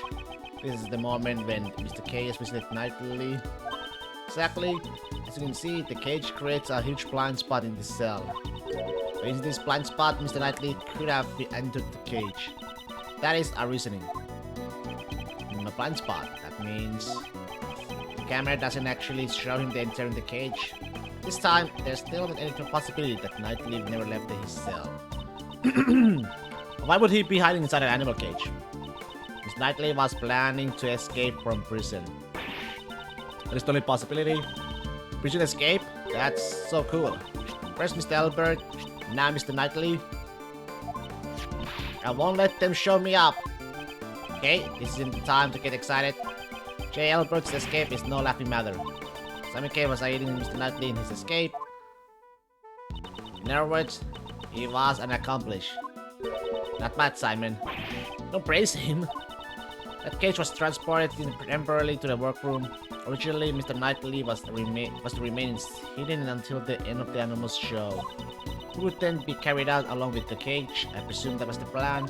However, midway through the plan, he was betrayed by Simon Keyes and murdered.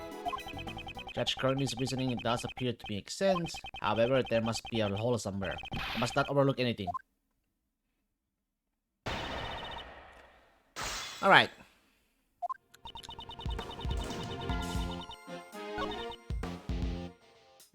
Carter? You have proof that Knightley stole the keys? If this is the only explanation as to why Mr. Knightley would have attacked the guard, we will know for certain the moment the guard regains consciousness. Is that really true? Should I ask Judge Courtney for more information? Yes?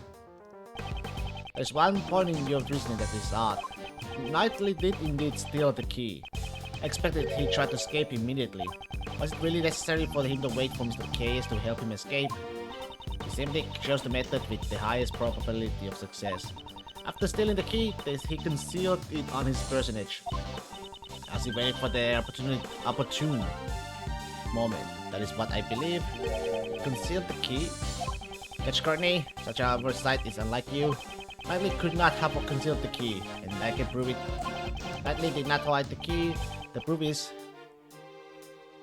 we have the key! We're not.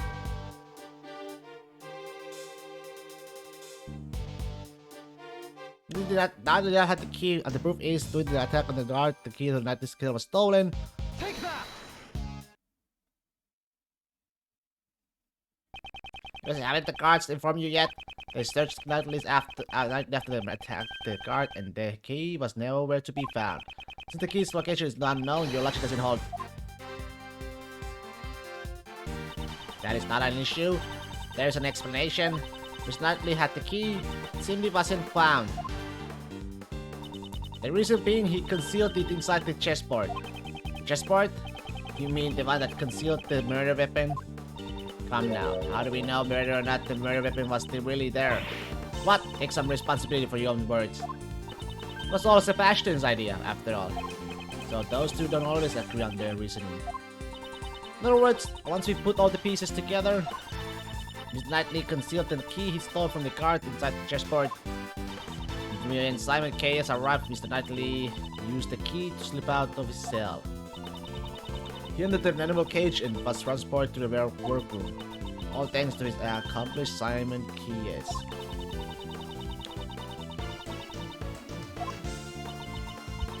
However, he was betrayed by his accomplice and murdered during the circus performance. Mr. Chaos performing the show. We will have no opportunity to murder him during the circus performance. No opportunity? Is that so? A story plays itself out on the stage. And such was the case with the animal's show. So she examined the content of the show. The suspect plays the role of the villain who antagonizes the elephant heroine. The following act, the villain is defeated by the heroine's love and all ends well.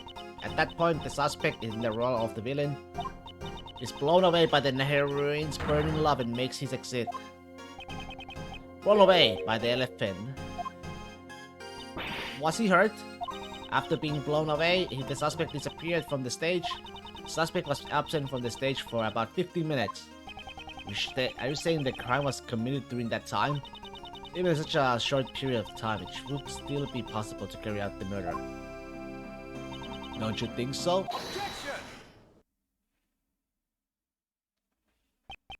So he committed the crime in the 15 minutes and then returned to the stage?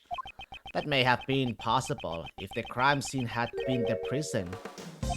Judge Courtney, the actual crime took place in the detention center. I'm afraid I cannot accept that camera footage alone as evidence. As for evidence, I have it. Well then, please show us your evidence. Where is the evidence that shows the scene of the crime was the detention center? Where is it?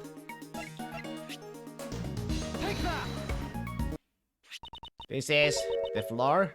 Oh god, as of law, I am able to comprehend your mysterious ways. This is what we discovered. The area here was tested positive for Mr. Knightley's blood. His blood test can really be trusted.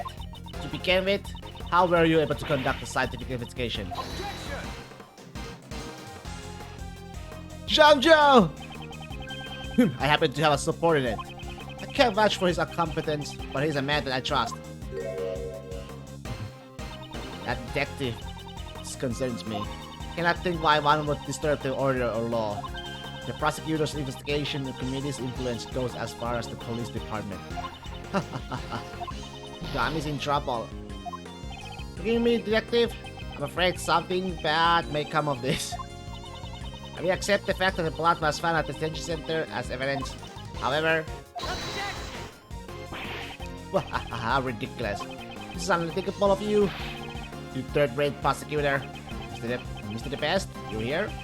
Completely forgotten about him. There's a giant contradiction in your statement. I can't see that for some reason. Weird. 7 TV is broke. According to the security tape, a dog killed Knightley in his cell. Then after he left the cell, the blood on the floor was wiped away. Satch? Ah, did the dog wipe away the bloodstains? As if that could happen. That is possible of my Anubis, right, boy? What? That was one of the tricks I taught him while I was still in the outside world.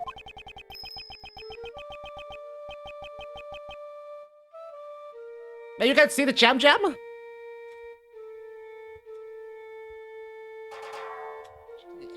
Do you see now? I see it first. Okay, I see it now. Yeah, oh. I see it very... He makes it sure to hide any bloodstains he makes. Just ask not to leave behind any events.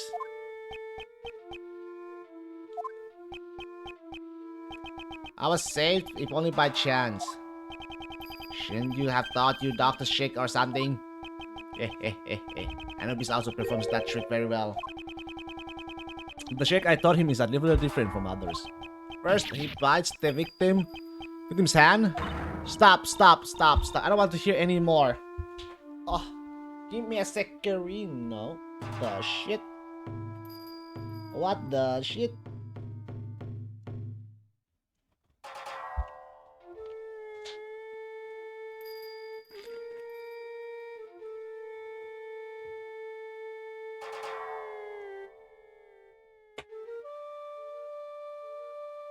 Okay.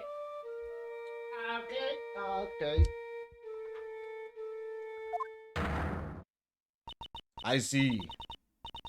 I understand, Prosecutor Edgeworth.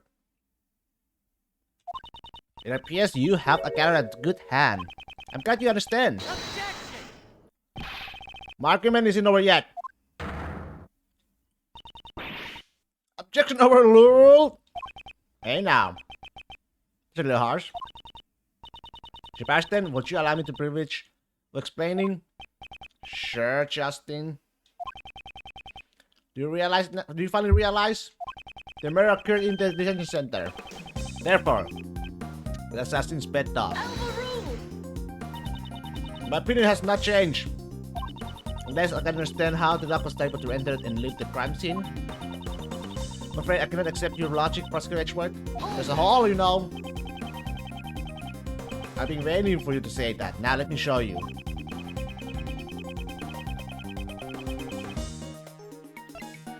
Take that! This photo. That's right. It shows a secret tunnel hidden in the prison. That's impossible. A secret tunnel? Stella was stuck by the escaped prisoner, J. Elberg.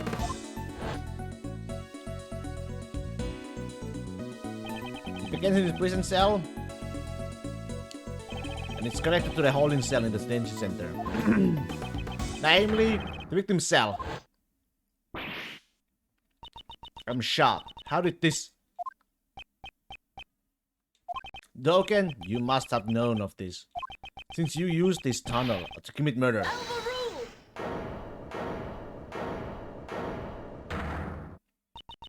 In the name of the goddess of law, I hereby reject Prosecutor's Edgeworth's claim. Hold it! What do you mean?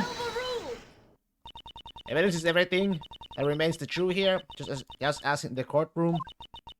Is that right? I have evidence here. Horace Knightley's autopsy report. Autopsy report? Since when? Why are you surprised?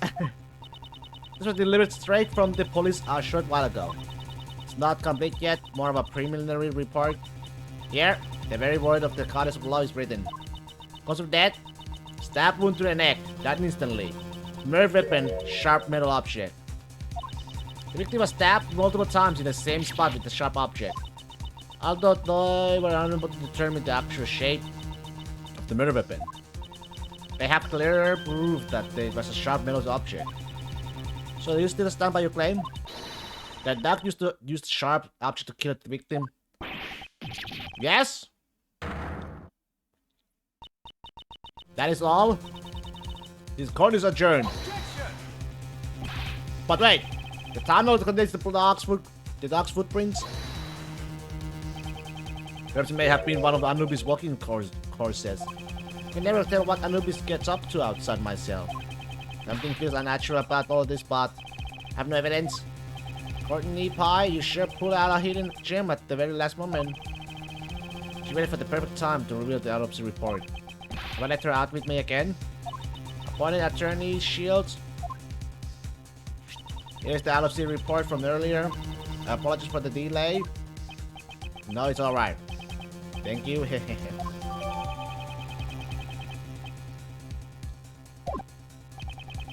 I gladly accepted. Mr. Shields, I don't believe it's necessary to hold hands with while exchanging documents. I advise you to stop. Huh? Persistent any longer, and I shall call on the strength of the goddess of law. I'll be careful. Justin, well done. Just as I planned. I only acted in accordance to your instructions. The autopsy report came straight from the police. I can't refute it. However, if the murder weapon wasn't the dog will be cleared of suspicion. The merciful goddess of law so decrees. If you choose to yield now, your badge will not be taken. What will you do, sir? She says that, but my answer remains the same. Judge Courtney, it is as I said before, I will see my job through. I will not yield to threats. So then now, you still refuse to give up. You want to keep your badge. This may be your last chance. Right now, I am a defense attorney. To the defense attorney's assistant, what I protect is not my badge, but my client. The goddess of law grows wary of your sentiment. Now we're talking. Mouse is starting to understand. The defense attorney never gives up. Actually, those were the words of your old man. My father? It really is in your blood. You're the spinning image of him right now. You said yourself, you have changed since you were tainted by one karma. It's only now that I've actually come to believe it. Mr. Shields? Well then, Miles. Now's the time to put those skills to the test. Think beyond your limits. If the murder weapon was a sharp object, does that really negate your reasoning? The murder weapon was a sharp object? That's it.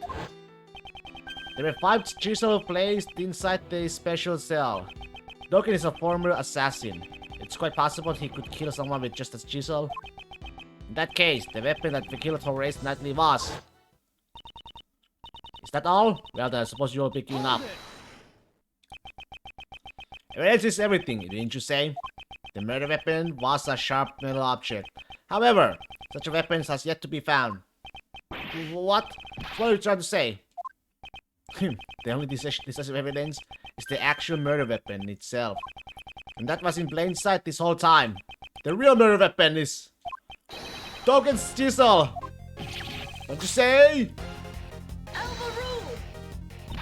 Take responsibility for your own statements. The scene of the crime was Mr. Knightley's cell. You said so yourself. If the evidence changes, then you all will my logic. That too is courtroom's procedure, is it not? If the chisel was used, that means the killer was human. However, the fact remains that we cannot deny this security photo. Yeah, what about that photo? I'll give you the answer. This photo shows the moment the dog leapt at the victim. Dokken's dog leapt at the Knightley. However, the victim did not die at that time. Didn't die? He was only knocked unconscious. The dog didn't move a dead body, it moved the unconscious Knightley. And the real killer was its owner. I see. If the victim was moved, it would have been possible for Dokken to commit the murder and use the murder weapon. Indeed, the killer is Sirhan Dokken. It can only be you.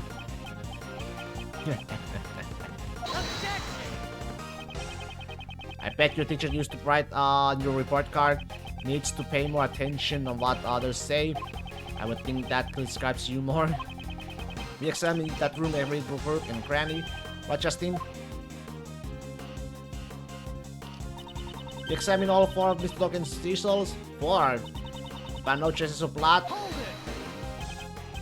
Thank you, Judge Courtney. Thanks to you, I am not certain. Thanks to me, there's a 5th one. Whatever do you mean? When I came here earlier, I saw 5 chisels.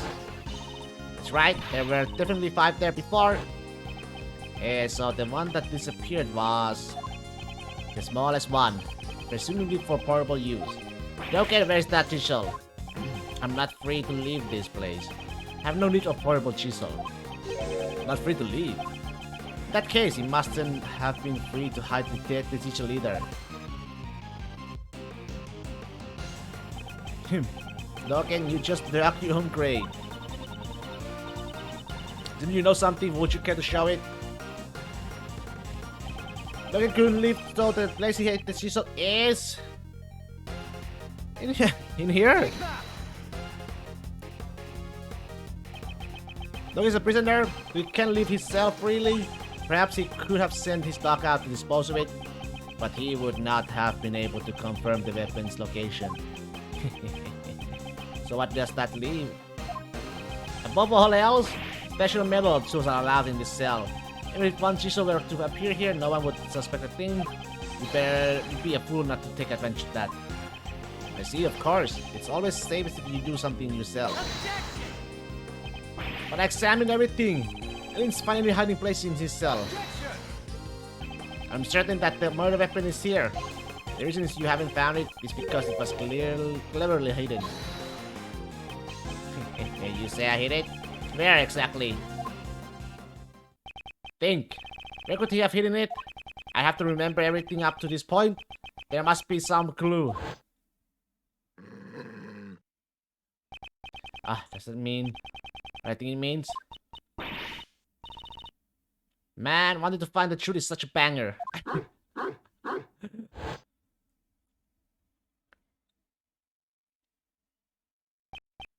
The dog? Come think of it, that dog hasn't barked at me at once today. Previously, when I came to... Oh, it's inside its mouth? Inside its mouth, probably. The special cell it barked on Dogen's command. That's it. That's what's been out of place. There's just one place he could have hidden the murder weapon. Give it up already? Give it up already? How dull, how dull. Hold it. I will present evidence. This piece of evidence shows where you concealed the murder weapon. We have in the black dog. Take that. Since your dog been awfully quiet today. Now that you mention it, it hasn't barked at all. Before it was. Sharon Dogen, open that dog's mouth now! Anubis doesn't bark needlessly. I ordered him to do that before. In that case, order to bark now. Naturally, you should be able to. You have nothing to hide. It was inevitable. Anubis, show them your mouth. Well, well, well, as you can see. A dog of this size can easily conceal a small chisel. What? Why a chisel? The dog really had one in his mouth? I thought he was unusually quiet. Was he unable to follow this discussion? What an idiot, the best. You ain't no best, man. Sebastian. Could you call the forensics department urgently, please? I got it.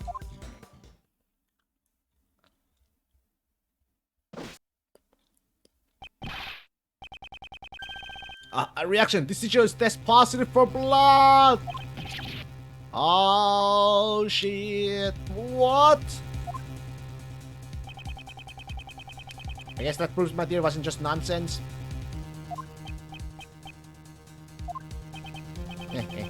Would this just be the murder weapon then? Reacted positively for blood? There is no doubt about that.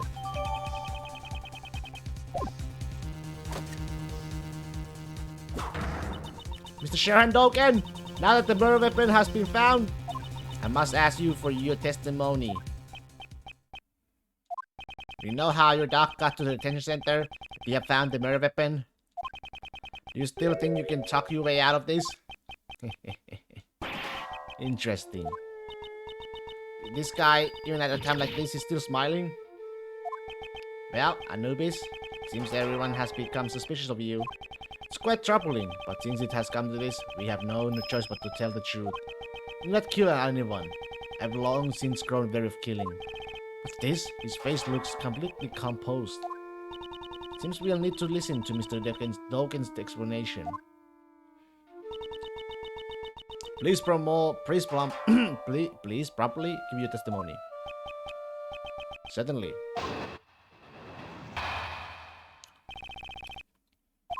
First of all, I would like you to explain my motive. I do not know anyone by the name of Knightley.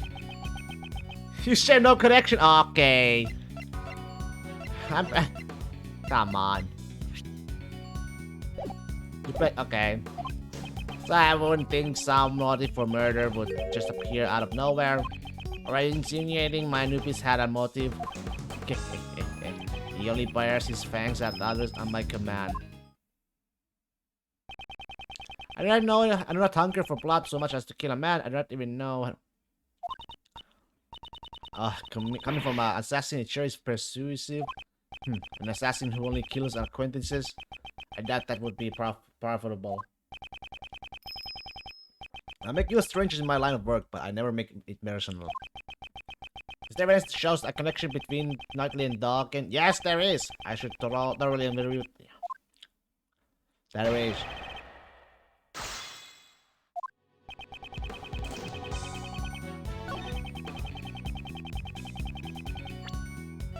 No connection, huh? Objection!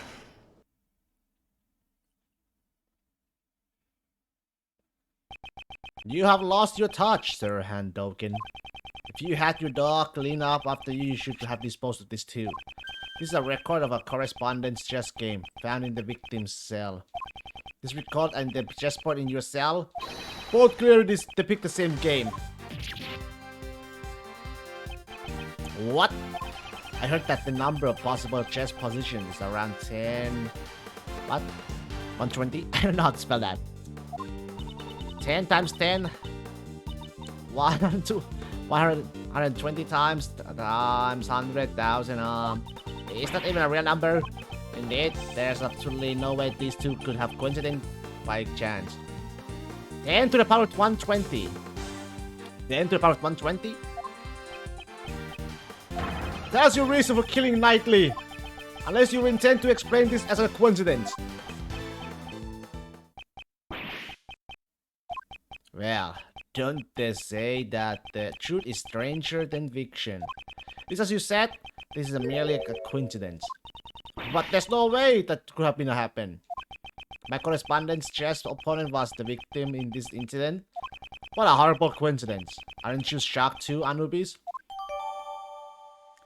Kensudoken, what was the connection between these two?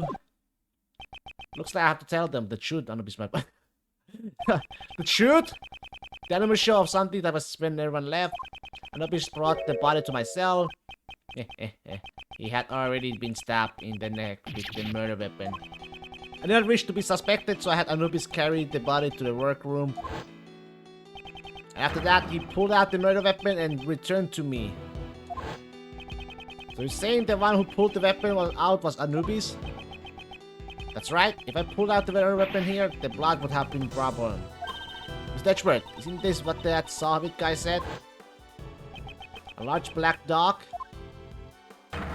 was biting into the neck of the victim.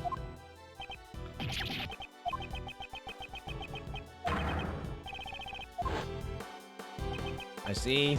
That means Soviet witnessed the moment the murder weapon was pulled out.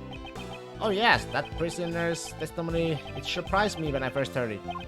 It's not often that Anubis makes a blunder like that. Right, boy? Now, I believe that explains my actions. I did not kill him. All I did was remove the murder weapon. Now, will that be all? Anubis is getting tired. Objection. Whoa there, just a moment. Mr. Dawkins. With shields? Isn't there one thing you haven't explained? Why would you need to pull out the murder weapon in the first place? That's right. I understand why he'd have moved the body to draw suspicion away from him, but he didn't need to retrieve the murder weapon. I thought him just a fool, but how quickly his scent has changed. Can you elaborate, Mr. Token? It was because of this bell. The bell I attached to the murder weapon, and the bell on my dog's neck. They share a distinctive shape, wouldn't you say? The assassin Sirhan Delkin's trademark. An assassin's trademark? The blind assassin, Sirhan Delkin. He always appears at the sound of bell. The sound of a bell ringing in the dark of night is said to be the last thing his target hears.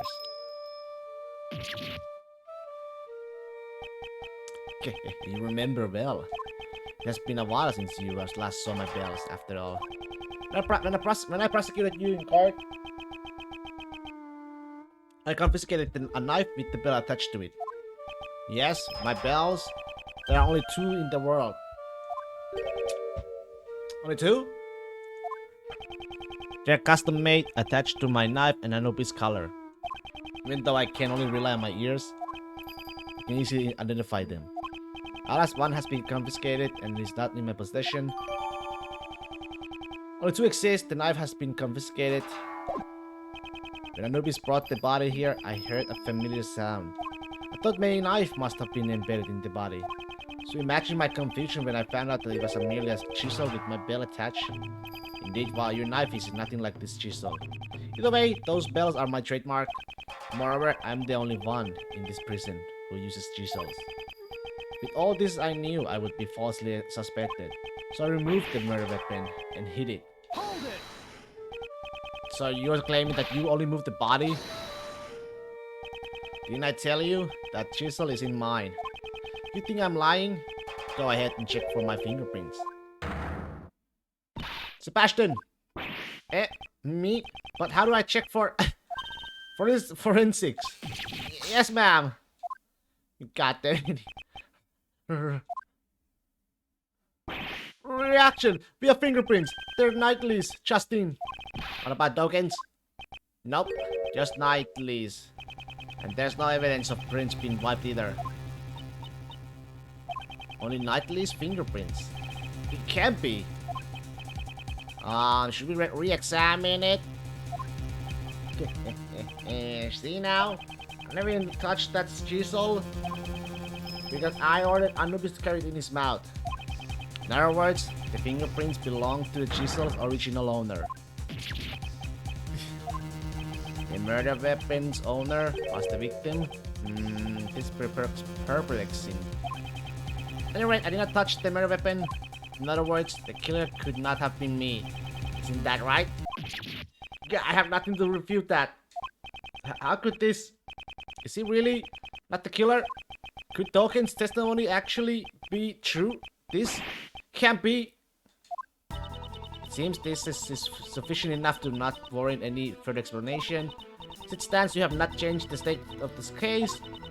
I believe this is more than enough reason for us to relieve you of your badge. Say anything less false? I suggest you hand over your badge now. This is bad, sir. Which sounds serious. It's regrettable, but with those prints as decisive evidence, I'll have to rethink my logic from the step 1. But there are still many unexplained things. Why would Mr. Knightley be carrying a chisel? It could be used for many things, perhaps even prison's escapees. Well then, how did he carry into a prison? I mean, the prisoners aren't even allowed cutlery, right, Mr. Edgeworth? Mr. Edgeworth? Even if your reasoning is off at first, you shouldn't let that confuse you. The most important thing is to arrive at the truth, isn't that right? It doesn't matter how you get there. The end result is to save Simon. We have to do everything we can for his sake. Well said, Kay. Nice one, Kay. I really want to scout you for the law forum now. Remember when Uncle Ray said a defense attorney never gives up? Mars, do you understand the true meaning behind those words? The true meaning of those words? Defense attorneys carry the fate of their client on their shoulders. You are the only person your client can rely on. Just like with Mr. K, yes, we are the only ones who can save him now. We are linked by a fate to our clients. That is why we must never give up. There's no way Uncle Ray can go against the teachings of Gregory. So, what will you do? Currently, I am defense attorney's assistant. No, I'm an assistant at my father's firm. I have made a commitment to this case. Therefore, if I don't save my client, I cannot say I've achieved it. I will abide by this. To save Simon K.S. No matter how many times my logic fails, I will always find another possibility. Okay, you're finally back. Well then, let's search for that other possibility. To start with, do you think there was a way to Mr. Knightley could have brought the chisel into the prison? The method Knightley used to bring the chisel into the prison was... It's gonna be this one. Take that! Normally, metal objects can be brought into the detention center or the prison. They just be caught by the security gate. However, there's one way to avoid this. Oh shit, I must drop my controller. That is if they're sent in a package to the detention center.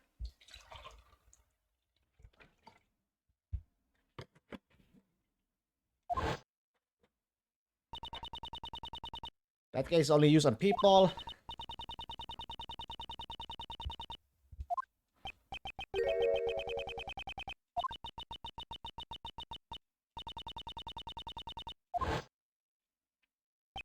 Knowing this, Knightley asked Simon to send him a package, namely a chessboard containing the chisel. Well, this has solved one of our problems. The fact that the chisel was not Mr. Dawkins but Mr. Knightley's. Given this, one major issue remains. The security camera shows a dog attacking the victim. As long as that exists, I will maintain that Dawkins is the killer. But Dawkins never touched the murder weapon. I'm stumped. We also desired a conclusion to this matter. Stage work, you can use one of my secret weapons, sir. Secret weapon number 4, the video analyzing machine, Mr. Analysis. What's with that ridiculous name? I name it myself, sir. This will let us analyze the video footage in detail. Go ahead, you will soon see I'm not lying. I don't know what will come of this, but all we can do is now investigate. Mr. Edgeworth, do you know how to use Mr. Analysis? A video analysis machine? Should I hear about to use it? Should I hear it? You know what? I'll go based on, if I don't know, then I don't know. As you know, particular need for explanation. Yes, sir. Alright, let's turn on Mr. Analysis and get started. Let's see. This is a video from the detention center's camera. I believe this was the moment when Knightley was being attacked by the dog. That moment, if that was the case, then what does it show? Is the person in this video really Knightley? What is the true form of the Black Seal Hound attacking this person? I should check the video and try to find the answers to these two questions. There could be unexpected things in unexpected places, so be sure to check every nook and cranny of the video, sir. Oh boy, what part? Video is strange.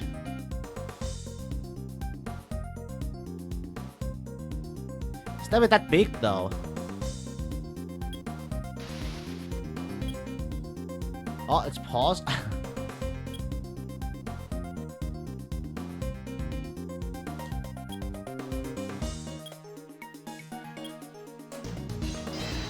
Oops. Out of here.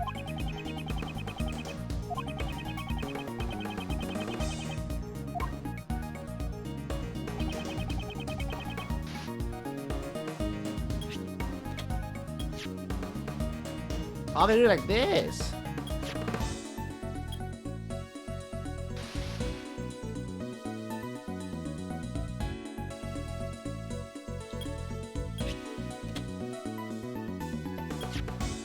I don't think it looks so small though.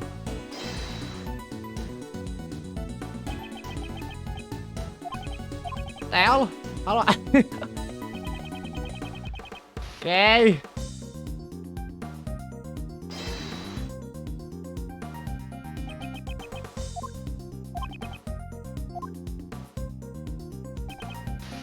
Very interesting.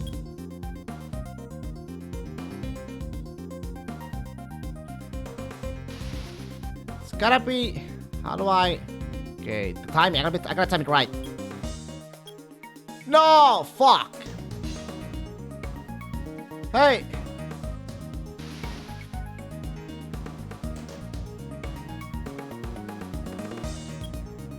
shit! Oh! This is... We have made a great miscalculation. This animal, this silhouette, no matter how you look at it, is not a dog. This animal is... I don't fucking know. This animal is what? Oh? I don't know. A bear? That's not a fucking bear, is it? A bear? No shot. Wait, really? Well, the silhouette, it's a bear? So that photo I took, those footprints must have belonged to this bear, yes? There's a bear? Jesus. Did you say a bear? Oh, the Rocky. Oh, the guy must be... that man is the first to come to mind. Now that we know this black shadow is a dog, but a bear... No, isn't a dog, but a bear. There's a good possibility that the man being attacked is not Knightley. Whatever can show that this man is in Knightley should be somewhere in the video footage, sir. Since his face is not visible, it will be difficult to get direct confirmation.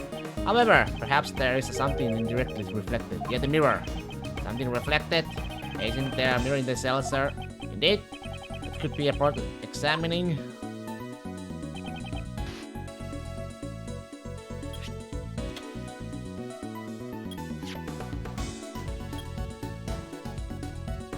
Wait for it!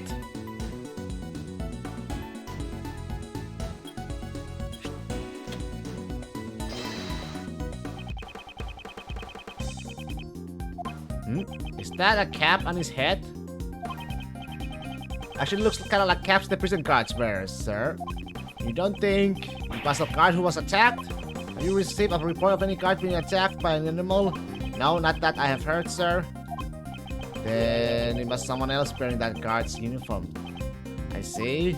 Evidence that shows what this cap is. It is... Stolen uniform, for sure. There was no report of guard being attacked by an animal. However, we did hear that the guard's uniform was stolen. Putting two and two together, so this was disguise. For the purpose of a prison escape, disguised as a guard? That sounds like it could have been successful, sir. Huh? Speaking of prison escapes. Indeed, that person certainly was successful. We were all under the impression that the person in this video was Knightley. But it's his cell after all, why would it be anyone else? That line of logic no longer holds. Remember the tunnel under his bed? It's possible whoever used this tunnel is the one in this video. It is time to answer that question. Just who is the person in this video? The person in this video is...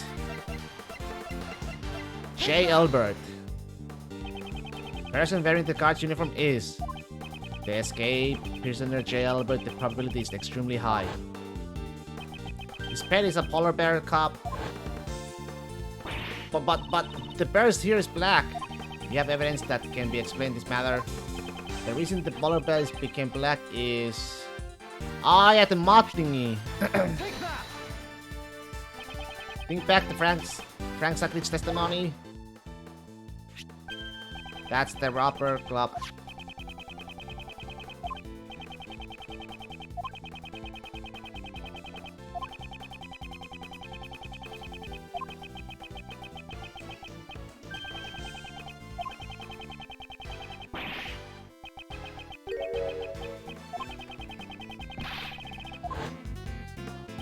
During the animal show, Mr. Savick was applying mud packs to the animals. So then, among those animals was this polar bear. Yes. Prosecutor Edgeworth, there's a huge contradiction in your argument. Security camera footage. Judge Courtney, you are quite right. Savick used the mud packs during the animal show. Knowing this, a new contradiction is in the video comes to light. New contradiction? Okay, do you know when this footage was taken? Just after the mud packs were unused, that would put it around 9 AM. In that case, you should notice something strange about this video. Huh? What's strange about it? The strange thing that connected the time this video was taken is... the time itself, right? It says 6. Time is correct. The polar bear mud was around 9 a.m., which means this video should also have been taken at 9 a.m. However, the timestamps reached 6 a.m. On that day, the prisoners went to the courtyard to watch the animal show. At this time, only 3 people remained behind. Dogen in the special cell, Sabit in the workroom applying his mud packs, and the one who put his escape plan in motion at that moment, J. Albert. Oh boy. Albert left the polar bear in sandwich care and entered the secret tunnel.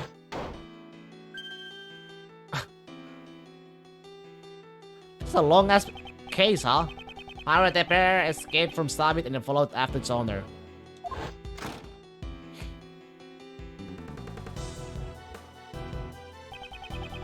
And just as he was exchanging after the escape bear, Sabit happened to witness the dog pulling the murder weapon out of the body. If Sabit's testimony is correct, this video must have been taken around 9 a.m. However, the timestamp is off by 3 hours. How would the timestamp be off like that? Detective Gumshoe, I'd like you to examine the security camera.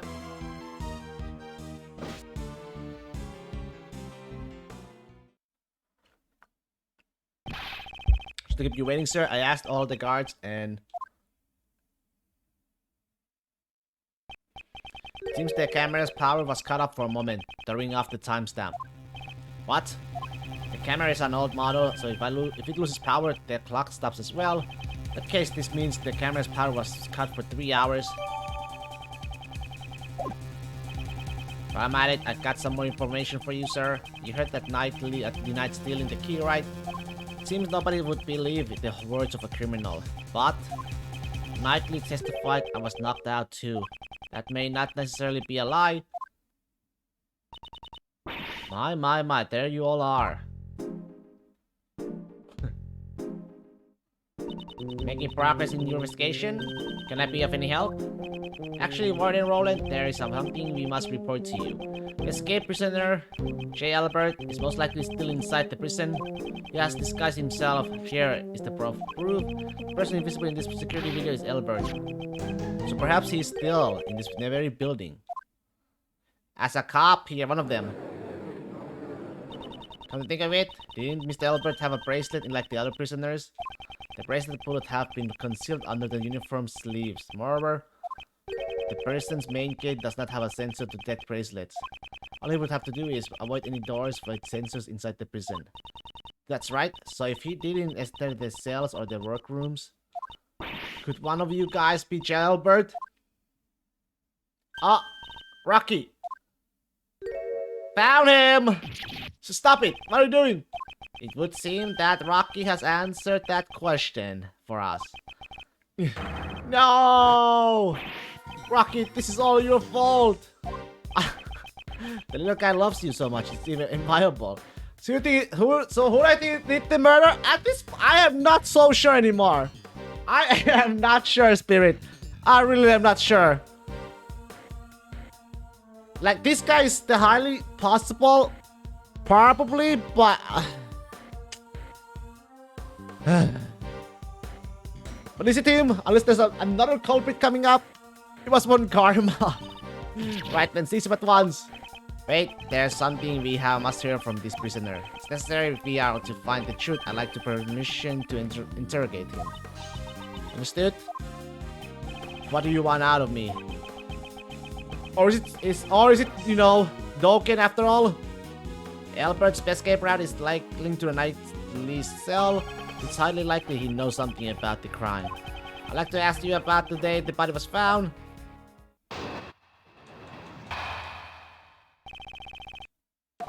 It was you guys. You were the one who found my secret tunnel. It took me ages to dig that. The day the body was found was the day I had planned to escape. I was in disguise. Disguise? As who? Then Rocky followed after me, but he was all covered in mud. I panicked and returned to my cell. Damn, if only you guys hadn't shown up. If only Knightley hadn't died. You say you dug the tunnel? What did you use to dig it? Oh, that? Just hammers and spoons, stuff like that. I bought them from the supplier, but it was all for nothing. No need to lose your temper. There's always a next time. On the day of the incident, it's possible that Albert met Knightley while he was alive. I'll have to listen to his testimony carefully.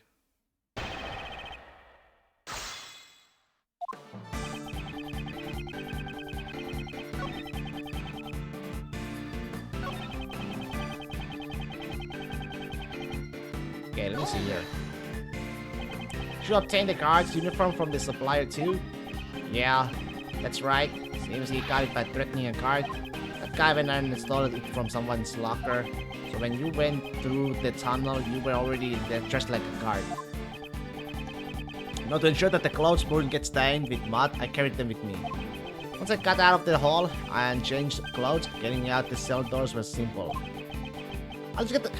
That's when Rocky ran up and jumped on me. That must be the moment the security camera captured. You see, could you add that to the testimony? How did you... Objection! You say it was simple getting through the cell door? Yeah, that's right. You got a problem with that, huh? Even though you managed to arrive at Knightley's cell, opening the door wasn't so simple. How did you intend to unlock the cell door?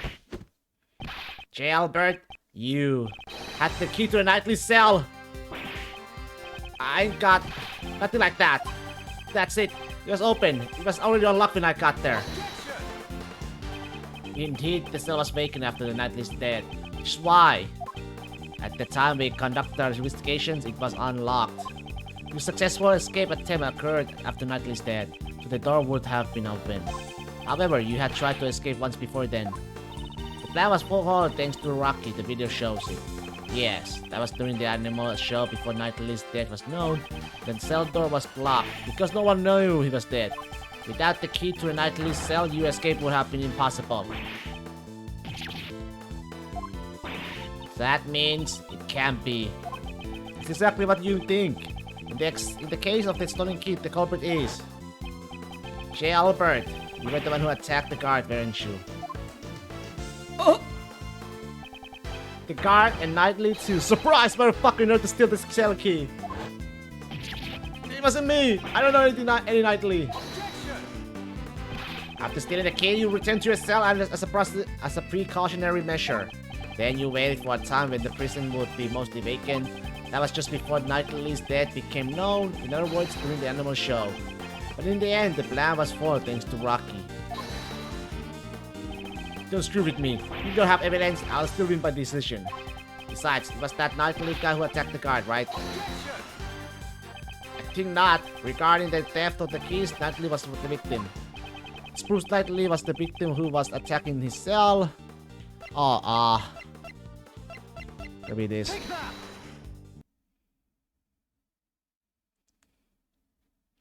In Knightley's cell, there were traces of his blood which had been wiped away. I believe this is more than enough proof Knightley was attacking his cell. You attacked those two people and stole the key, didn't you? Damn. I never thought you'd find the bloodstain I wiped away with the newspaper. Why would you go through all the trouble of wiping the bloodstain? Jam Jam! On the hands of Knightley and the guard, there were obvious signs of a scuffle, you know. In the bloodstain were uncovered, they'd find out there was another attacker. If anyone looked around the bed, the tunnel duct would be discovered. So you were trying to buy more time for your escape attempt. Dun, dun, dun. But I'm afraid to say, the plan still ended in failure. Man, this game has a better soundtracks, so much better soundtracks than the first one, for sure. Now then, hand over the keys to the Knightley's cell.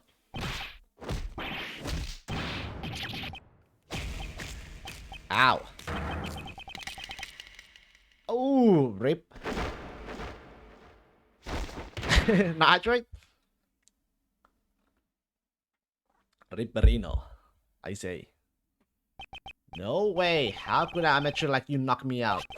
Here, I got the keys right here.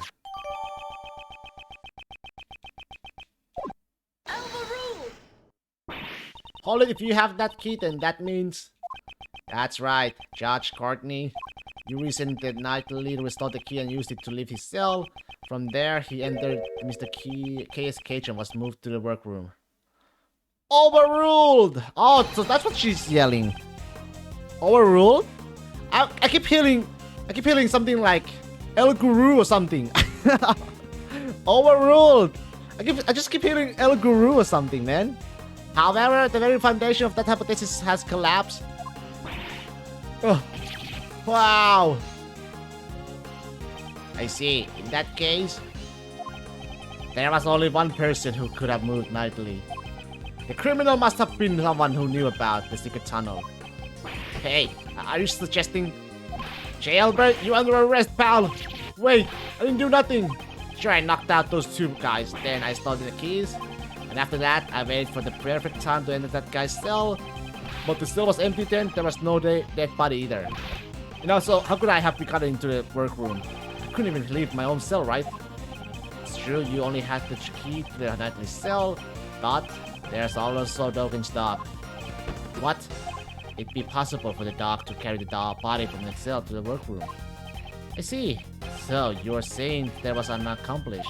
The crime would have been possible if Albert and Dolphin were working together. It's perfectly possible. Somehow Albert managed to carry Knightley's body to his own cell, and then the dog must have carried it to the workroom. Yes, that's because all the animals can move freely in the prison, but that's not the case for the path between the detention center and the prison. The only one who could use that route was you, J. Albert. What if there was another route that you didn't know about? There could have been.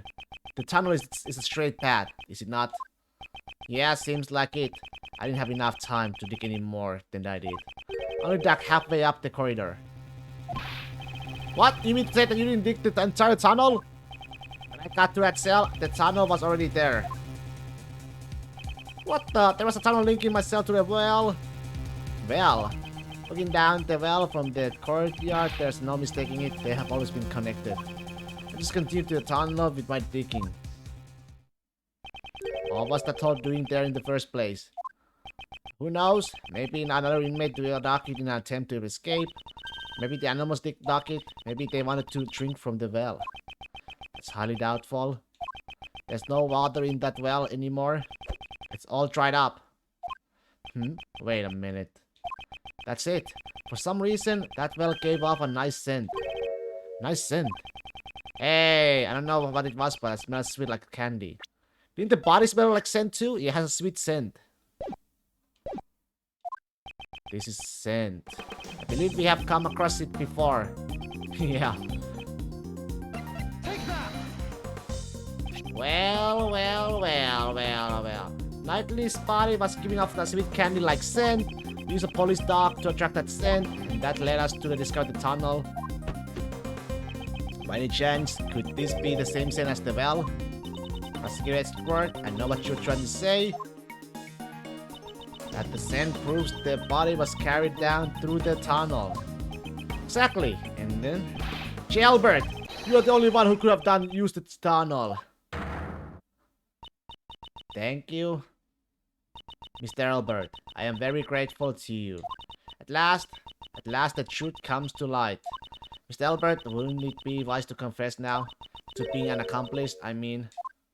Don't tell me even you suspect me too. Judge Courtney, it seems you and I have come to the same conclusion. Not at all. Our thoughts on this matter are still quite different. Mr. Albert was certainly an accomplice, but an accomplice to Horace Knightley. Hold it! What do you mean? Mr. Albert did not move the body. This is a long-ass case. It's not over yet. He simply lent the victim his keys. I have a bathroom break.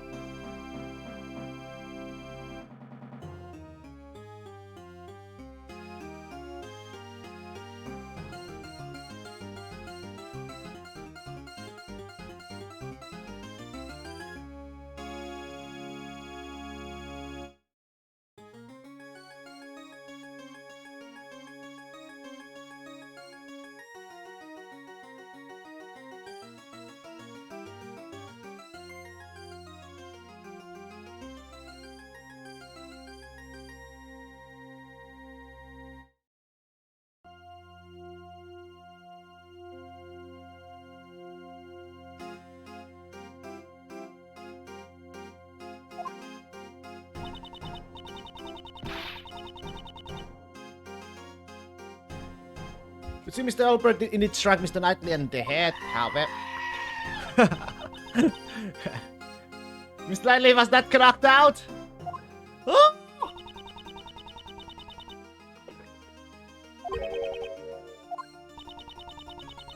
Negotiation! Mr. Albert stole them from the cart. On the other hand, for Mr. Albert to escape, he needed to get to Mr. Knightley's cell. But if Mr. Knightley had seen him and yelled, the plan would have gone down the drain. And so they negotiated. I didn't negotiate nothing. Oh, you still intend to deny it? I see. So in other words, we're back where we started.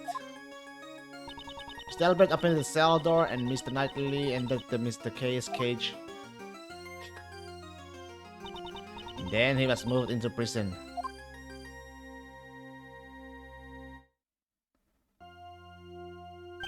Of course, and then he was killed in the prison workroom. Objection! Weren't you listening? The scene on the body shows it must have been moved through the tunnel. Knightley was moved from the detention center through the tunnel. El Guru! I keep hearing it! El Guru! Please wait until someone is finished before speaking. I don't claim that he wasn't moved through the tunnel. What? You don't? The scene showed that the body was moved through the tunnel. However, that does not mean it came from the detention center. She's talking about the courtyard, right? The well. What do you mean? That should sound like a contradiction to me. Isn't there one more possibility? The well in the courtyard? Yep, it's possible the body was dropped down from there. The courtyard? Oh, the well in the courtyard. The case carried the cage not to a workroom, but to a courtyard. Mr. Knightley was killed in the courtyard and his body was dropped down the well.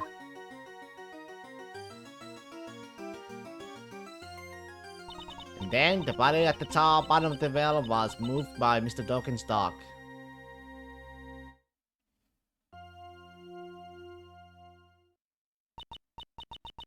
Now, there's one thing I'd like you all to remember. How is Tetchworth's investigation doing? It's going very well, Fungus! It's doing very good. Now, there's one thing I'd like you all to remember. Before the body was discovered, what was happening in the courtyard? The animal show, right? Regina and Simon were there. Wait, Simon? Oh! I see you understand. Nice! Who then dropped the body down the well? Judge Courtney? She's a tough opponent. Her flexible way of thinking enables her to adapt and come up with her own deductions. Knightley was not carried to the workroom, but to the courtyard. And Mr. Chaos was off stage for 50 minutes. Oh, Simon, one of the best breakdown animation. This was when he dropped Mr. Knightley down the well. Just simple as that. Judge Courtney, your reasoning is sound, I'll admit that. However, let's say that the body was dropped down the well. That didn't have to be done during the show. It could have happened at a different time. Overruled! Unfortunately for you, Prosecutor Edgeworth, this is not possible. What? When the show started, Mr. Albert was in the tunnel on his way to the cell block. Mr. Albert, at that time, did you happen to see the body in the tunnel? Nope, nothing like that. Logic chess? Logic chess, man. I like it. I actually like the logic chess thingy. So if the body had been dropped before the show, Mr. Albert would have seen it. However, he has stated he did not see a body.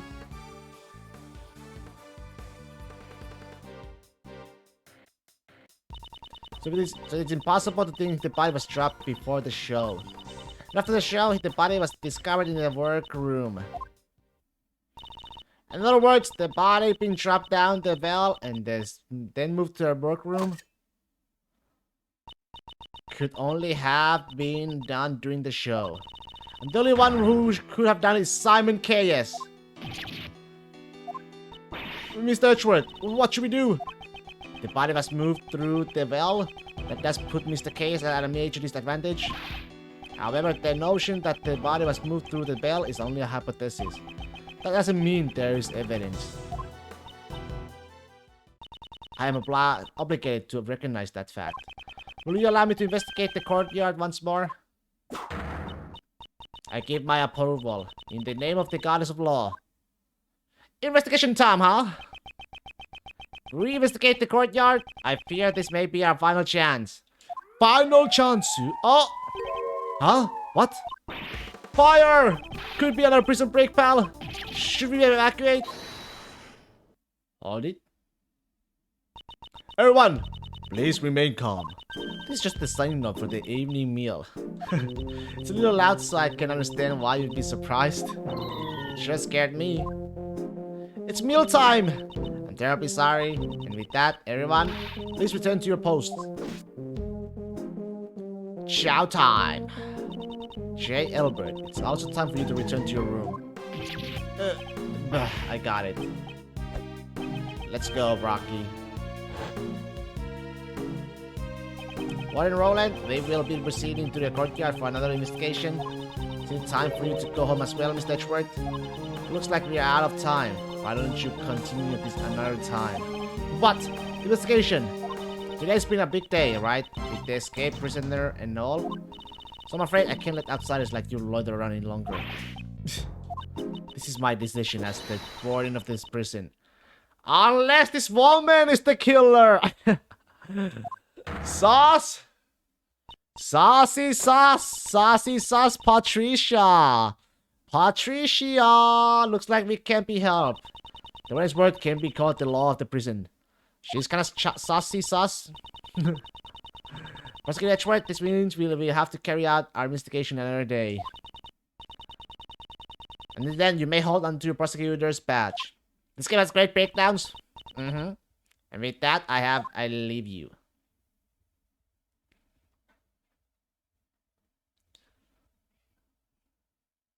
Now, I think it's time you all left. Well, it looks like we'll have to continue the investigation tomorrow. Knightley's body was dropped down the well and was carried to the workroom for Mr. Albert's cell. This is Judge Courtney's logic, but is it correct? And Judge Courtney claims that Mr. Case transported him, but was Mr. Case really the only one with the real chance to move him? Mr. Edgeworth, let's do our best tomorrow. We have to save Simon no matter what. Indeed, I agree. I must prove Mr. K's innocence without fail. To be continued. Save the game, save the game. Save the game, save the game. Save the game, save the game. Save the game, save the game. The courtyard, depending on what we find here, the entire incident could become clearer. However, there's nothing left here. They cleaned it up! Yesterday.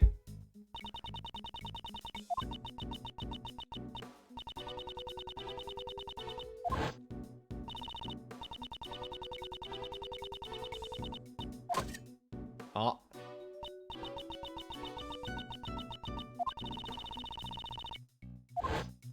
Simon! Was the body trapped down the well or not? This could be the decisive clue that we need to reach the truth of the matter. Before I continue with the investigation, I should organize my evidence. Okay. Let's see here. Hey, there's a crate here. The well has run dry after all. They even put a lock on it. Lockpicking is one of my specialties, wanna see? There's also absolutely no need for you to show off. Oh, come on. Don't be like that. Whoa! What happened? Kate? The lock is broken. Judging from the looks of it, it feels like it was broken some time ago. So the lock was broken. This means that anyone could have dropped the body down the well. According to the Judge Courtney's reasoning, Mr. K is murdered nightly in the courtyard. And then during the show, he disposed the body in the well. Think so? Did he really use the well to move the body? Ah, I know. Let's get Missile to help us out again. He should be able to retract the scent of the body. Good idea. Let me contact the Detective Gumshoe. Missile. Yes, sir. Detective Gumshoe here. Detective, I have a favor to ask of you. We would like for you to bring Miss Sal to a prison courtyard. Looks like you need to help from one of my 7 secret weapons. Again, how, sir? I thought Miss Sal belonged to the police department. And also, I would like for you to contact a witness. Please contact Regina Berry of the Berry Big Circus and bring her here. Roger that. Sir, I'll bring them over in a flash. So, what should we do while we wait for Kami? How about some hide and seek? What are you talking about? Okay, there's nowhere to hide here. I don't think that is the issue. Okay, during the times like this, isn't it your turn to shine?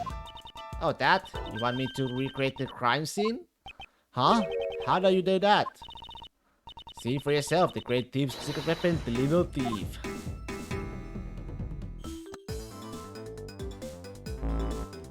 Ding, ding, ding. Whoa, what's that? Screens floating in midair? Just what are you doing, okay? I'm entering the information we needed for the simulation.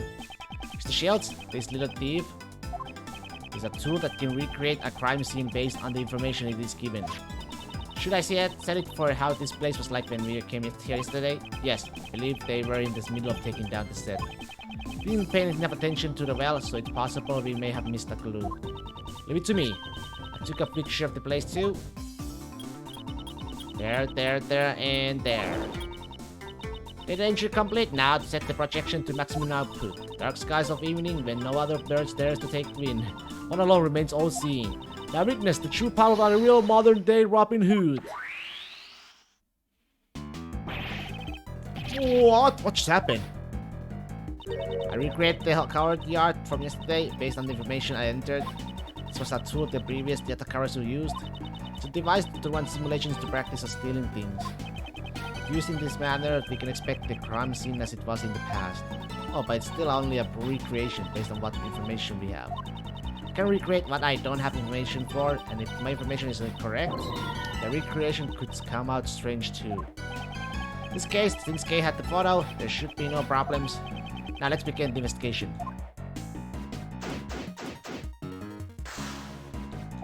Since it's recreation, you can examine things just like you always do. You can even present evidence when you find a contradiction. Yes, I know. First, I should start with that well.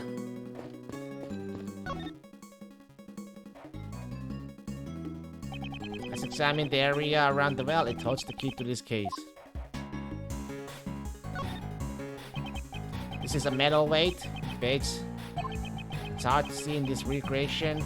Okay, do you remember? 15 kg, I think. Was it 33 pounds? I wonder what such a heavy thing was used for. Doesn't seem to be directly related to the circus. It's a sturdy hemp rope. Looks like the rope they use for tug of wars. I'm not going to play tug of war with you. I didn't even say anything yet. It's a metal stake attached to the end of the rope. Use this to pin down the tent when you go camping. It doesn't seem like they need this for performance. I wonder what it was used for.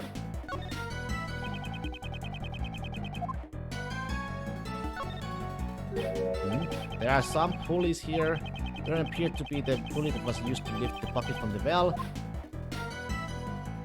The well was behind the stage. That means only a few people would have access to dump the body in the well during the performance. This isn't looking good for Mr. KS. These things around the well, what were they used for?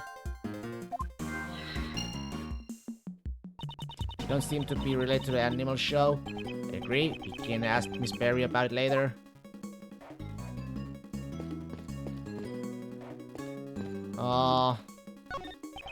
These were the used for audience sitting. Okay. Think about these chairs must have been the jar. Is that so? Don't tell me you never tidied up folding chairs before. I've been delegated tasks with others in the past. Is that right? You should try doing some manual labor once in a while. I'll look into it. What do we have? Oh, the elephant. What was the elephant's name again? She's Aztec the Asian elephant. Aztec the Asian elephant. That's right. It's an easy name to remember. Maybe they couldn't think of a good name, so they gave her a name that's easy to remember. Stegworth, what a terrible thing to say about poor Astig. That's all the information we can gather for now. The detective should be here soon too. Okay, go ahead and shut down Little Thief. Alright, return to the area to normal.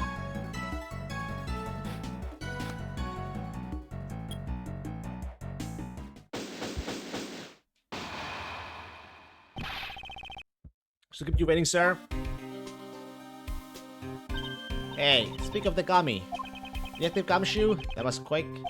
I couldn't keep you waiting for too long, sir. Thanks for coming along to Regina. No problem, it sounded like fun, so I skipped practice to come here. Thank you for your cooperation.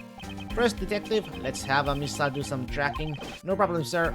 Hey, Missile, over here, pal. Huh? Hey, what's eating you, pal? I said over here.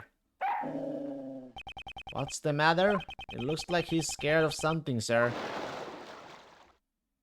Oh, shit, the alligator. Alligator! I guess he's scared of the alligator, sir. Good grief. Looks like Miss Sally won't be much help to us. I mean, I would be too, man. So what should we do, Miss Miles? Maybe you can ask Miss Berry for help? What is it? What is it? Is there something I can do? Do you want me to teach Allie a trick? Actually, she probably could. Now I just need you to tell me about the condition of the courtyard during the show. Looks like it's my time to shine again. Yes, if you please.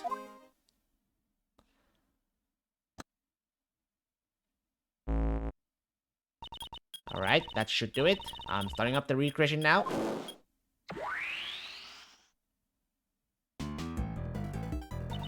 Recreation complete. This time you can see how the courtyard was during the animal show. It should be around the time the body was dropped down the well. Wow, cool, it's just like magic. It's not magic, it just recreated the scene based on the information you gave us. See, look over there. The backstage area is missing. Well, Regina didn't help with the preparation, so she doesn't really know how it was set up. Okay, you can recreate what you don't have the info for, huh? I'm sorry. It's because Simon took care of setting everything up. Don't worry yourself none.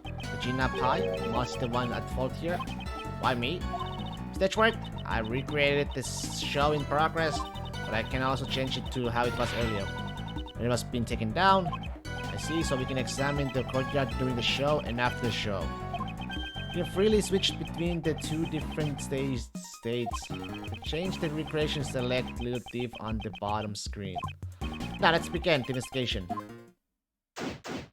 Okay, the bottom screen. What should I... Love story between the elephant and the tiger. I really wanted to see that. I just want to see the summon in action. Summon is really amazing, especially the part where he gets blown away. Blown away. That's the scene in question.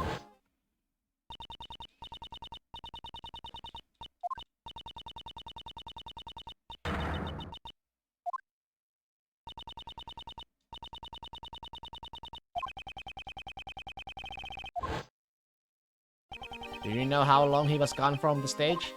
Let me think, about 15 minutes or so. Just as Judge Courtney said. But isn't it dangerous to be blown away by an elephant? It's alright, Astig is very gentle. That's not who we're worried about here. During the first few practices, he was having trouble getting blown away. Then all of a sudden, he was able to be flying beautifully. Might be using some sort of device, but it's amazing. Device? You know anything about it? I have no idea. Simon handled it all by himself. Okay.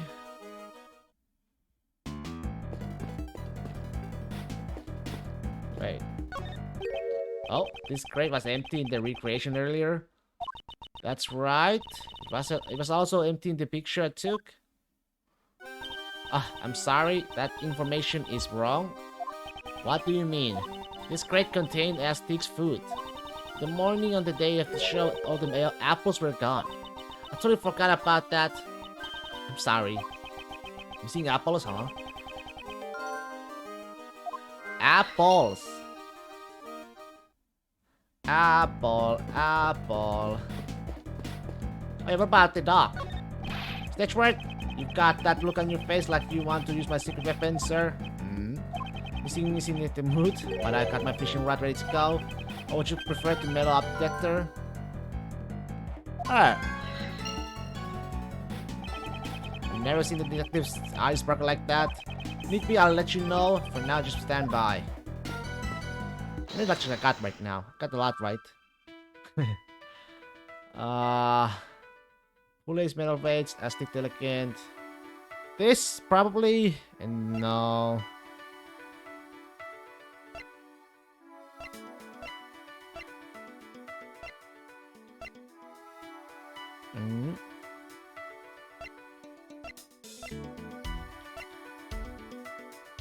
It's this and these are together. Hopefully I'm correct. Here he goes! I can't see a clear.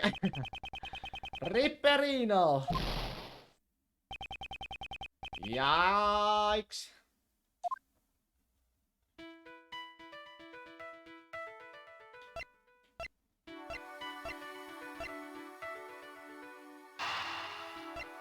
What about this and this?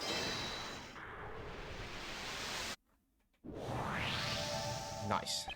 Mr. Key has used a device for his stunt. Maybe the tools around the bell are connected to this. Even Rich was just walking got moves. Got moves. Okay, I like to reject the tools lying around the bell yesterday. Can you change the recreation to after the shadow sheen? Roger. I got the move like Jacker. I got the move like Jacker. The tools lying around the well. Could they have been a part of his device? Seems very likely. I wonder if it's possible to recreate the device. If you ask Mr. Chaos, he should be able to tell you how the device was put together. Alright, I'll go ask him. Schmoving and grooving.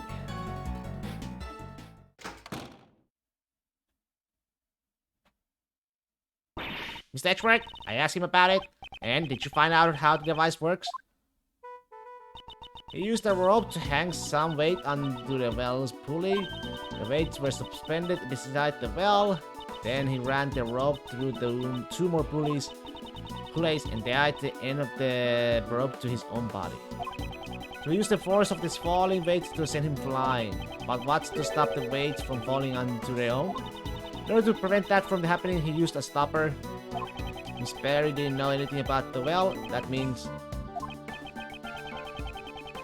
Mr. Chaos removed the stopper by himself. Correct. That's why a second rope was needed. It was standing by added shoe to lose for comedic effect. No problem. This rope was attached to the stopper when it was pulled from the stage. The stopper would be removed and the weights would drop down the well. I'm definitely going to steal this idea. The attackers won't lose to something like this. Don't waste your time. Circus arts require extensive training. Even if you steal the device, it won't do any good. Then I'll train as well. Before you start training, would you first update the recreation? Oh yeah. You wanted me to recreate the device that was used in the performance. First, let's return to during the show scene.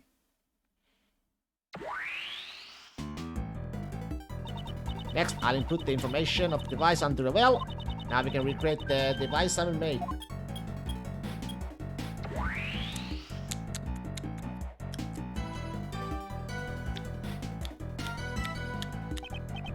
With this device that Mr. K has used, Simon's device set up for Twig stunt during the show uses 3 pulleys, 2 ropes, and the well and some weights. I'm sure it's cutsier than he looks, using the falling weights as the force to launch himself during his performance.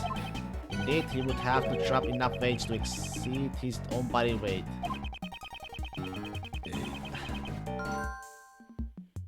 Hi, Trado! Hi, Trado!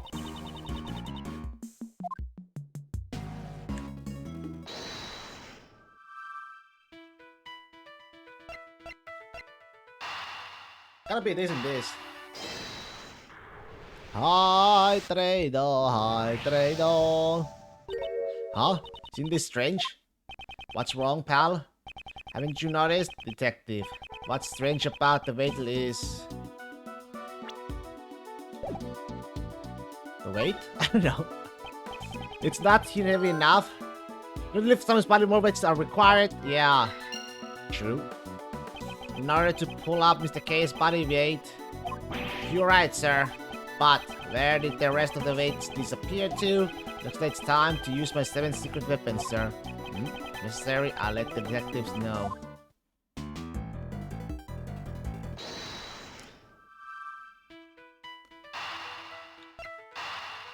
Using this?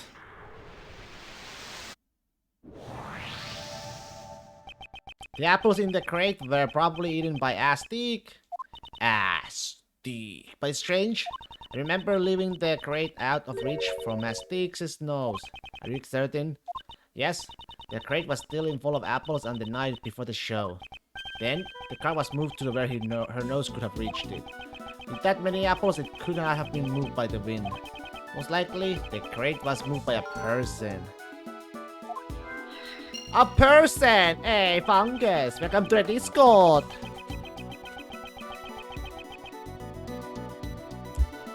Prior to the show, the cart's position was already changed and the apples were all eaten.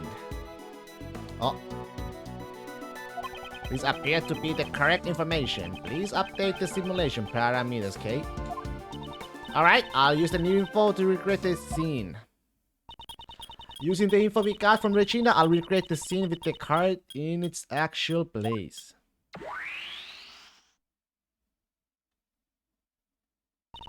Recreation complete! Okay, what about the other ones? The last one I got?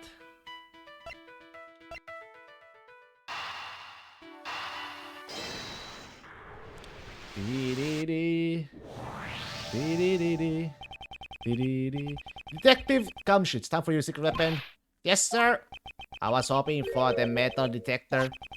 I don't get many chances to use this one. Before we begin the search, let me go over how to use the metal detector, sir. This metal detector uses sound. And this meter to let you know how close you are to metal object. When you get closer to metal object, the metal detector will have a bigger reaction like this. You get the biggest reaction? Give me the order to examine that spot, sir. Right there! Now let's see what we got! It's just the metal fence. That's basically how you search for the metal objects.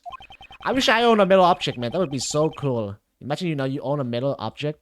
So cool. I mean a metal detector, I mean.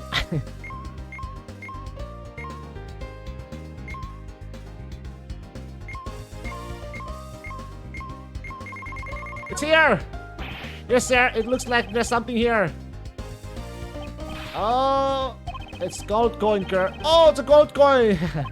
It's hardly possible that something like this could find its way into the prison. Ah, there it is! So that's where it was buried. That a coin from the bi-weekly coin hunting competition. There's an event like that? That sure sounds like fun, pal. The event where the warden purges some coins and the prisoners search for them. There are 3 silver coins and 1 gold coin. Whoever finds them can trade them in for snacks! Snackies! What kind of prison is this anyway? Snackies. Let's continue the search. Snacky Doctor! Maruki! Right here! I don't see anything that could be metallic. What could be causing the reaction? Maybe there are iron fillings around here? Iron fillings, like the ones you collected with the magnet? Yes, sir, I guess they are mixed in the seconds. If we're going to pull them out, we need secret weapon number 6, or was it 7? Can you even keep that much straight? Just a regular magnet I bought at the hardware store. Hold it near the ground and presto, pick them all up, sir. Wow, this is really... What do you wow? Finding simple choice in simple task, but that's simpleton. Let's check somewhere else. It's harder than I expected. Where is it? Yeah, there's a reaction here too, sir. Let's check it out, huh? I found this in the chunks of grass here, sir. These are the weights used for that hoisting device. Red is intentionally hidden. There's 4 of them in all, sir. That many weights would be enough to lift Simon. So the other weights that were used in the device were hidden. Why were they hidden over here, though? Why? See, I'm really earning my keep today, aren't I, sir? Uh-oh. Eek! Oh, there, alligator! That scared me, pal. Huh? What's the matter, detective? Looks like the metal detector is reacting to this alligator. Really? Why? Uh-oh. Are you sure it isn't still just reacting to the weights? It's a different reaction, sir. And it's definitely coming from the alligator. It's gone. Looks like it's scared of us. I don't think so, okay? Huh? If anything, I think Ali looks a little under the weather. Ali? I suppose that was what Warren Rowland called it. She didn't eat any of the food that the Warden gave her yesterday. I think she might have eaten something bad. So I guess the metal detectors could be reacting to that whatever the alligator ate. Oh, maybe she ate one of the weights? I doubt that even an alligator can ingest a 33-pound weight. What could the metal detector be reacting to? I mean, just check it out. Regardless, why were these weights hidden? Maybe we should take another look at the device in the well. Okay, I'd like you to recreate the after the show screen again. Alright, leave it to me.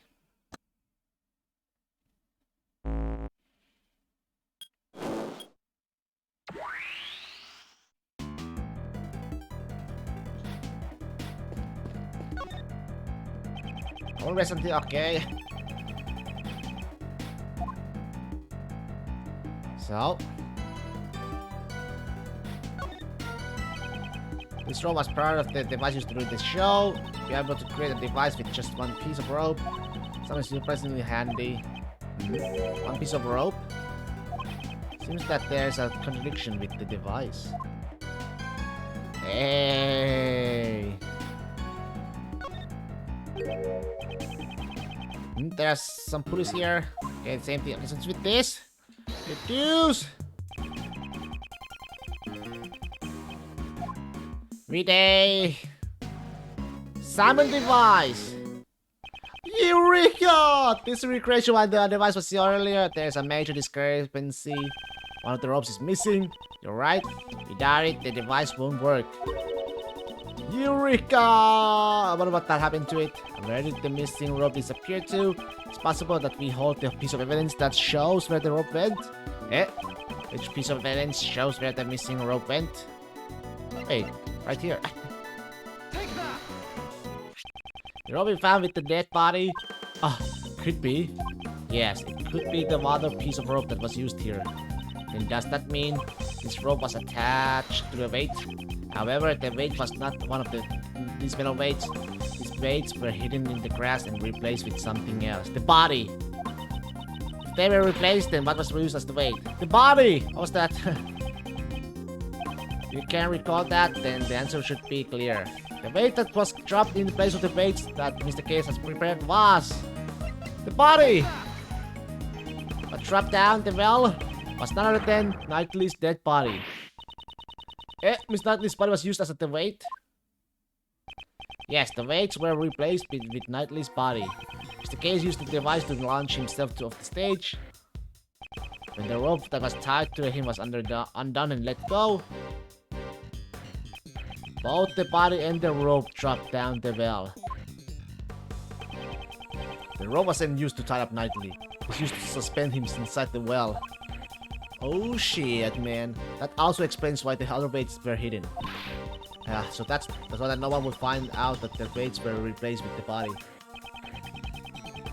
Yes, the killer was the one who hit those weights. But Miles, wasn't Knightley boy stabbed in the neck with the murder weapon? If he was suspended in the well, wouldn't there be blood at the bottom of the well?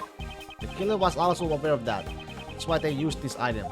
Which item did the killer use in order to leave no trace of the blood behind? Ah! This. The sheet we found near the body was used to wrap up the body. I see. Looks like all of the pieces are starting to come together, eh? But this means that the body definitely came from the well. If that's the case, wouldn't that mean Simon is the killer? Nope, that's not necessarily the case. But yesterday Judge Courtney said Mr. Chaos was the killer. Would he have needed to set up such an elaborate device? Yes, you have a point. Mr. Chaos was only responsible for dropping the body during the show. In other words, it doesn't matter where the real killer was or what they were doing during the show. Until now, this plays the doubt on the people who did not watch the animal show. It's true. We also suspected Mr. Doken. Killer's true intent was to make us think that the murder occurred during the show.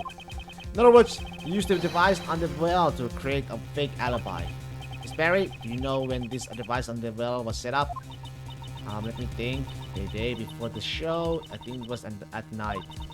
We started preparing at 9 p.m. We finished at around midnight. The killer replaced the weights with the dead body afterwards.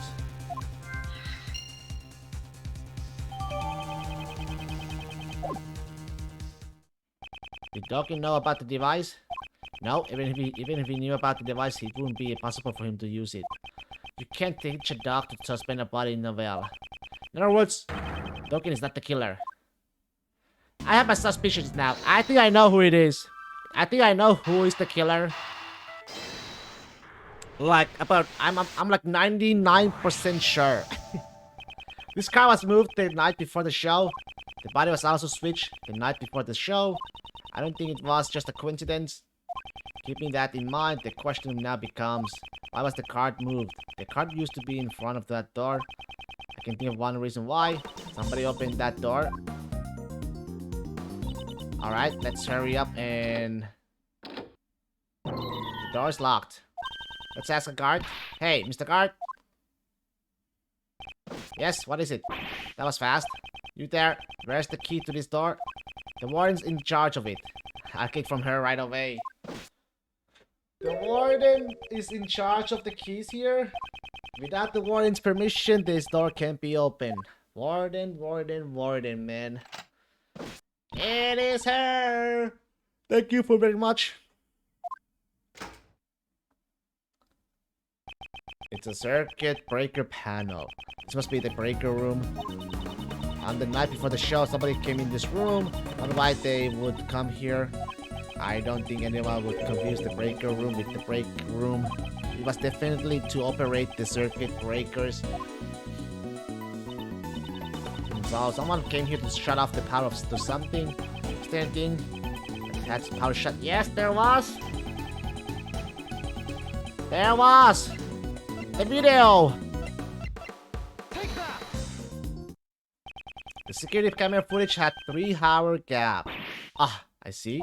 The circuit breaker for the security camera was tripped. That's right, man. It was tripped. It's highly possible. Was this the killer's handiwork? With the camera down, it'd be easy to move about. The killer would have a major advantage. I knew it. If that's the case, the killer was the person who tripped the breaker. The person in charge of it, the key to the breaker room is Kumbi. Patricia Rowland. Deactivating the recreation.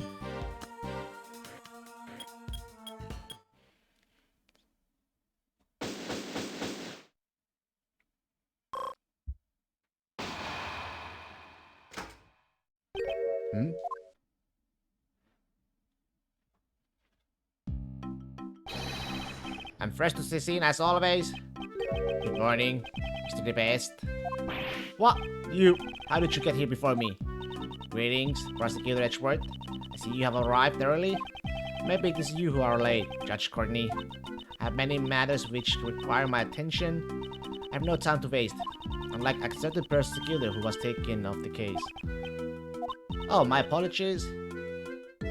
I had forgotten that you were assisting the defense attorney.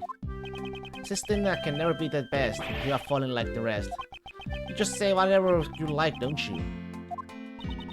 Let's begin our examination of the courtyard, Sebastian. Alright, I'll call the men over. Hold it! That will be unnecessary. What? We have already finished the investigation of the courtyard. You have been bested. Bested? Me? Judge Courtney? Your reasoning from yesterday?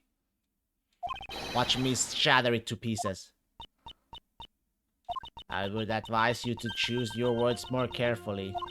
Have you forgotten that the fate of your batch rests in my hands?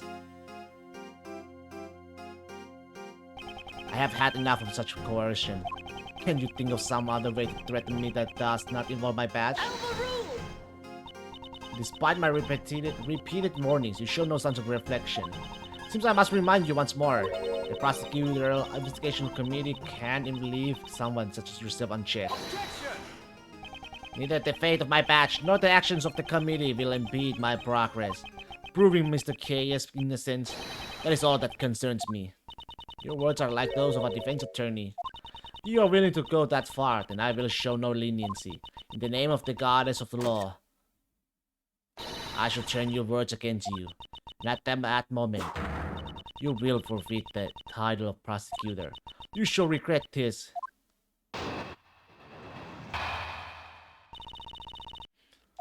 I shared my reasoning with you the day before. Since Mr. Albert did not see the body when he passed through the tunnel, it could only have been dropped around the well during the show. The only one who could have performed such an action is the suspect. No? Actually, you have evidence to support your reasoning.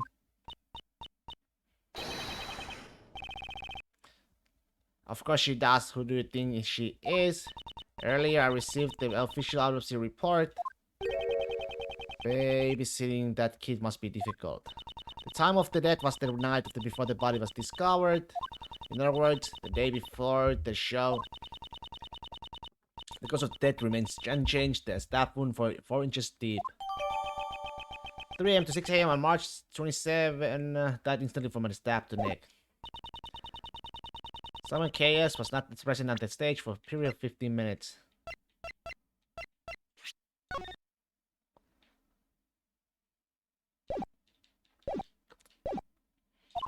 There was sufficient time for him to drop the body down the well. She has not investigated the courtyard yet. That means... it seems there is a hole in your argument. You seem quite confident. Can you present evidence to support your claim? Of course I can, and I will.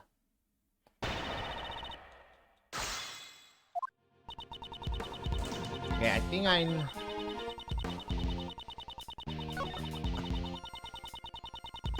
yeah, that's true.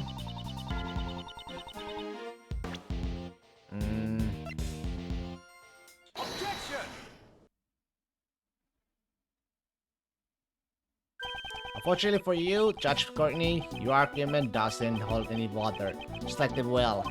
There was a device set up around the well here. What is this device of which you speak? Are you aware of the stunt in which Mr. Case is blown away by the elephant during the show? Have you heard of it? It would have been right before he exits the stage. He tied one end of a length of a rope to himself and the other end to a set of weights. He was able to perform the stunt by dropping these weights down the well. Wouldn't he have spent the whole play suspended up in the air? That's why he had the stopper attached to the weight end. The stopper was removed by pulling another rope. Around the well, we found evidence that the weights were switched with the victim's body. This was done by the real killer in order to shift the suspicion away from them. Judging from the time of death, the murder was carried out in the early morning of the show. The true criminal had until the time of the show started to set up the device. But didn't Simon Keyes make that thing? And since he was also the one who used it, he is the best suspect. Don't you agree? If Mr. Keyes were the murderer, he would not have needed to do that. Miss Perry? Yes? Was there anyone else who knew of the device he set up? Well, let me see. Since we had to get everything about our show approved by the people here at the prison, I'd say there were others who knew about it. And there you have it. I see. You have indeed performed a thorough investigation, which is why I am even further perplexed. Why do you not use your efforts for justice? My actions are not just.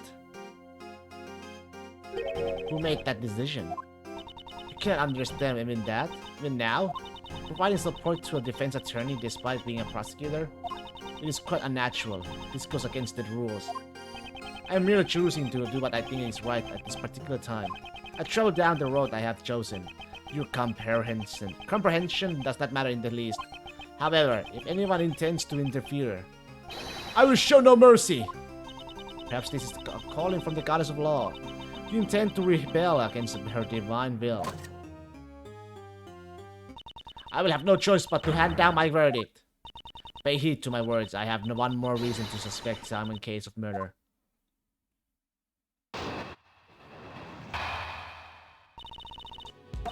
The body came from the courtyard.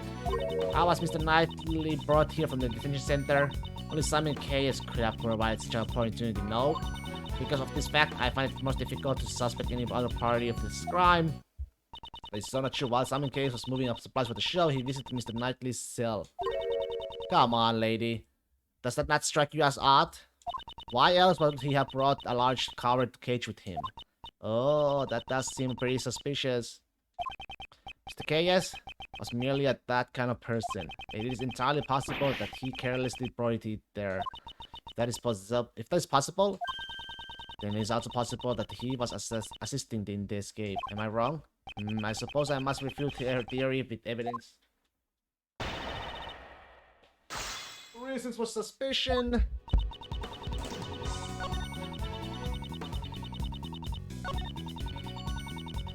Let me see. Let's press first. You're certain that he was the only person who had the opportunity? Have you forgotten? This is prison.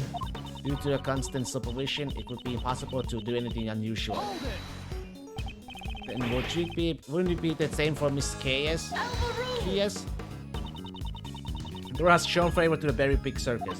Simon Case is a circus member, Miss Berry's apprentice, no less. It could only have been him. He was able to move about freely within the facility. It seems that you forgot to mention that.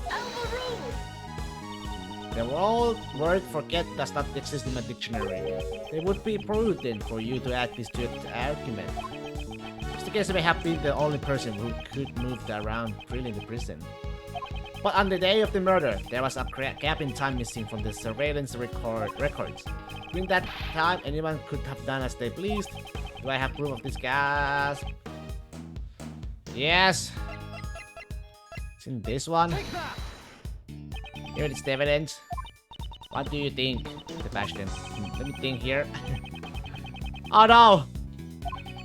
I think I fucked up. It's not gonna be that easy.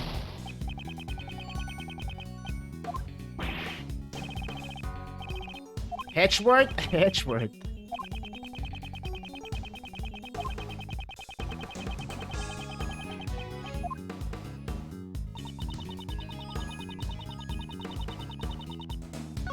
Wait. Press again? Hold it! Overruled! Objection! Overruled! There's gonna be... Take that! Mr. K wasn't the only one who had the opportunity. Who else could have that opportunity? The timestamp on the security camera is off by 3 hours. This means there was a 3-hour gap in time. During that time, anyone could have done it. If that were the case, then the murderer would have created the gap in time intentionally. It would not have been a simple camera failure. Are you saying that is possible? It's possible if you had access to this. This one. Take that! In this courtyard, we found a circuit breaker for the security camera. It was possible to access the breaker room from both before and after the murder. What? Unfortunately, it appears that you have fallen short of your intentions. Sedgeworth hasn't fallen short of anything.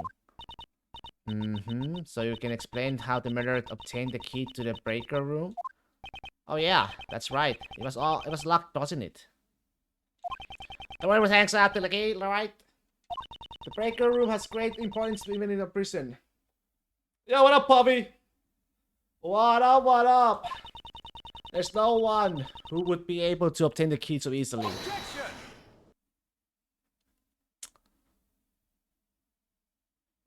Well, I can think of someone. What did you say? How's it going? It's going pretty good. What up, Tony? How about you, though? This person, the murderer, was able to get the key. They didn't even need to steal it. There can't be anyone like that. Besides the breaker to the electrified senses in that room. Only one person could have done this. I didn't want to believe it myself, but I trusted my logic sound. The person who used the key to another breaker room is... Patricio! The murderer is... There it is. Warren Roland. Oh my, what an energetic little puppy. That's because this dog is extremely... Hi, Trado! Am I? No, I'm not. It's because this dog is extremely fond of sweets. It seems to detect a sweet scent on you. Oh heavens, no. I'm not even wearing perfume or anything like the sort.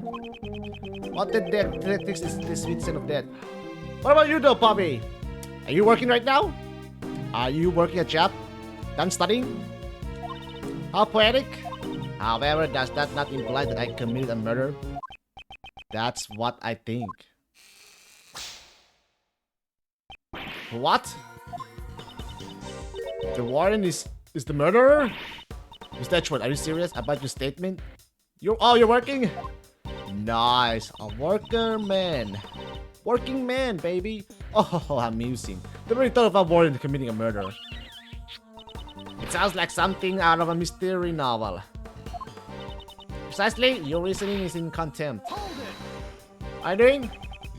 Same? Me working too? Nothing of the sort. I did not want to believe it myself, but based on the evidence, I have no choice but to believe it. This evidence proves that the Warren Roland is the murderer.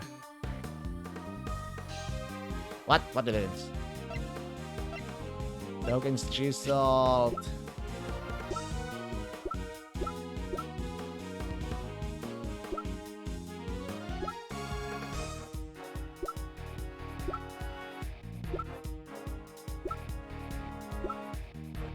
No, no, no.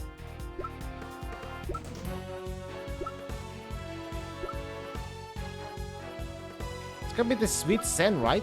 Take that. The smell gave you away. As you can plainly see, someone has taken notice. This police dog, he tracked the sweet smell that came from the body. And right now he is telling us that the same scent is also on Warren Roland. You're the cruel one to accuse me of a murder based on something like that. Alright, Justin, darling. It appears that Judge Courtney has reached the same conclusions I have. Mr. Edgeworth, this couldn't have been just a coincidence, could it? The key to the breaker room and the same scent on the body. If it were only one, it could have been seen as such.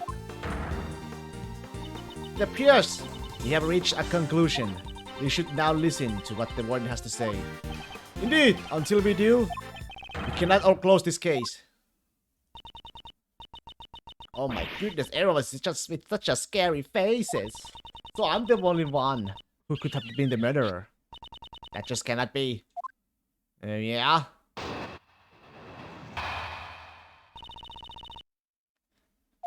I heard all about the case from Justine Darling here. Had I committed the murder, it would have taken place inside the holding cell. I could have moved the body. I never went into the prison. I was caught up in my work up until the show. I was stuck in my office. Check about it if you like. You'll find there's no record of me entering the prison. Really? There's no record? I don't know what reasoning you had, but I can say for sure I cannot be the killer.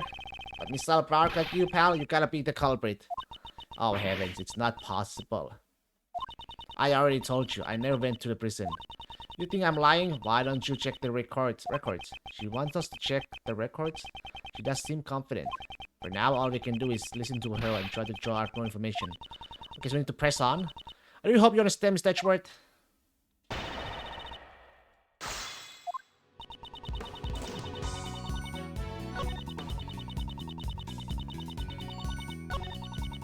think I gotta press on the...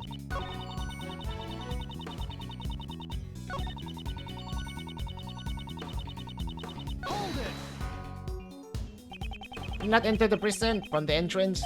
But what if there was another route? Oh my, are you suggesting something like a secret passage? I don't know if anything like that exists. It is my firm belief you did possess an alternative route. That route was neither the entrance nor a secret passage. The route you used was from here. Could be this one, right? Take that. The barbed wire fence. You would have moved the nightly to your office first. This office leads directly to the garden inside of the courtyard. If you had moved through the here and past the barbed wire fence, you would have arrived at the prison without passing through the entrance or a tunnel. That's right, man. I wonder what Mr. Edgeworth is saying. Haven't you noticed? There's a high voltage current running through the fence. Yeah, obviously she could have passed through it like that. The current to the fence could be switched off at the breaker room, and you were the only one who had the key, Warden Roland. Most amusing, however, the breaker room is located on the prison side of the courtyard. How would the warden have accessed it from the detention center? Ah, quite right. Gotcha there, Mr. Edgeworth. That's... There is no record of her passing through the prison entrance. It would not have been impossible for her to turn off the fence's breaker. But Warden Roland was the only one who had access. Don't let this phase you, Miles. But if I don't have a solution for this, she get away. Now Uncle Ray never said, don't think, you know. It's just not good to be so stubborn about it, that's all. But no matter how you think about it, Warden Roland couldn't have done this alone. Alone? But what if she had a... Prosecutor Edgeworth, if you have failed to come up with a new pos...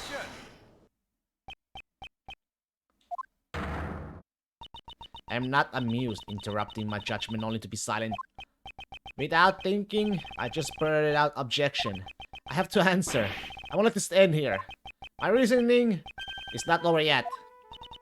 So how did she use the breaker without leaving the detention center? It's perfectly possible with this method. What made it possible to turn off the breaker? Accomplish? It was indeed impossible for one person, but what if there were two? Exactly just what I expected from you, Miles. Yes. You had an accomplice on the prison side. And now I am disappointed in you, Prosecutor Edgeworth. What's that, pal? You making fun of Mr. Edgeworth? The inmates at this prison all wear bracelets. Not all, there's a brokey one. If they try and go where they please, they will set off the alarm. So you noticed, this is a prison after all. Not only the prisoners, but the guards too are under constant scrutiny. So why didn't anyone notice Albert? The only ones allowed to move around freely are the animals, and they certainly could not have used the breaker. But it's still possible that a person did it. Excluding the inmates and the guards, just what kind of person would you say it was? You can't exclude the inmates and guards yet. There's only one person, one whose movement was not restricted. This evidence shows that there was someone in the prison who could move around freely. This one. That is, it looks like the bracelet worn by the prisoners. This belongs to a certain model inmate, and it's broken. What? Just who on earth does this belong to?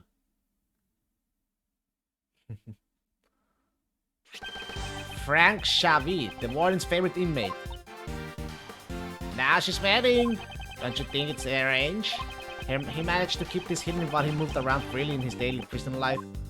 Golly, when you think about it, it shouldn't be possible. I'd rather guess that this was because it was a special case. Just like Sir Han Dolkin in the special cell. The prosecutor's statement is mere conjecture. You could find out by simply asking Savit himself. It is my firm belief that Mr. Savit and Warden Roland were partners in crime, due to their collaboration and error route surfaces. The real route by which Knightley's body was moved to the prison. There were two obstacles that needed to be dealt with. The security camera in front of Knightley's cell, and the electric fence in the courtyard. Both these problems could have been solved with a single stroke, by having Savage switch off the breakers in this breaker room. Mr. Edgeworth, could you wait on one moment? Do you still intend to deny it, Warren Roland? I gave in. I confess. Warren Roland! No, this cannot be. Yes, it's just as he says. Frank Savage and I were partners in crime. No way. You did, Mr. Edgeworth. Well done, Miss Miles. Last, we have the real culprit cornered. Like Mr. Edgeworth said, Frankie operated the breaker, but we were not responsible for Knightley's murder. What? Then who? What the fuck? Warren Roland, what do you mean? That's Courtney. Maybe it's the alligator? Would the goddess of law hear my confession? The goddess of law is merciful. She will absolve you. I was being threatened. That's why I had no choice but to do as I was told. So who was threatening you? Sirhan Doken, that assassin. Doken?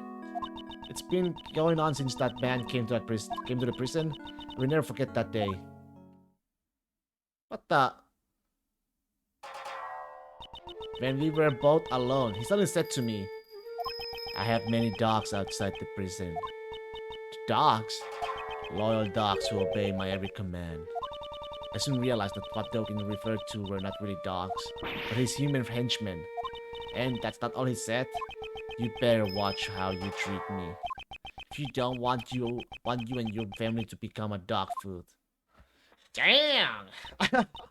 Damn, I had no choice. I gave him the special cell. I gave him anything he desired.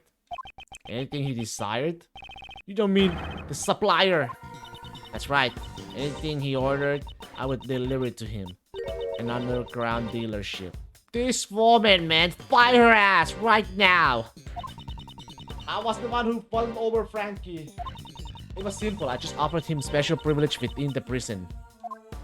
And these underground dealings? Once a week in the middle of the night, Frank would shut off the two of the breakers so I could move from my office to the courtyard without being seen by the security camera. I would go past the fence and drop the goods down the well near the prison. And then I'd sprinkle this perfume over it. So that's the true identity of the sweet scent. The scent of perfume was a signal for Doken stock. After picking up the scent, it would carry the goods to Doken. Of course, this had to be done while Elbert was away from his cell. I'm surprised he never found out about it, pal. We have a strict timetable out here at the prison. You know, some exercise time. It's easy to know when he's away from his cell. And since the little Rocky is afraid of Doken's dog, I didn't have to worry about him making noise. So having full knowledge of the prison's inner workings, she made the deliveries herself. This would have ensured there were no slip-ups. Frankie would turn the breakers back in the early morning, and then delivery was complete. I can modify the timestamp on the security's camera. You have told us a great deal. The goddess of law accepts your penitent confession. As the warden of the prison, how could I have done such a foolish thing? The day Knightley was killed was also a delivery day. It seems Frankie was working the tire breakers as usual, but that day I had nothing to send, so I did not go to the courtyard at all. The secret of the supply system. So then Warden Roland was.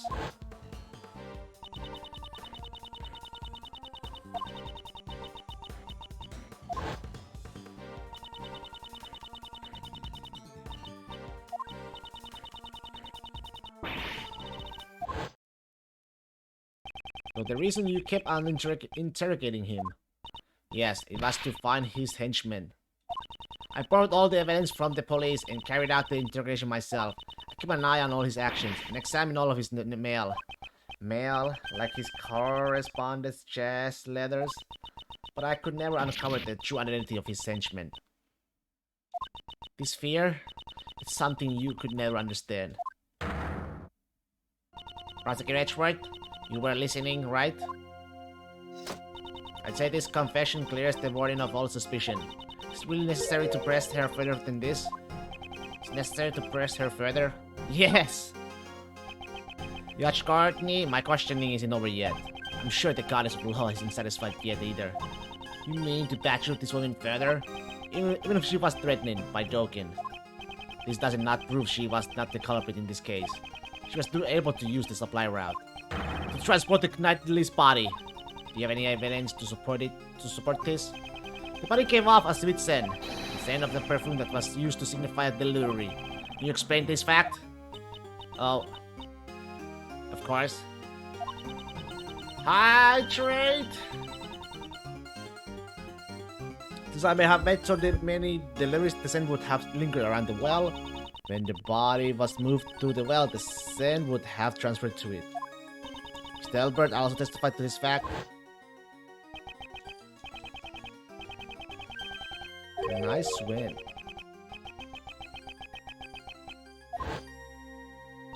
The lingering scent in the well would of course be picked up by anything passing through. Defense rests, I see. In that case, a court is adjourned. Mr. Edgeworth, isn't there anything we can do? What should I do? Is this as far as I can go? Is it over already? Yes, Sebastian. It is. Now, court is officially adjourned. Hold it.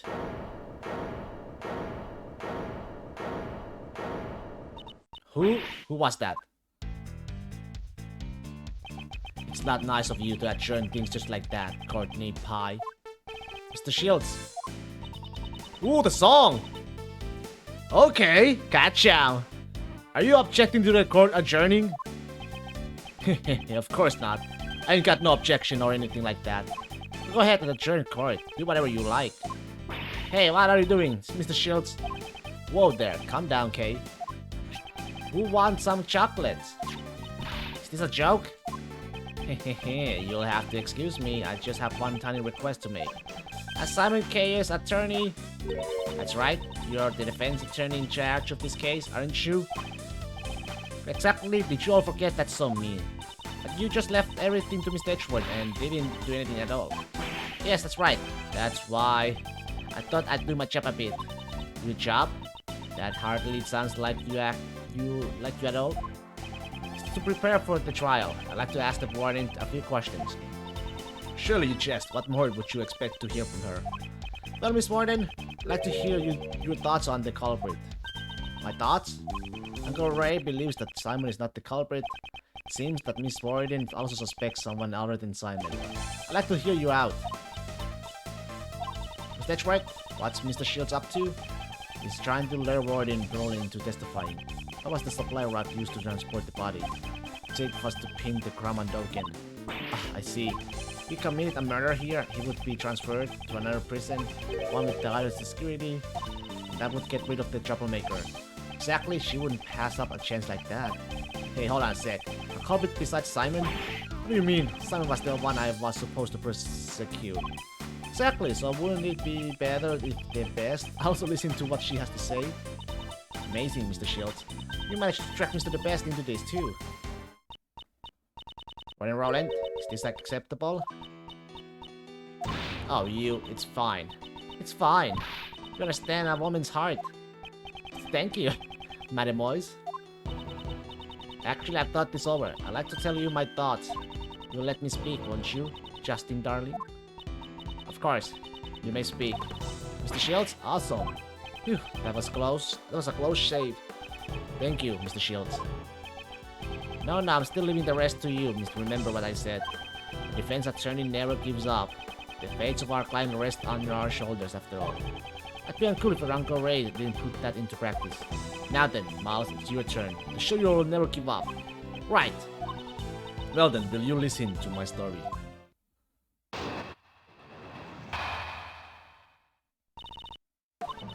I believe that the culprit in this case could only have been Dogen. I have no idea what transpired between Dogen and the victim. It simply could have been that Dogen was displeased with him. In the case, he was the one who stabbed the victim to death. Probably had a doctor to preserve the body. This is the truth of the case. But there's no fingerprints on the victim, Mr. Knightley, was it? I think it's a truly terrible thing. Taking a man's life, you mean? That's how you go about saying it, isn't it? If only I had been more vigilant, his death would not have happened. That's why I want to clear up his regrets. Warren Rowland, I'll consider it. I'm sure Mr. Knightley in heaven is overflowing with gratitude. Is gratitude really what Knightley feels? Okay, something about something about me. Come on, where is it?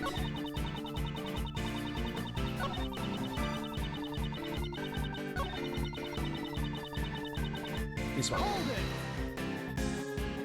I'd like to hear your thoughts about the circumstances surrounding the murder. Well, I suppose it was a simple job. During his booking, I learned that the victim had some kind of injury to his neck. He couldn't turn his neck to the right. I remember him saying something like that. Booking, that's the process one undergoes before being locked up in the detention center. Sounds like you don't really know a lot about Knightley. I only know a little. In any case, he would have been an easy target for Dogen. Perhaps he used the chisel hitting the chessboard. He wouldn't even have a chance to scream. See, your opinion will be a very valuable reference. Did you add those last statements to your testimony? Ah, you're making me blush. You're so cute. I'm just kidding. I'll continue. Okay. I think we gotta do this and Objection!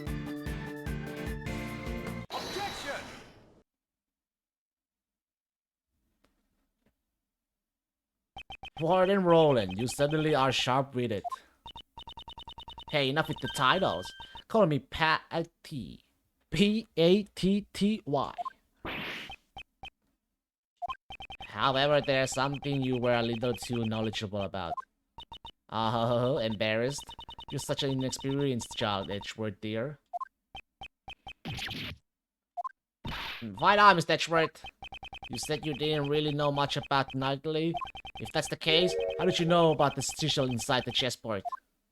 Oh, of course, the entrance check. Objection! Enough with the power excuses. The entrance check. The chessboard wasn't something Knightley brought with him. It was brought to him later by Mr. Nikias. He didn't even have it when he arrived here. That's my mistake. I meant the parcel check. Objection!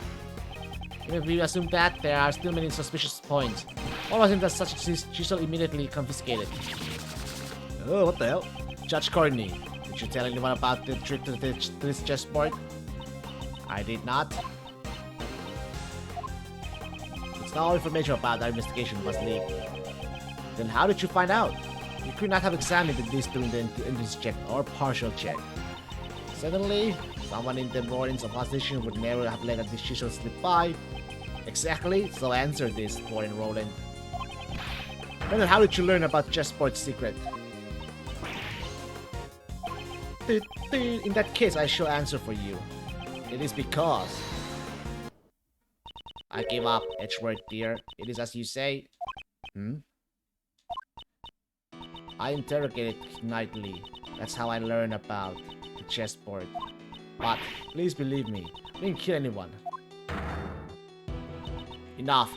It would appear that we have uncovered some vital information. I'll ask you to testify once more, if that's alright with you, Prosecutor Edgeworth. No objections here. Thank you, Edgeworth, dear. I'll do my best. Well then, Warren Rowland, I trust there will be no lies from here on out. No lies? Goddamn. Her pool of lies is slowly running dry, soon I will bring out her true nature. I wouldn't go so far as to call it an interrogation. I always make sure to talk to all the new arrivals. Knightley, yes, we had a little chat. What kind of chat? After I talk, you went right back to his side, I assure you. You're sure, huh? She's piling lies on top of lies, not realizing that it only tightens the noose around her neck. Speak with the new prisoners, you say. That's right. I'm glad you understand. Objection! Your testimony is not solid evidence. It requires more than just the understanding. Well then, Prosecutor Edgeworth, you may begin your cross-examination.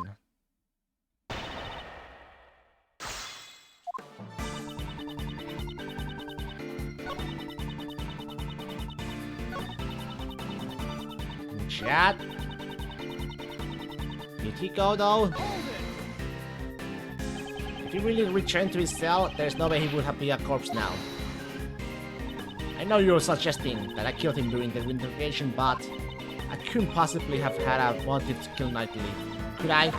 Dorgan was the only one. I hated. And he had no connection with the victim. She only hated Doken? Please add that statement to your testimony. Dorgan was the one I hated and he had no connection with the victim. Oh, he had a... Wait. They're just friends though, right? Objection! They're just friends, lady. They're a chest friend though. Judge Courtney, I like to you have to look at this. It looks like a record of chess game. Is there something wrong with it? This was discovered in the victim's cell. It was Knightley's memo. Warren Rowland, you also discovered this note in the very same place. Not just in Knightley's cell, but in Dawkins too, correct? What are you? Objection! You said that you don't know about this chessboard in the special cell. After all, you would have kept an eye on Dawkins' actions down to the smallest details. No, to be more precise, it wasn't Dawkins that you needed to keep an eye on. The warden was searching for Mr. Dawkins' henchmen. From the start, I found it strange that the warden interrogated the prisoners personally. Since he used his henchmen to threaten harm to her family, Warden Rowland interrogated Dawkins to expose them. So, what are you saying? Are you inspecting Dawkins' mail? You must have known. As you inspecting Dawkins' mail, you must have known? Replay correspondence chest. And then Knightley appeared with a chess memo in hand. We deduced that he and Dawkins were connected. You must have arrived at the same conclusion as well. However, you went on one step or too far in your reasoning. You thought Knightley was one of Dawkins' henchmen who had come to kill you. So that's why you interrogated him, Knightley boy. If the boss won't crack, go after his henchmen. In addition, you discovered something when you were interrogating him. Inside his chessboard, you found a portable chisel. The murder weapon! The Warren Rowland, the chisel was a symbol of Dawkins, and that was the final straw. You believed Knightley was one of Dawkins' henchmen and you killed him. It seems there will be no rebuttal. Rebuttal? Judge Courtney, your verdict. Thought it is incredible. Unfortunately, there seems to be no room for doubt. I should announce my verdict for the murder of Horace Knightley.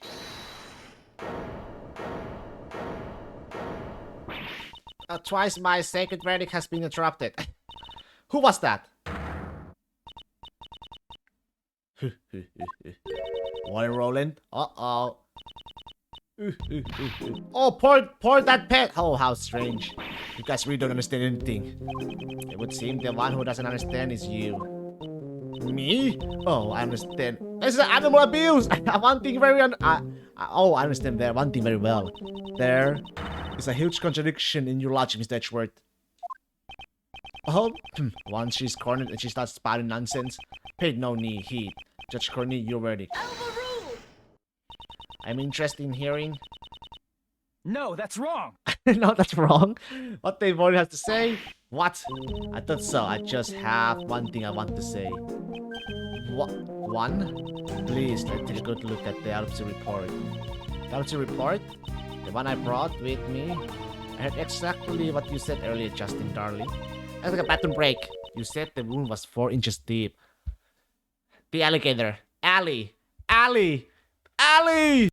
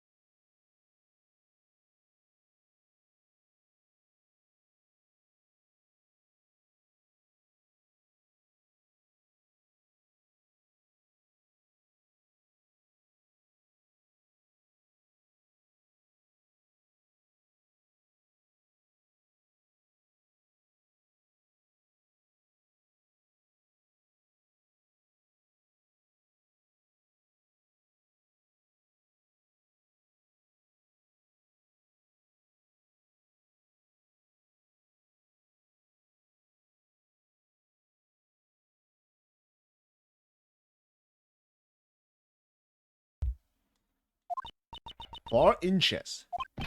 No way. Could that tiny chisel really have made a wound 4 inches deep? Impossible! How could I have made such an error? Oh, forgive me, goddess of law. Well, I believe that overturns your hypothesis. What will you do now, Mr. Edgeworth? What will we do? It'll be alright, pal. Mr. Edgeworth always... Whoa, hey now, he's gone all white. Hey, you're a defense attorney, aren't you? Isn't there something you can do, pal? Do that turnabout thing. Make some earth-shattering objection. I'm gonna raise a hard worker, but without this decisive evidence, we're just whipping a dead horse here. How about you bluff your way? Just like Phoenix, right? Does that mean it's hopeless?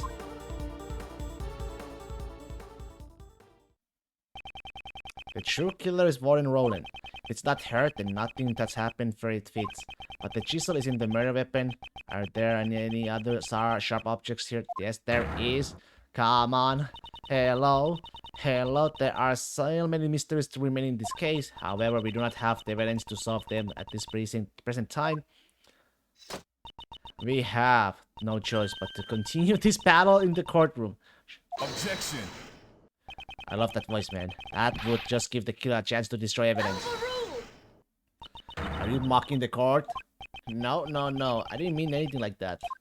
You look perplexed, Miles. Thought of anything yet? The chisel is not the murder weapon. In that case, what is?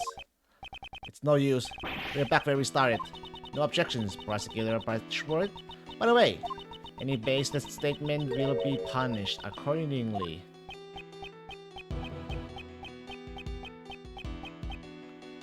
It's no good. I can't think of anything. I need more time.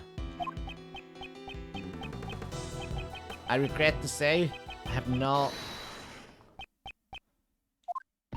No, Mr. Edgeworth. Remember what Mr. Shields said.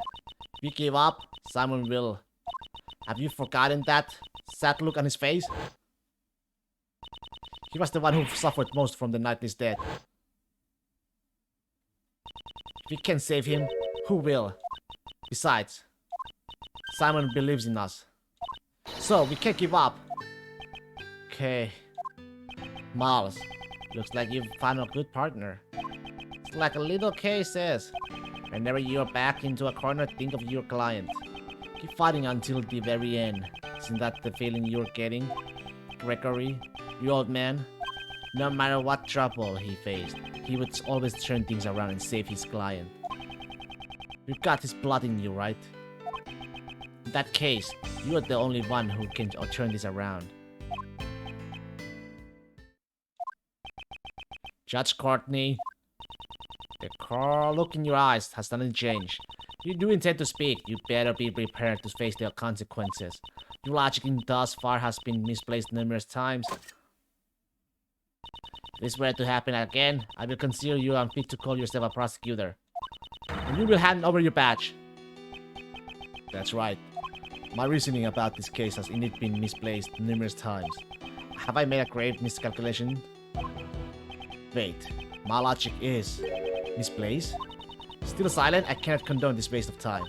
Well then, Mr. Edgeworth? Mr. Edgeworth! I will announce my verdict. That's it! I have to turn my logic around! My logic isn't misplaced. It's been misled.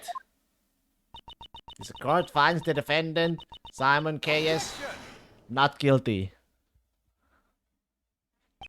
Isn't it a little early to hand down a verdict? I actually think it's rather late. Don't you agree, Justin, darling? Enlighten us. What? Try to remember. The eyewitness account about his dog and his absence from the animal show. When I first heard that information, my suspicion immediately fell on Dogen. I'm amazed you take such a pride in retelling your previous failings. But was that not the killer's aim? What if we assumed that was their intention from the start? Of course, the chisel served the same purpose. Knightley's body was stabbed in the same spot with the multiple sharp objects. This shows that he was stabbed with this chisel after the real murder weapon was removed. By soaking the chisel in Knightley's blood, the killer wanted to mislead us into thinking the chisel was the murder weapon. Why? That's because... Why did the killer want us to think the chisel was the murder weapon? To get Doken expelled. Warren Roland, you made us use of this chisel's image. Chisel's image? What is he trying to say? Mr. The Best, when you see this chisel, what does it suggest to you? Yeah, something like Doken is the killer, right? Now do you understand? That was the Warden's aim. She wanted us to suspect the person with the chisels. Indeed, that was her plan from the very beginning, to make Serhan Doken out to be the killer. I understand your logic. It is true the Warden did not think kindly of Doken, but you understand, don't you? This alone does not prove she's the killer. As I thought, it's not enough. The remaining chance is for me to find the real murder weapon. If you have no more evidence, I believe this conversation is over. I could prove it if I found the real murder weapon. It doesn't matter what you say, we did a clean sweep of this place. Just as Sebastian says, in the end, we could not find any weapons. In other words, such a proof is impossible. No, the murder weapon must still be somewhere in the prison. As long as this exists, security gate? You remember its name after all. You're mocking me. It's because of those things that you can't take metal objects in or out of this place.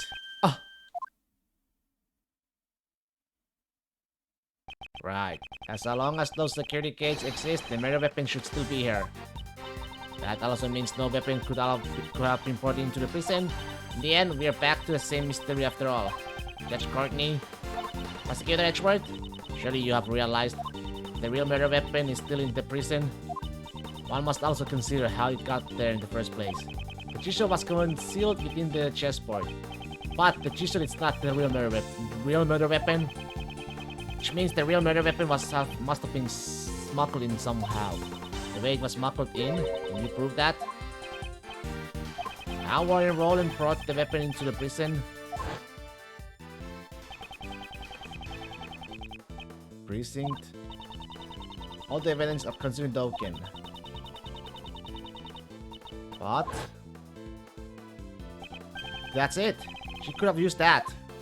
This shows another way a weapon could be brought into the prison. What?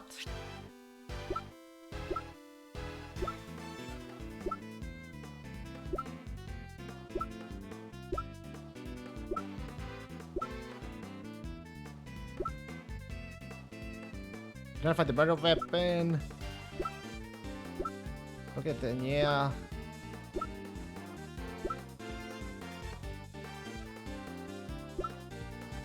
The knife and knife is consumed, only two exist. The knife has been confiscated. The knife?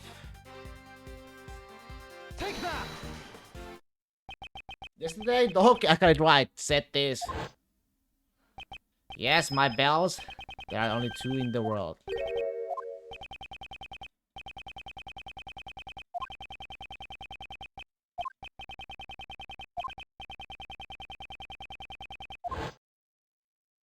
It's possible the murder weapon was brought in as a confiscated evidence.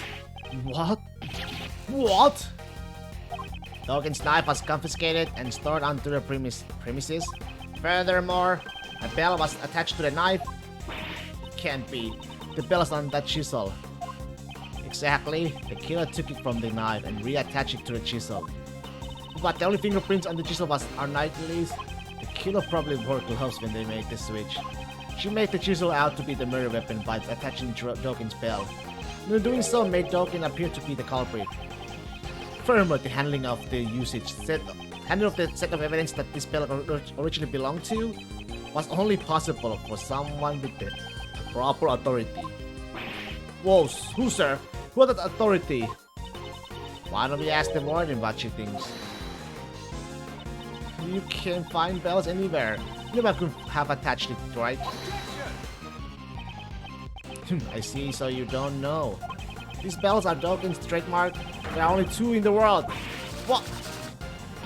What? And so attaching to the bell would naturally make you the killer. Do you have evidence that I have the knife that you don't, do you? Of course, I understand. In that case, Mr. Depest, I'd like to request an investigation immediately. But if you find it, it'd be problematic for me. That doesn't matter now. It is necessary that we reveal the truth. You are a prosecutor, are you not? Well, even if you say that. First, this useless prosecutor. If only I still had investigative rights. This guy! Besides, we can investigate without the warden's permission, right? There's no way she would approve. We have no choice but to investigate ourselves. If you don't have evidence, there's no use in continuing the conversation. The goddess of law does not smile upon those with no evidence. This will have to be not continued in the courtroom. Oh my god, that good. If we give the warden more time here, she'll definitely destroy the evidence. Seems like I have no choice but to raise an objection and stall for time. But I don't have anything definite. Is that really acceptable? It's really like me to do something like this reckless? No, not good. Now is not the time for hesitation. Right now, I'm not a prosecutor, but I'm an attorney's assistant. I need to protect my client. And I'm the only one who can save him now, in that case. Even if it is a 1 in a million chance, I have to take it. Sink or swim. Should I raise an objection? It almost feels like I've turned into a certain bluffing defense attorney. That's right! Phoenix Wright, baby! But right now I can't come to a standstill here. Objection! Hold it. Prosecutor Edgeworth? What now? I just realized something. What would that be? Pray tell. Naturally, the whereabouts of the real murder weapon. Dawkins' knife. Mr. Edgeworth, is that really true? Yes. Though it is a lie, I find it hard to believe. This isn't a bluff, is it? You underestimate me. The word bluff does not exist in my dictionary. This is bad for my heart. There's no way you could know, because such a thing doesn't even exist. Well then, could you enlighten us? Where is the real murder weapon? Think. Somewhere the police didn't look. A blind spot in this animal-filled prison. A hiding place that the warden would have complete confidence in. Hiding place? Come to think of it.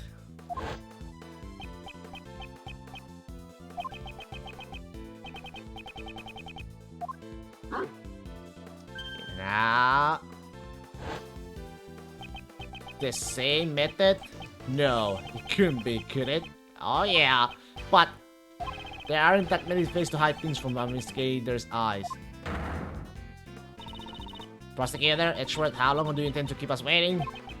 It's possible, but I'm taking a big gamble here. The place where the real murder weapon is hidden is here. Take that! Here in the courtyard? Indeed. That's not enough information. Please show us in the more detail. Where is the real murder weapon hidden? Right there! Take that! That's it. Back then. Teet, teet, teet. Of course, that's why the metal detector reacted. Judge Courtney, I'd like you to take a look at this. The chisel? Wasn't that just a fake murder weapon? Dokken hit this chisel inside his dog's mouth. And the real murder weapon was hidden in very much the same way. The real murder weapon is in the pond, inside the alligator. What? What? We can confirm that the metal detectors reacted to the alligator. Judge Courtney, please have the insides of the alligator examined. I give my consent. We'll have to call a veterinarian. You can make that little girl open her mouth. Can I help? Yes, go ahead. Veterinarian. Well, Roland, discovering the real murder weapon will settle this matter once and for all. Why don't you do the honorable thing and confess now? What will I have to confess? In that case, you can just wait for your fate to be sealed. found it, sir. Just where you said it would be. It's our. Patricia Rowland, the real murder weapon is none other than Dawkins' knife. And the one who murdered the Horace Knightley can only be you. Dawkins was the evil one. I didn't do anything wrong. It was completely reasonable. That guy was one of Dawkins' henchmen. Him. If only he had never come to my home. I could at least still be happy. My special paradise. He ruined it, all of it. Him! That no good assassin, him. Him.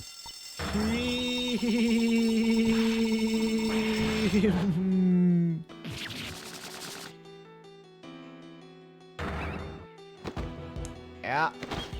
What the fuck? Wait. What? What? The jacket? What? The coat? Got him! What? Oh my.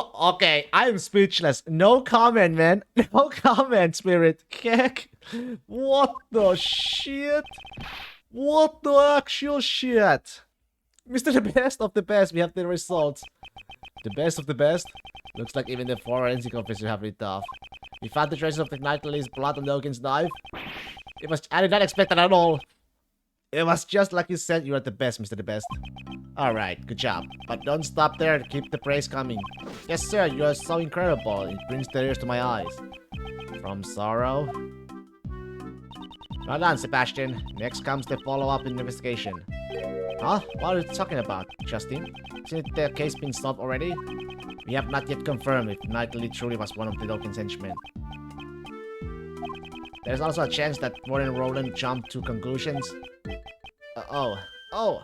That is the remaining uncertainty in this case. Anyways, let's keep investigating. Hey, you there, come with me. Since I'm the best, the truth will appear before me first. When that moment arrives, make sure you don't miss it. Yes, sir, I am looking forward to witnessing your first-rate ability. Let's go!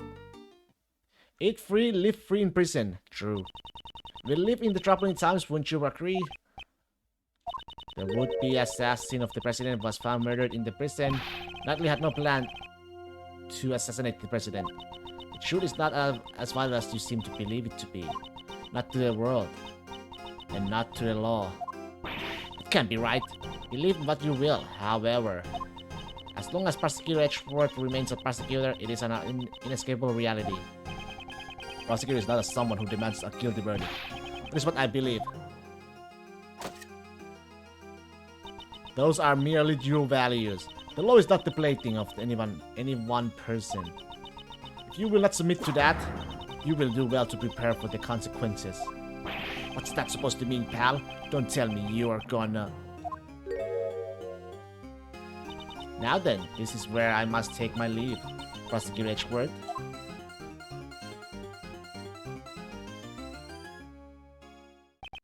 Judge Courtney is right. The law should not serve any one person's desires. However, if the truth is bent as a result of that, can that really be called justice? Ah, Simon! Boss! What happened? They said you could come out already? Well, honestly, I don't know for sure. All of a sudden, they were like, you're free to go, and you should thank Mr. Edgeworth. Well, that's because he found out who the real murderer was. Really? He did? Mr. Edgeworth? No way. Even if you clear me like that, it's useless. I'm innocent after all. You can't make me guilty. Simon, you should thank him, you know. You're right. Thank you very much. I want to thank you too. Good grief. Mr. Defense Attorney, can I ask you just one more question? Yes, you may, but I'm not a defense attorney. I thought that Knightley and I were friends. No, I mean best friends. I always thought we were. You don't think so anymore? Well, I'm just wondering. There were some things I had no idea about. Like how he could hate someone enough to kill them. That's why maybe he never trusted me either. Simon, that's not true. You're lying. Because if I had known, I could have stopped him. I would have told him he had no need to be angry with anyone. Mr. Keyes, I don't think he disliked you either. Let's show him proof that night. What kind of proof should I? Maybe the chessboard? Take that! That's what I gave to.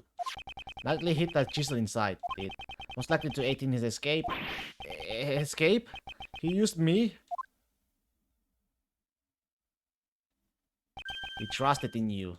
He knew you'd bring it to him without looking into it and without question. In doing just that, you were caught up in everything. Wow, Nightly, you idiot. Looks like he gets it. Simon's not as dumb as he looks, after all. I'm sure he'll be back to normal by tomorrow. Was that supposed to be a compliment? Ooh. I'll be strong. I'll become a splendid wild animal at tamer for Nightly's sake. Excellent. That's the spirit.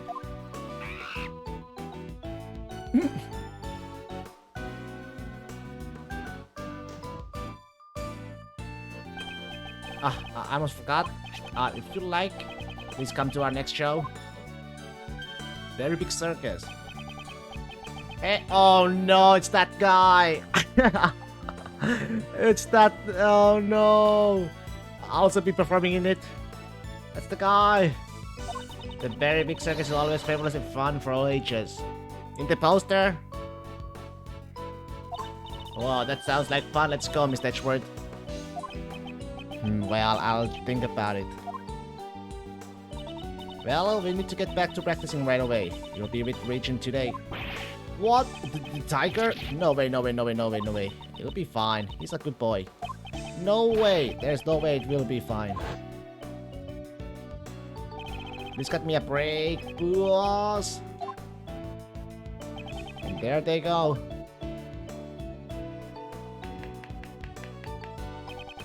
But man, bravo, bravo. You really put on a good show today, Miles. It's all thanks to you, Mr. Shields. Without your help, she might have gotten away. Not to mention allowing us to continue the investigation. Oh man, cut it out already. You're gonna make me blush. You never know when you are being serious. Uncle Ray is always serious. So how was it, Miles? How did it feel to be a defense attorney? To save people? Defense attorney? But that really took me back. It's just like being next to your old man again. It's been a while since I felt this good. It was, well, somewhat difficult to say it was a good thing. Come on, Miles. Are you sure you don't want to be a defense attorney? What? You know, pick up where your father left off? Don't you want to save people like he did? What are you talking about, pal? Mr. Schwartz is a prosecutor. Is it really that unusual for a prosecutor to become a defense attorney these days? Unusual? Is it the problem here? Hey, don't be so upset. Normal, you know? Normal. It's not normal, pal. You will make for a powerful defense team. The Shields, I'm a prosecutor, and Uncle Ray is a defense attorney. That's why I'm being serious about this. Well, that's just my opinion. Feel free to drop by anytime you have a change of heart. I'll be waiting for ya.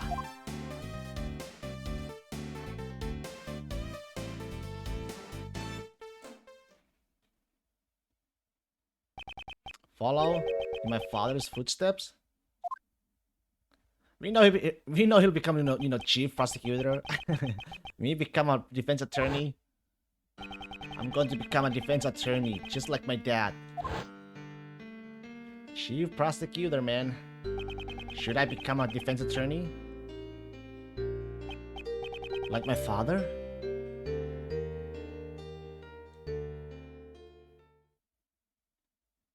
Objection. Hold it. That's the end?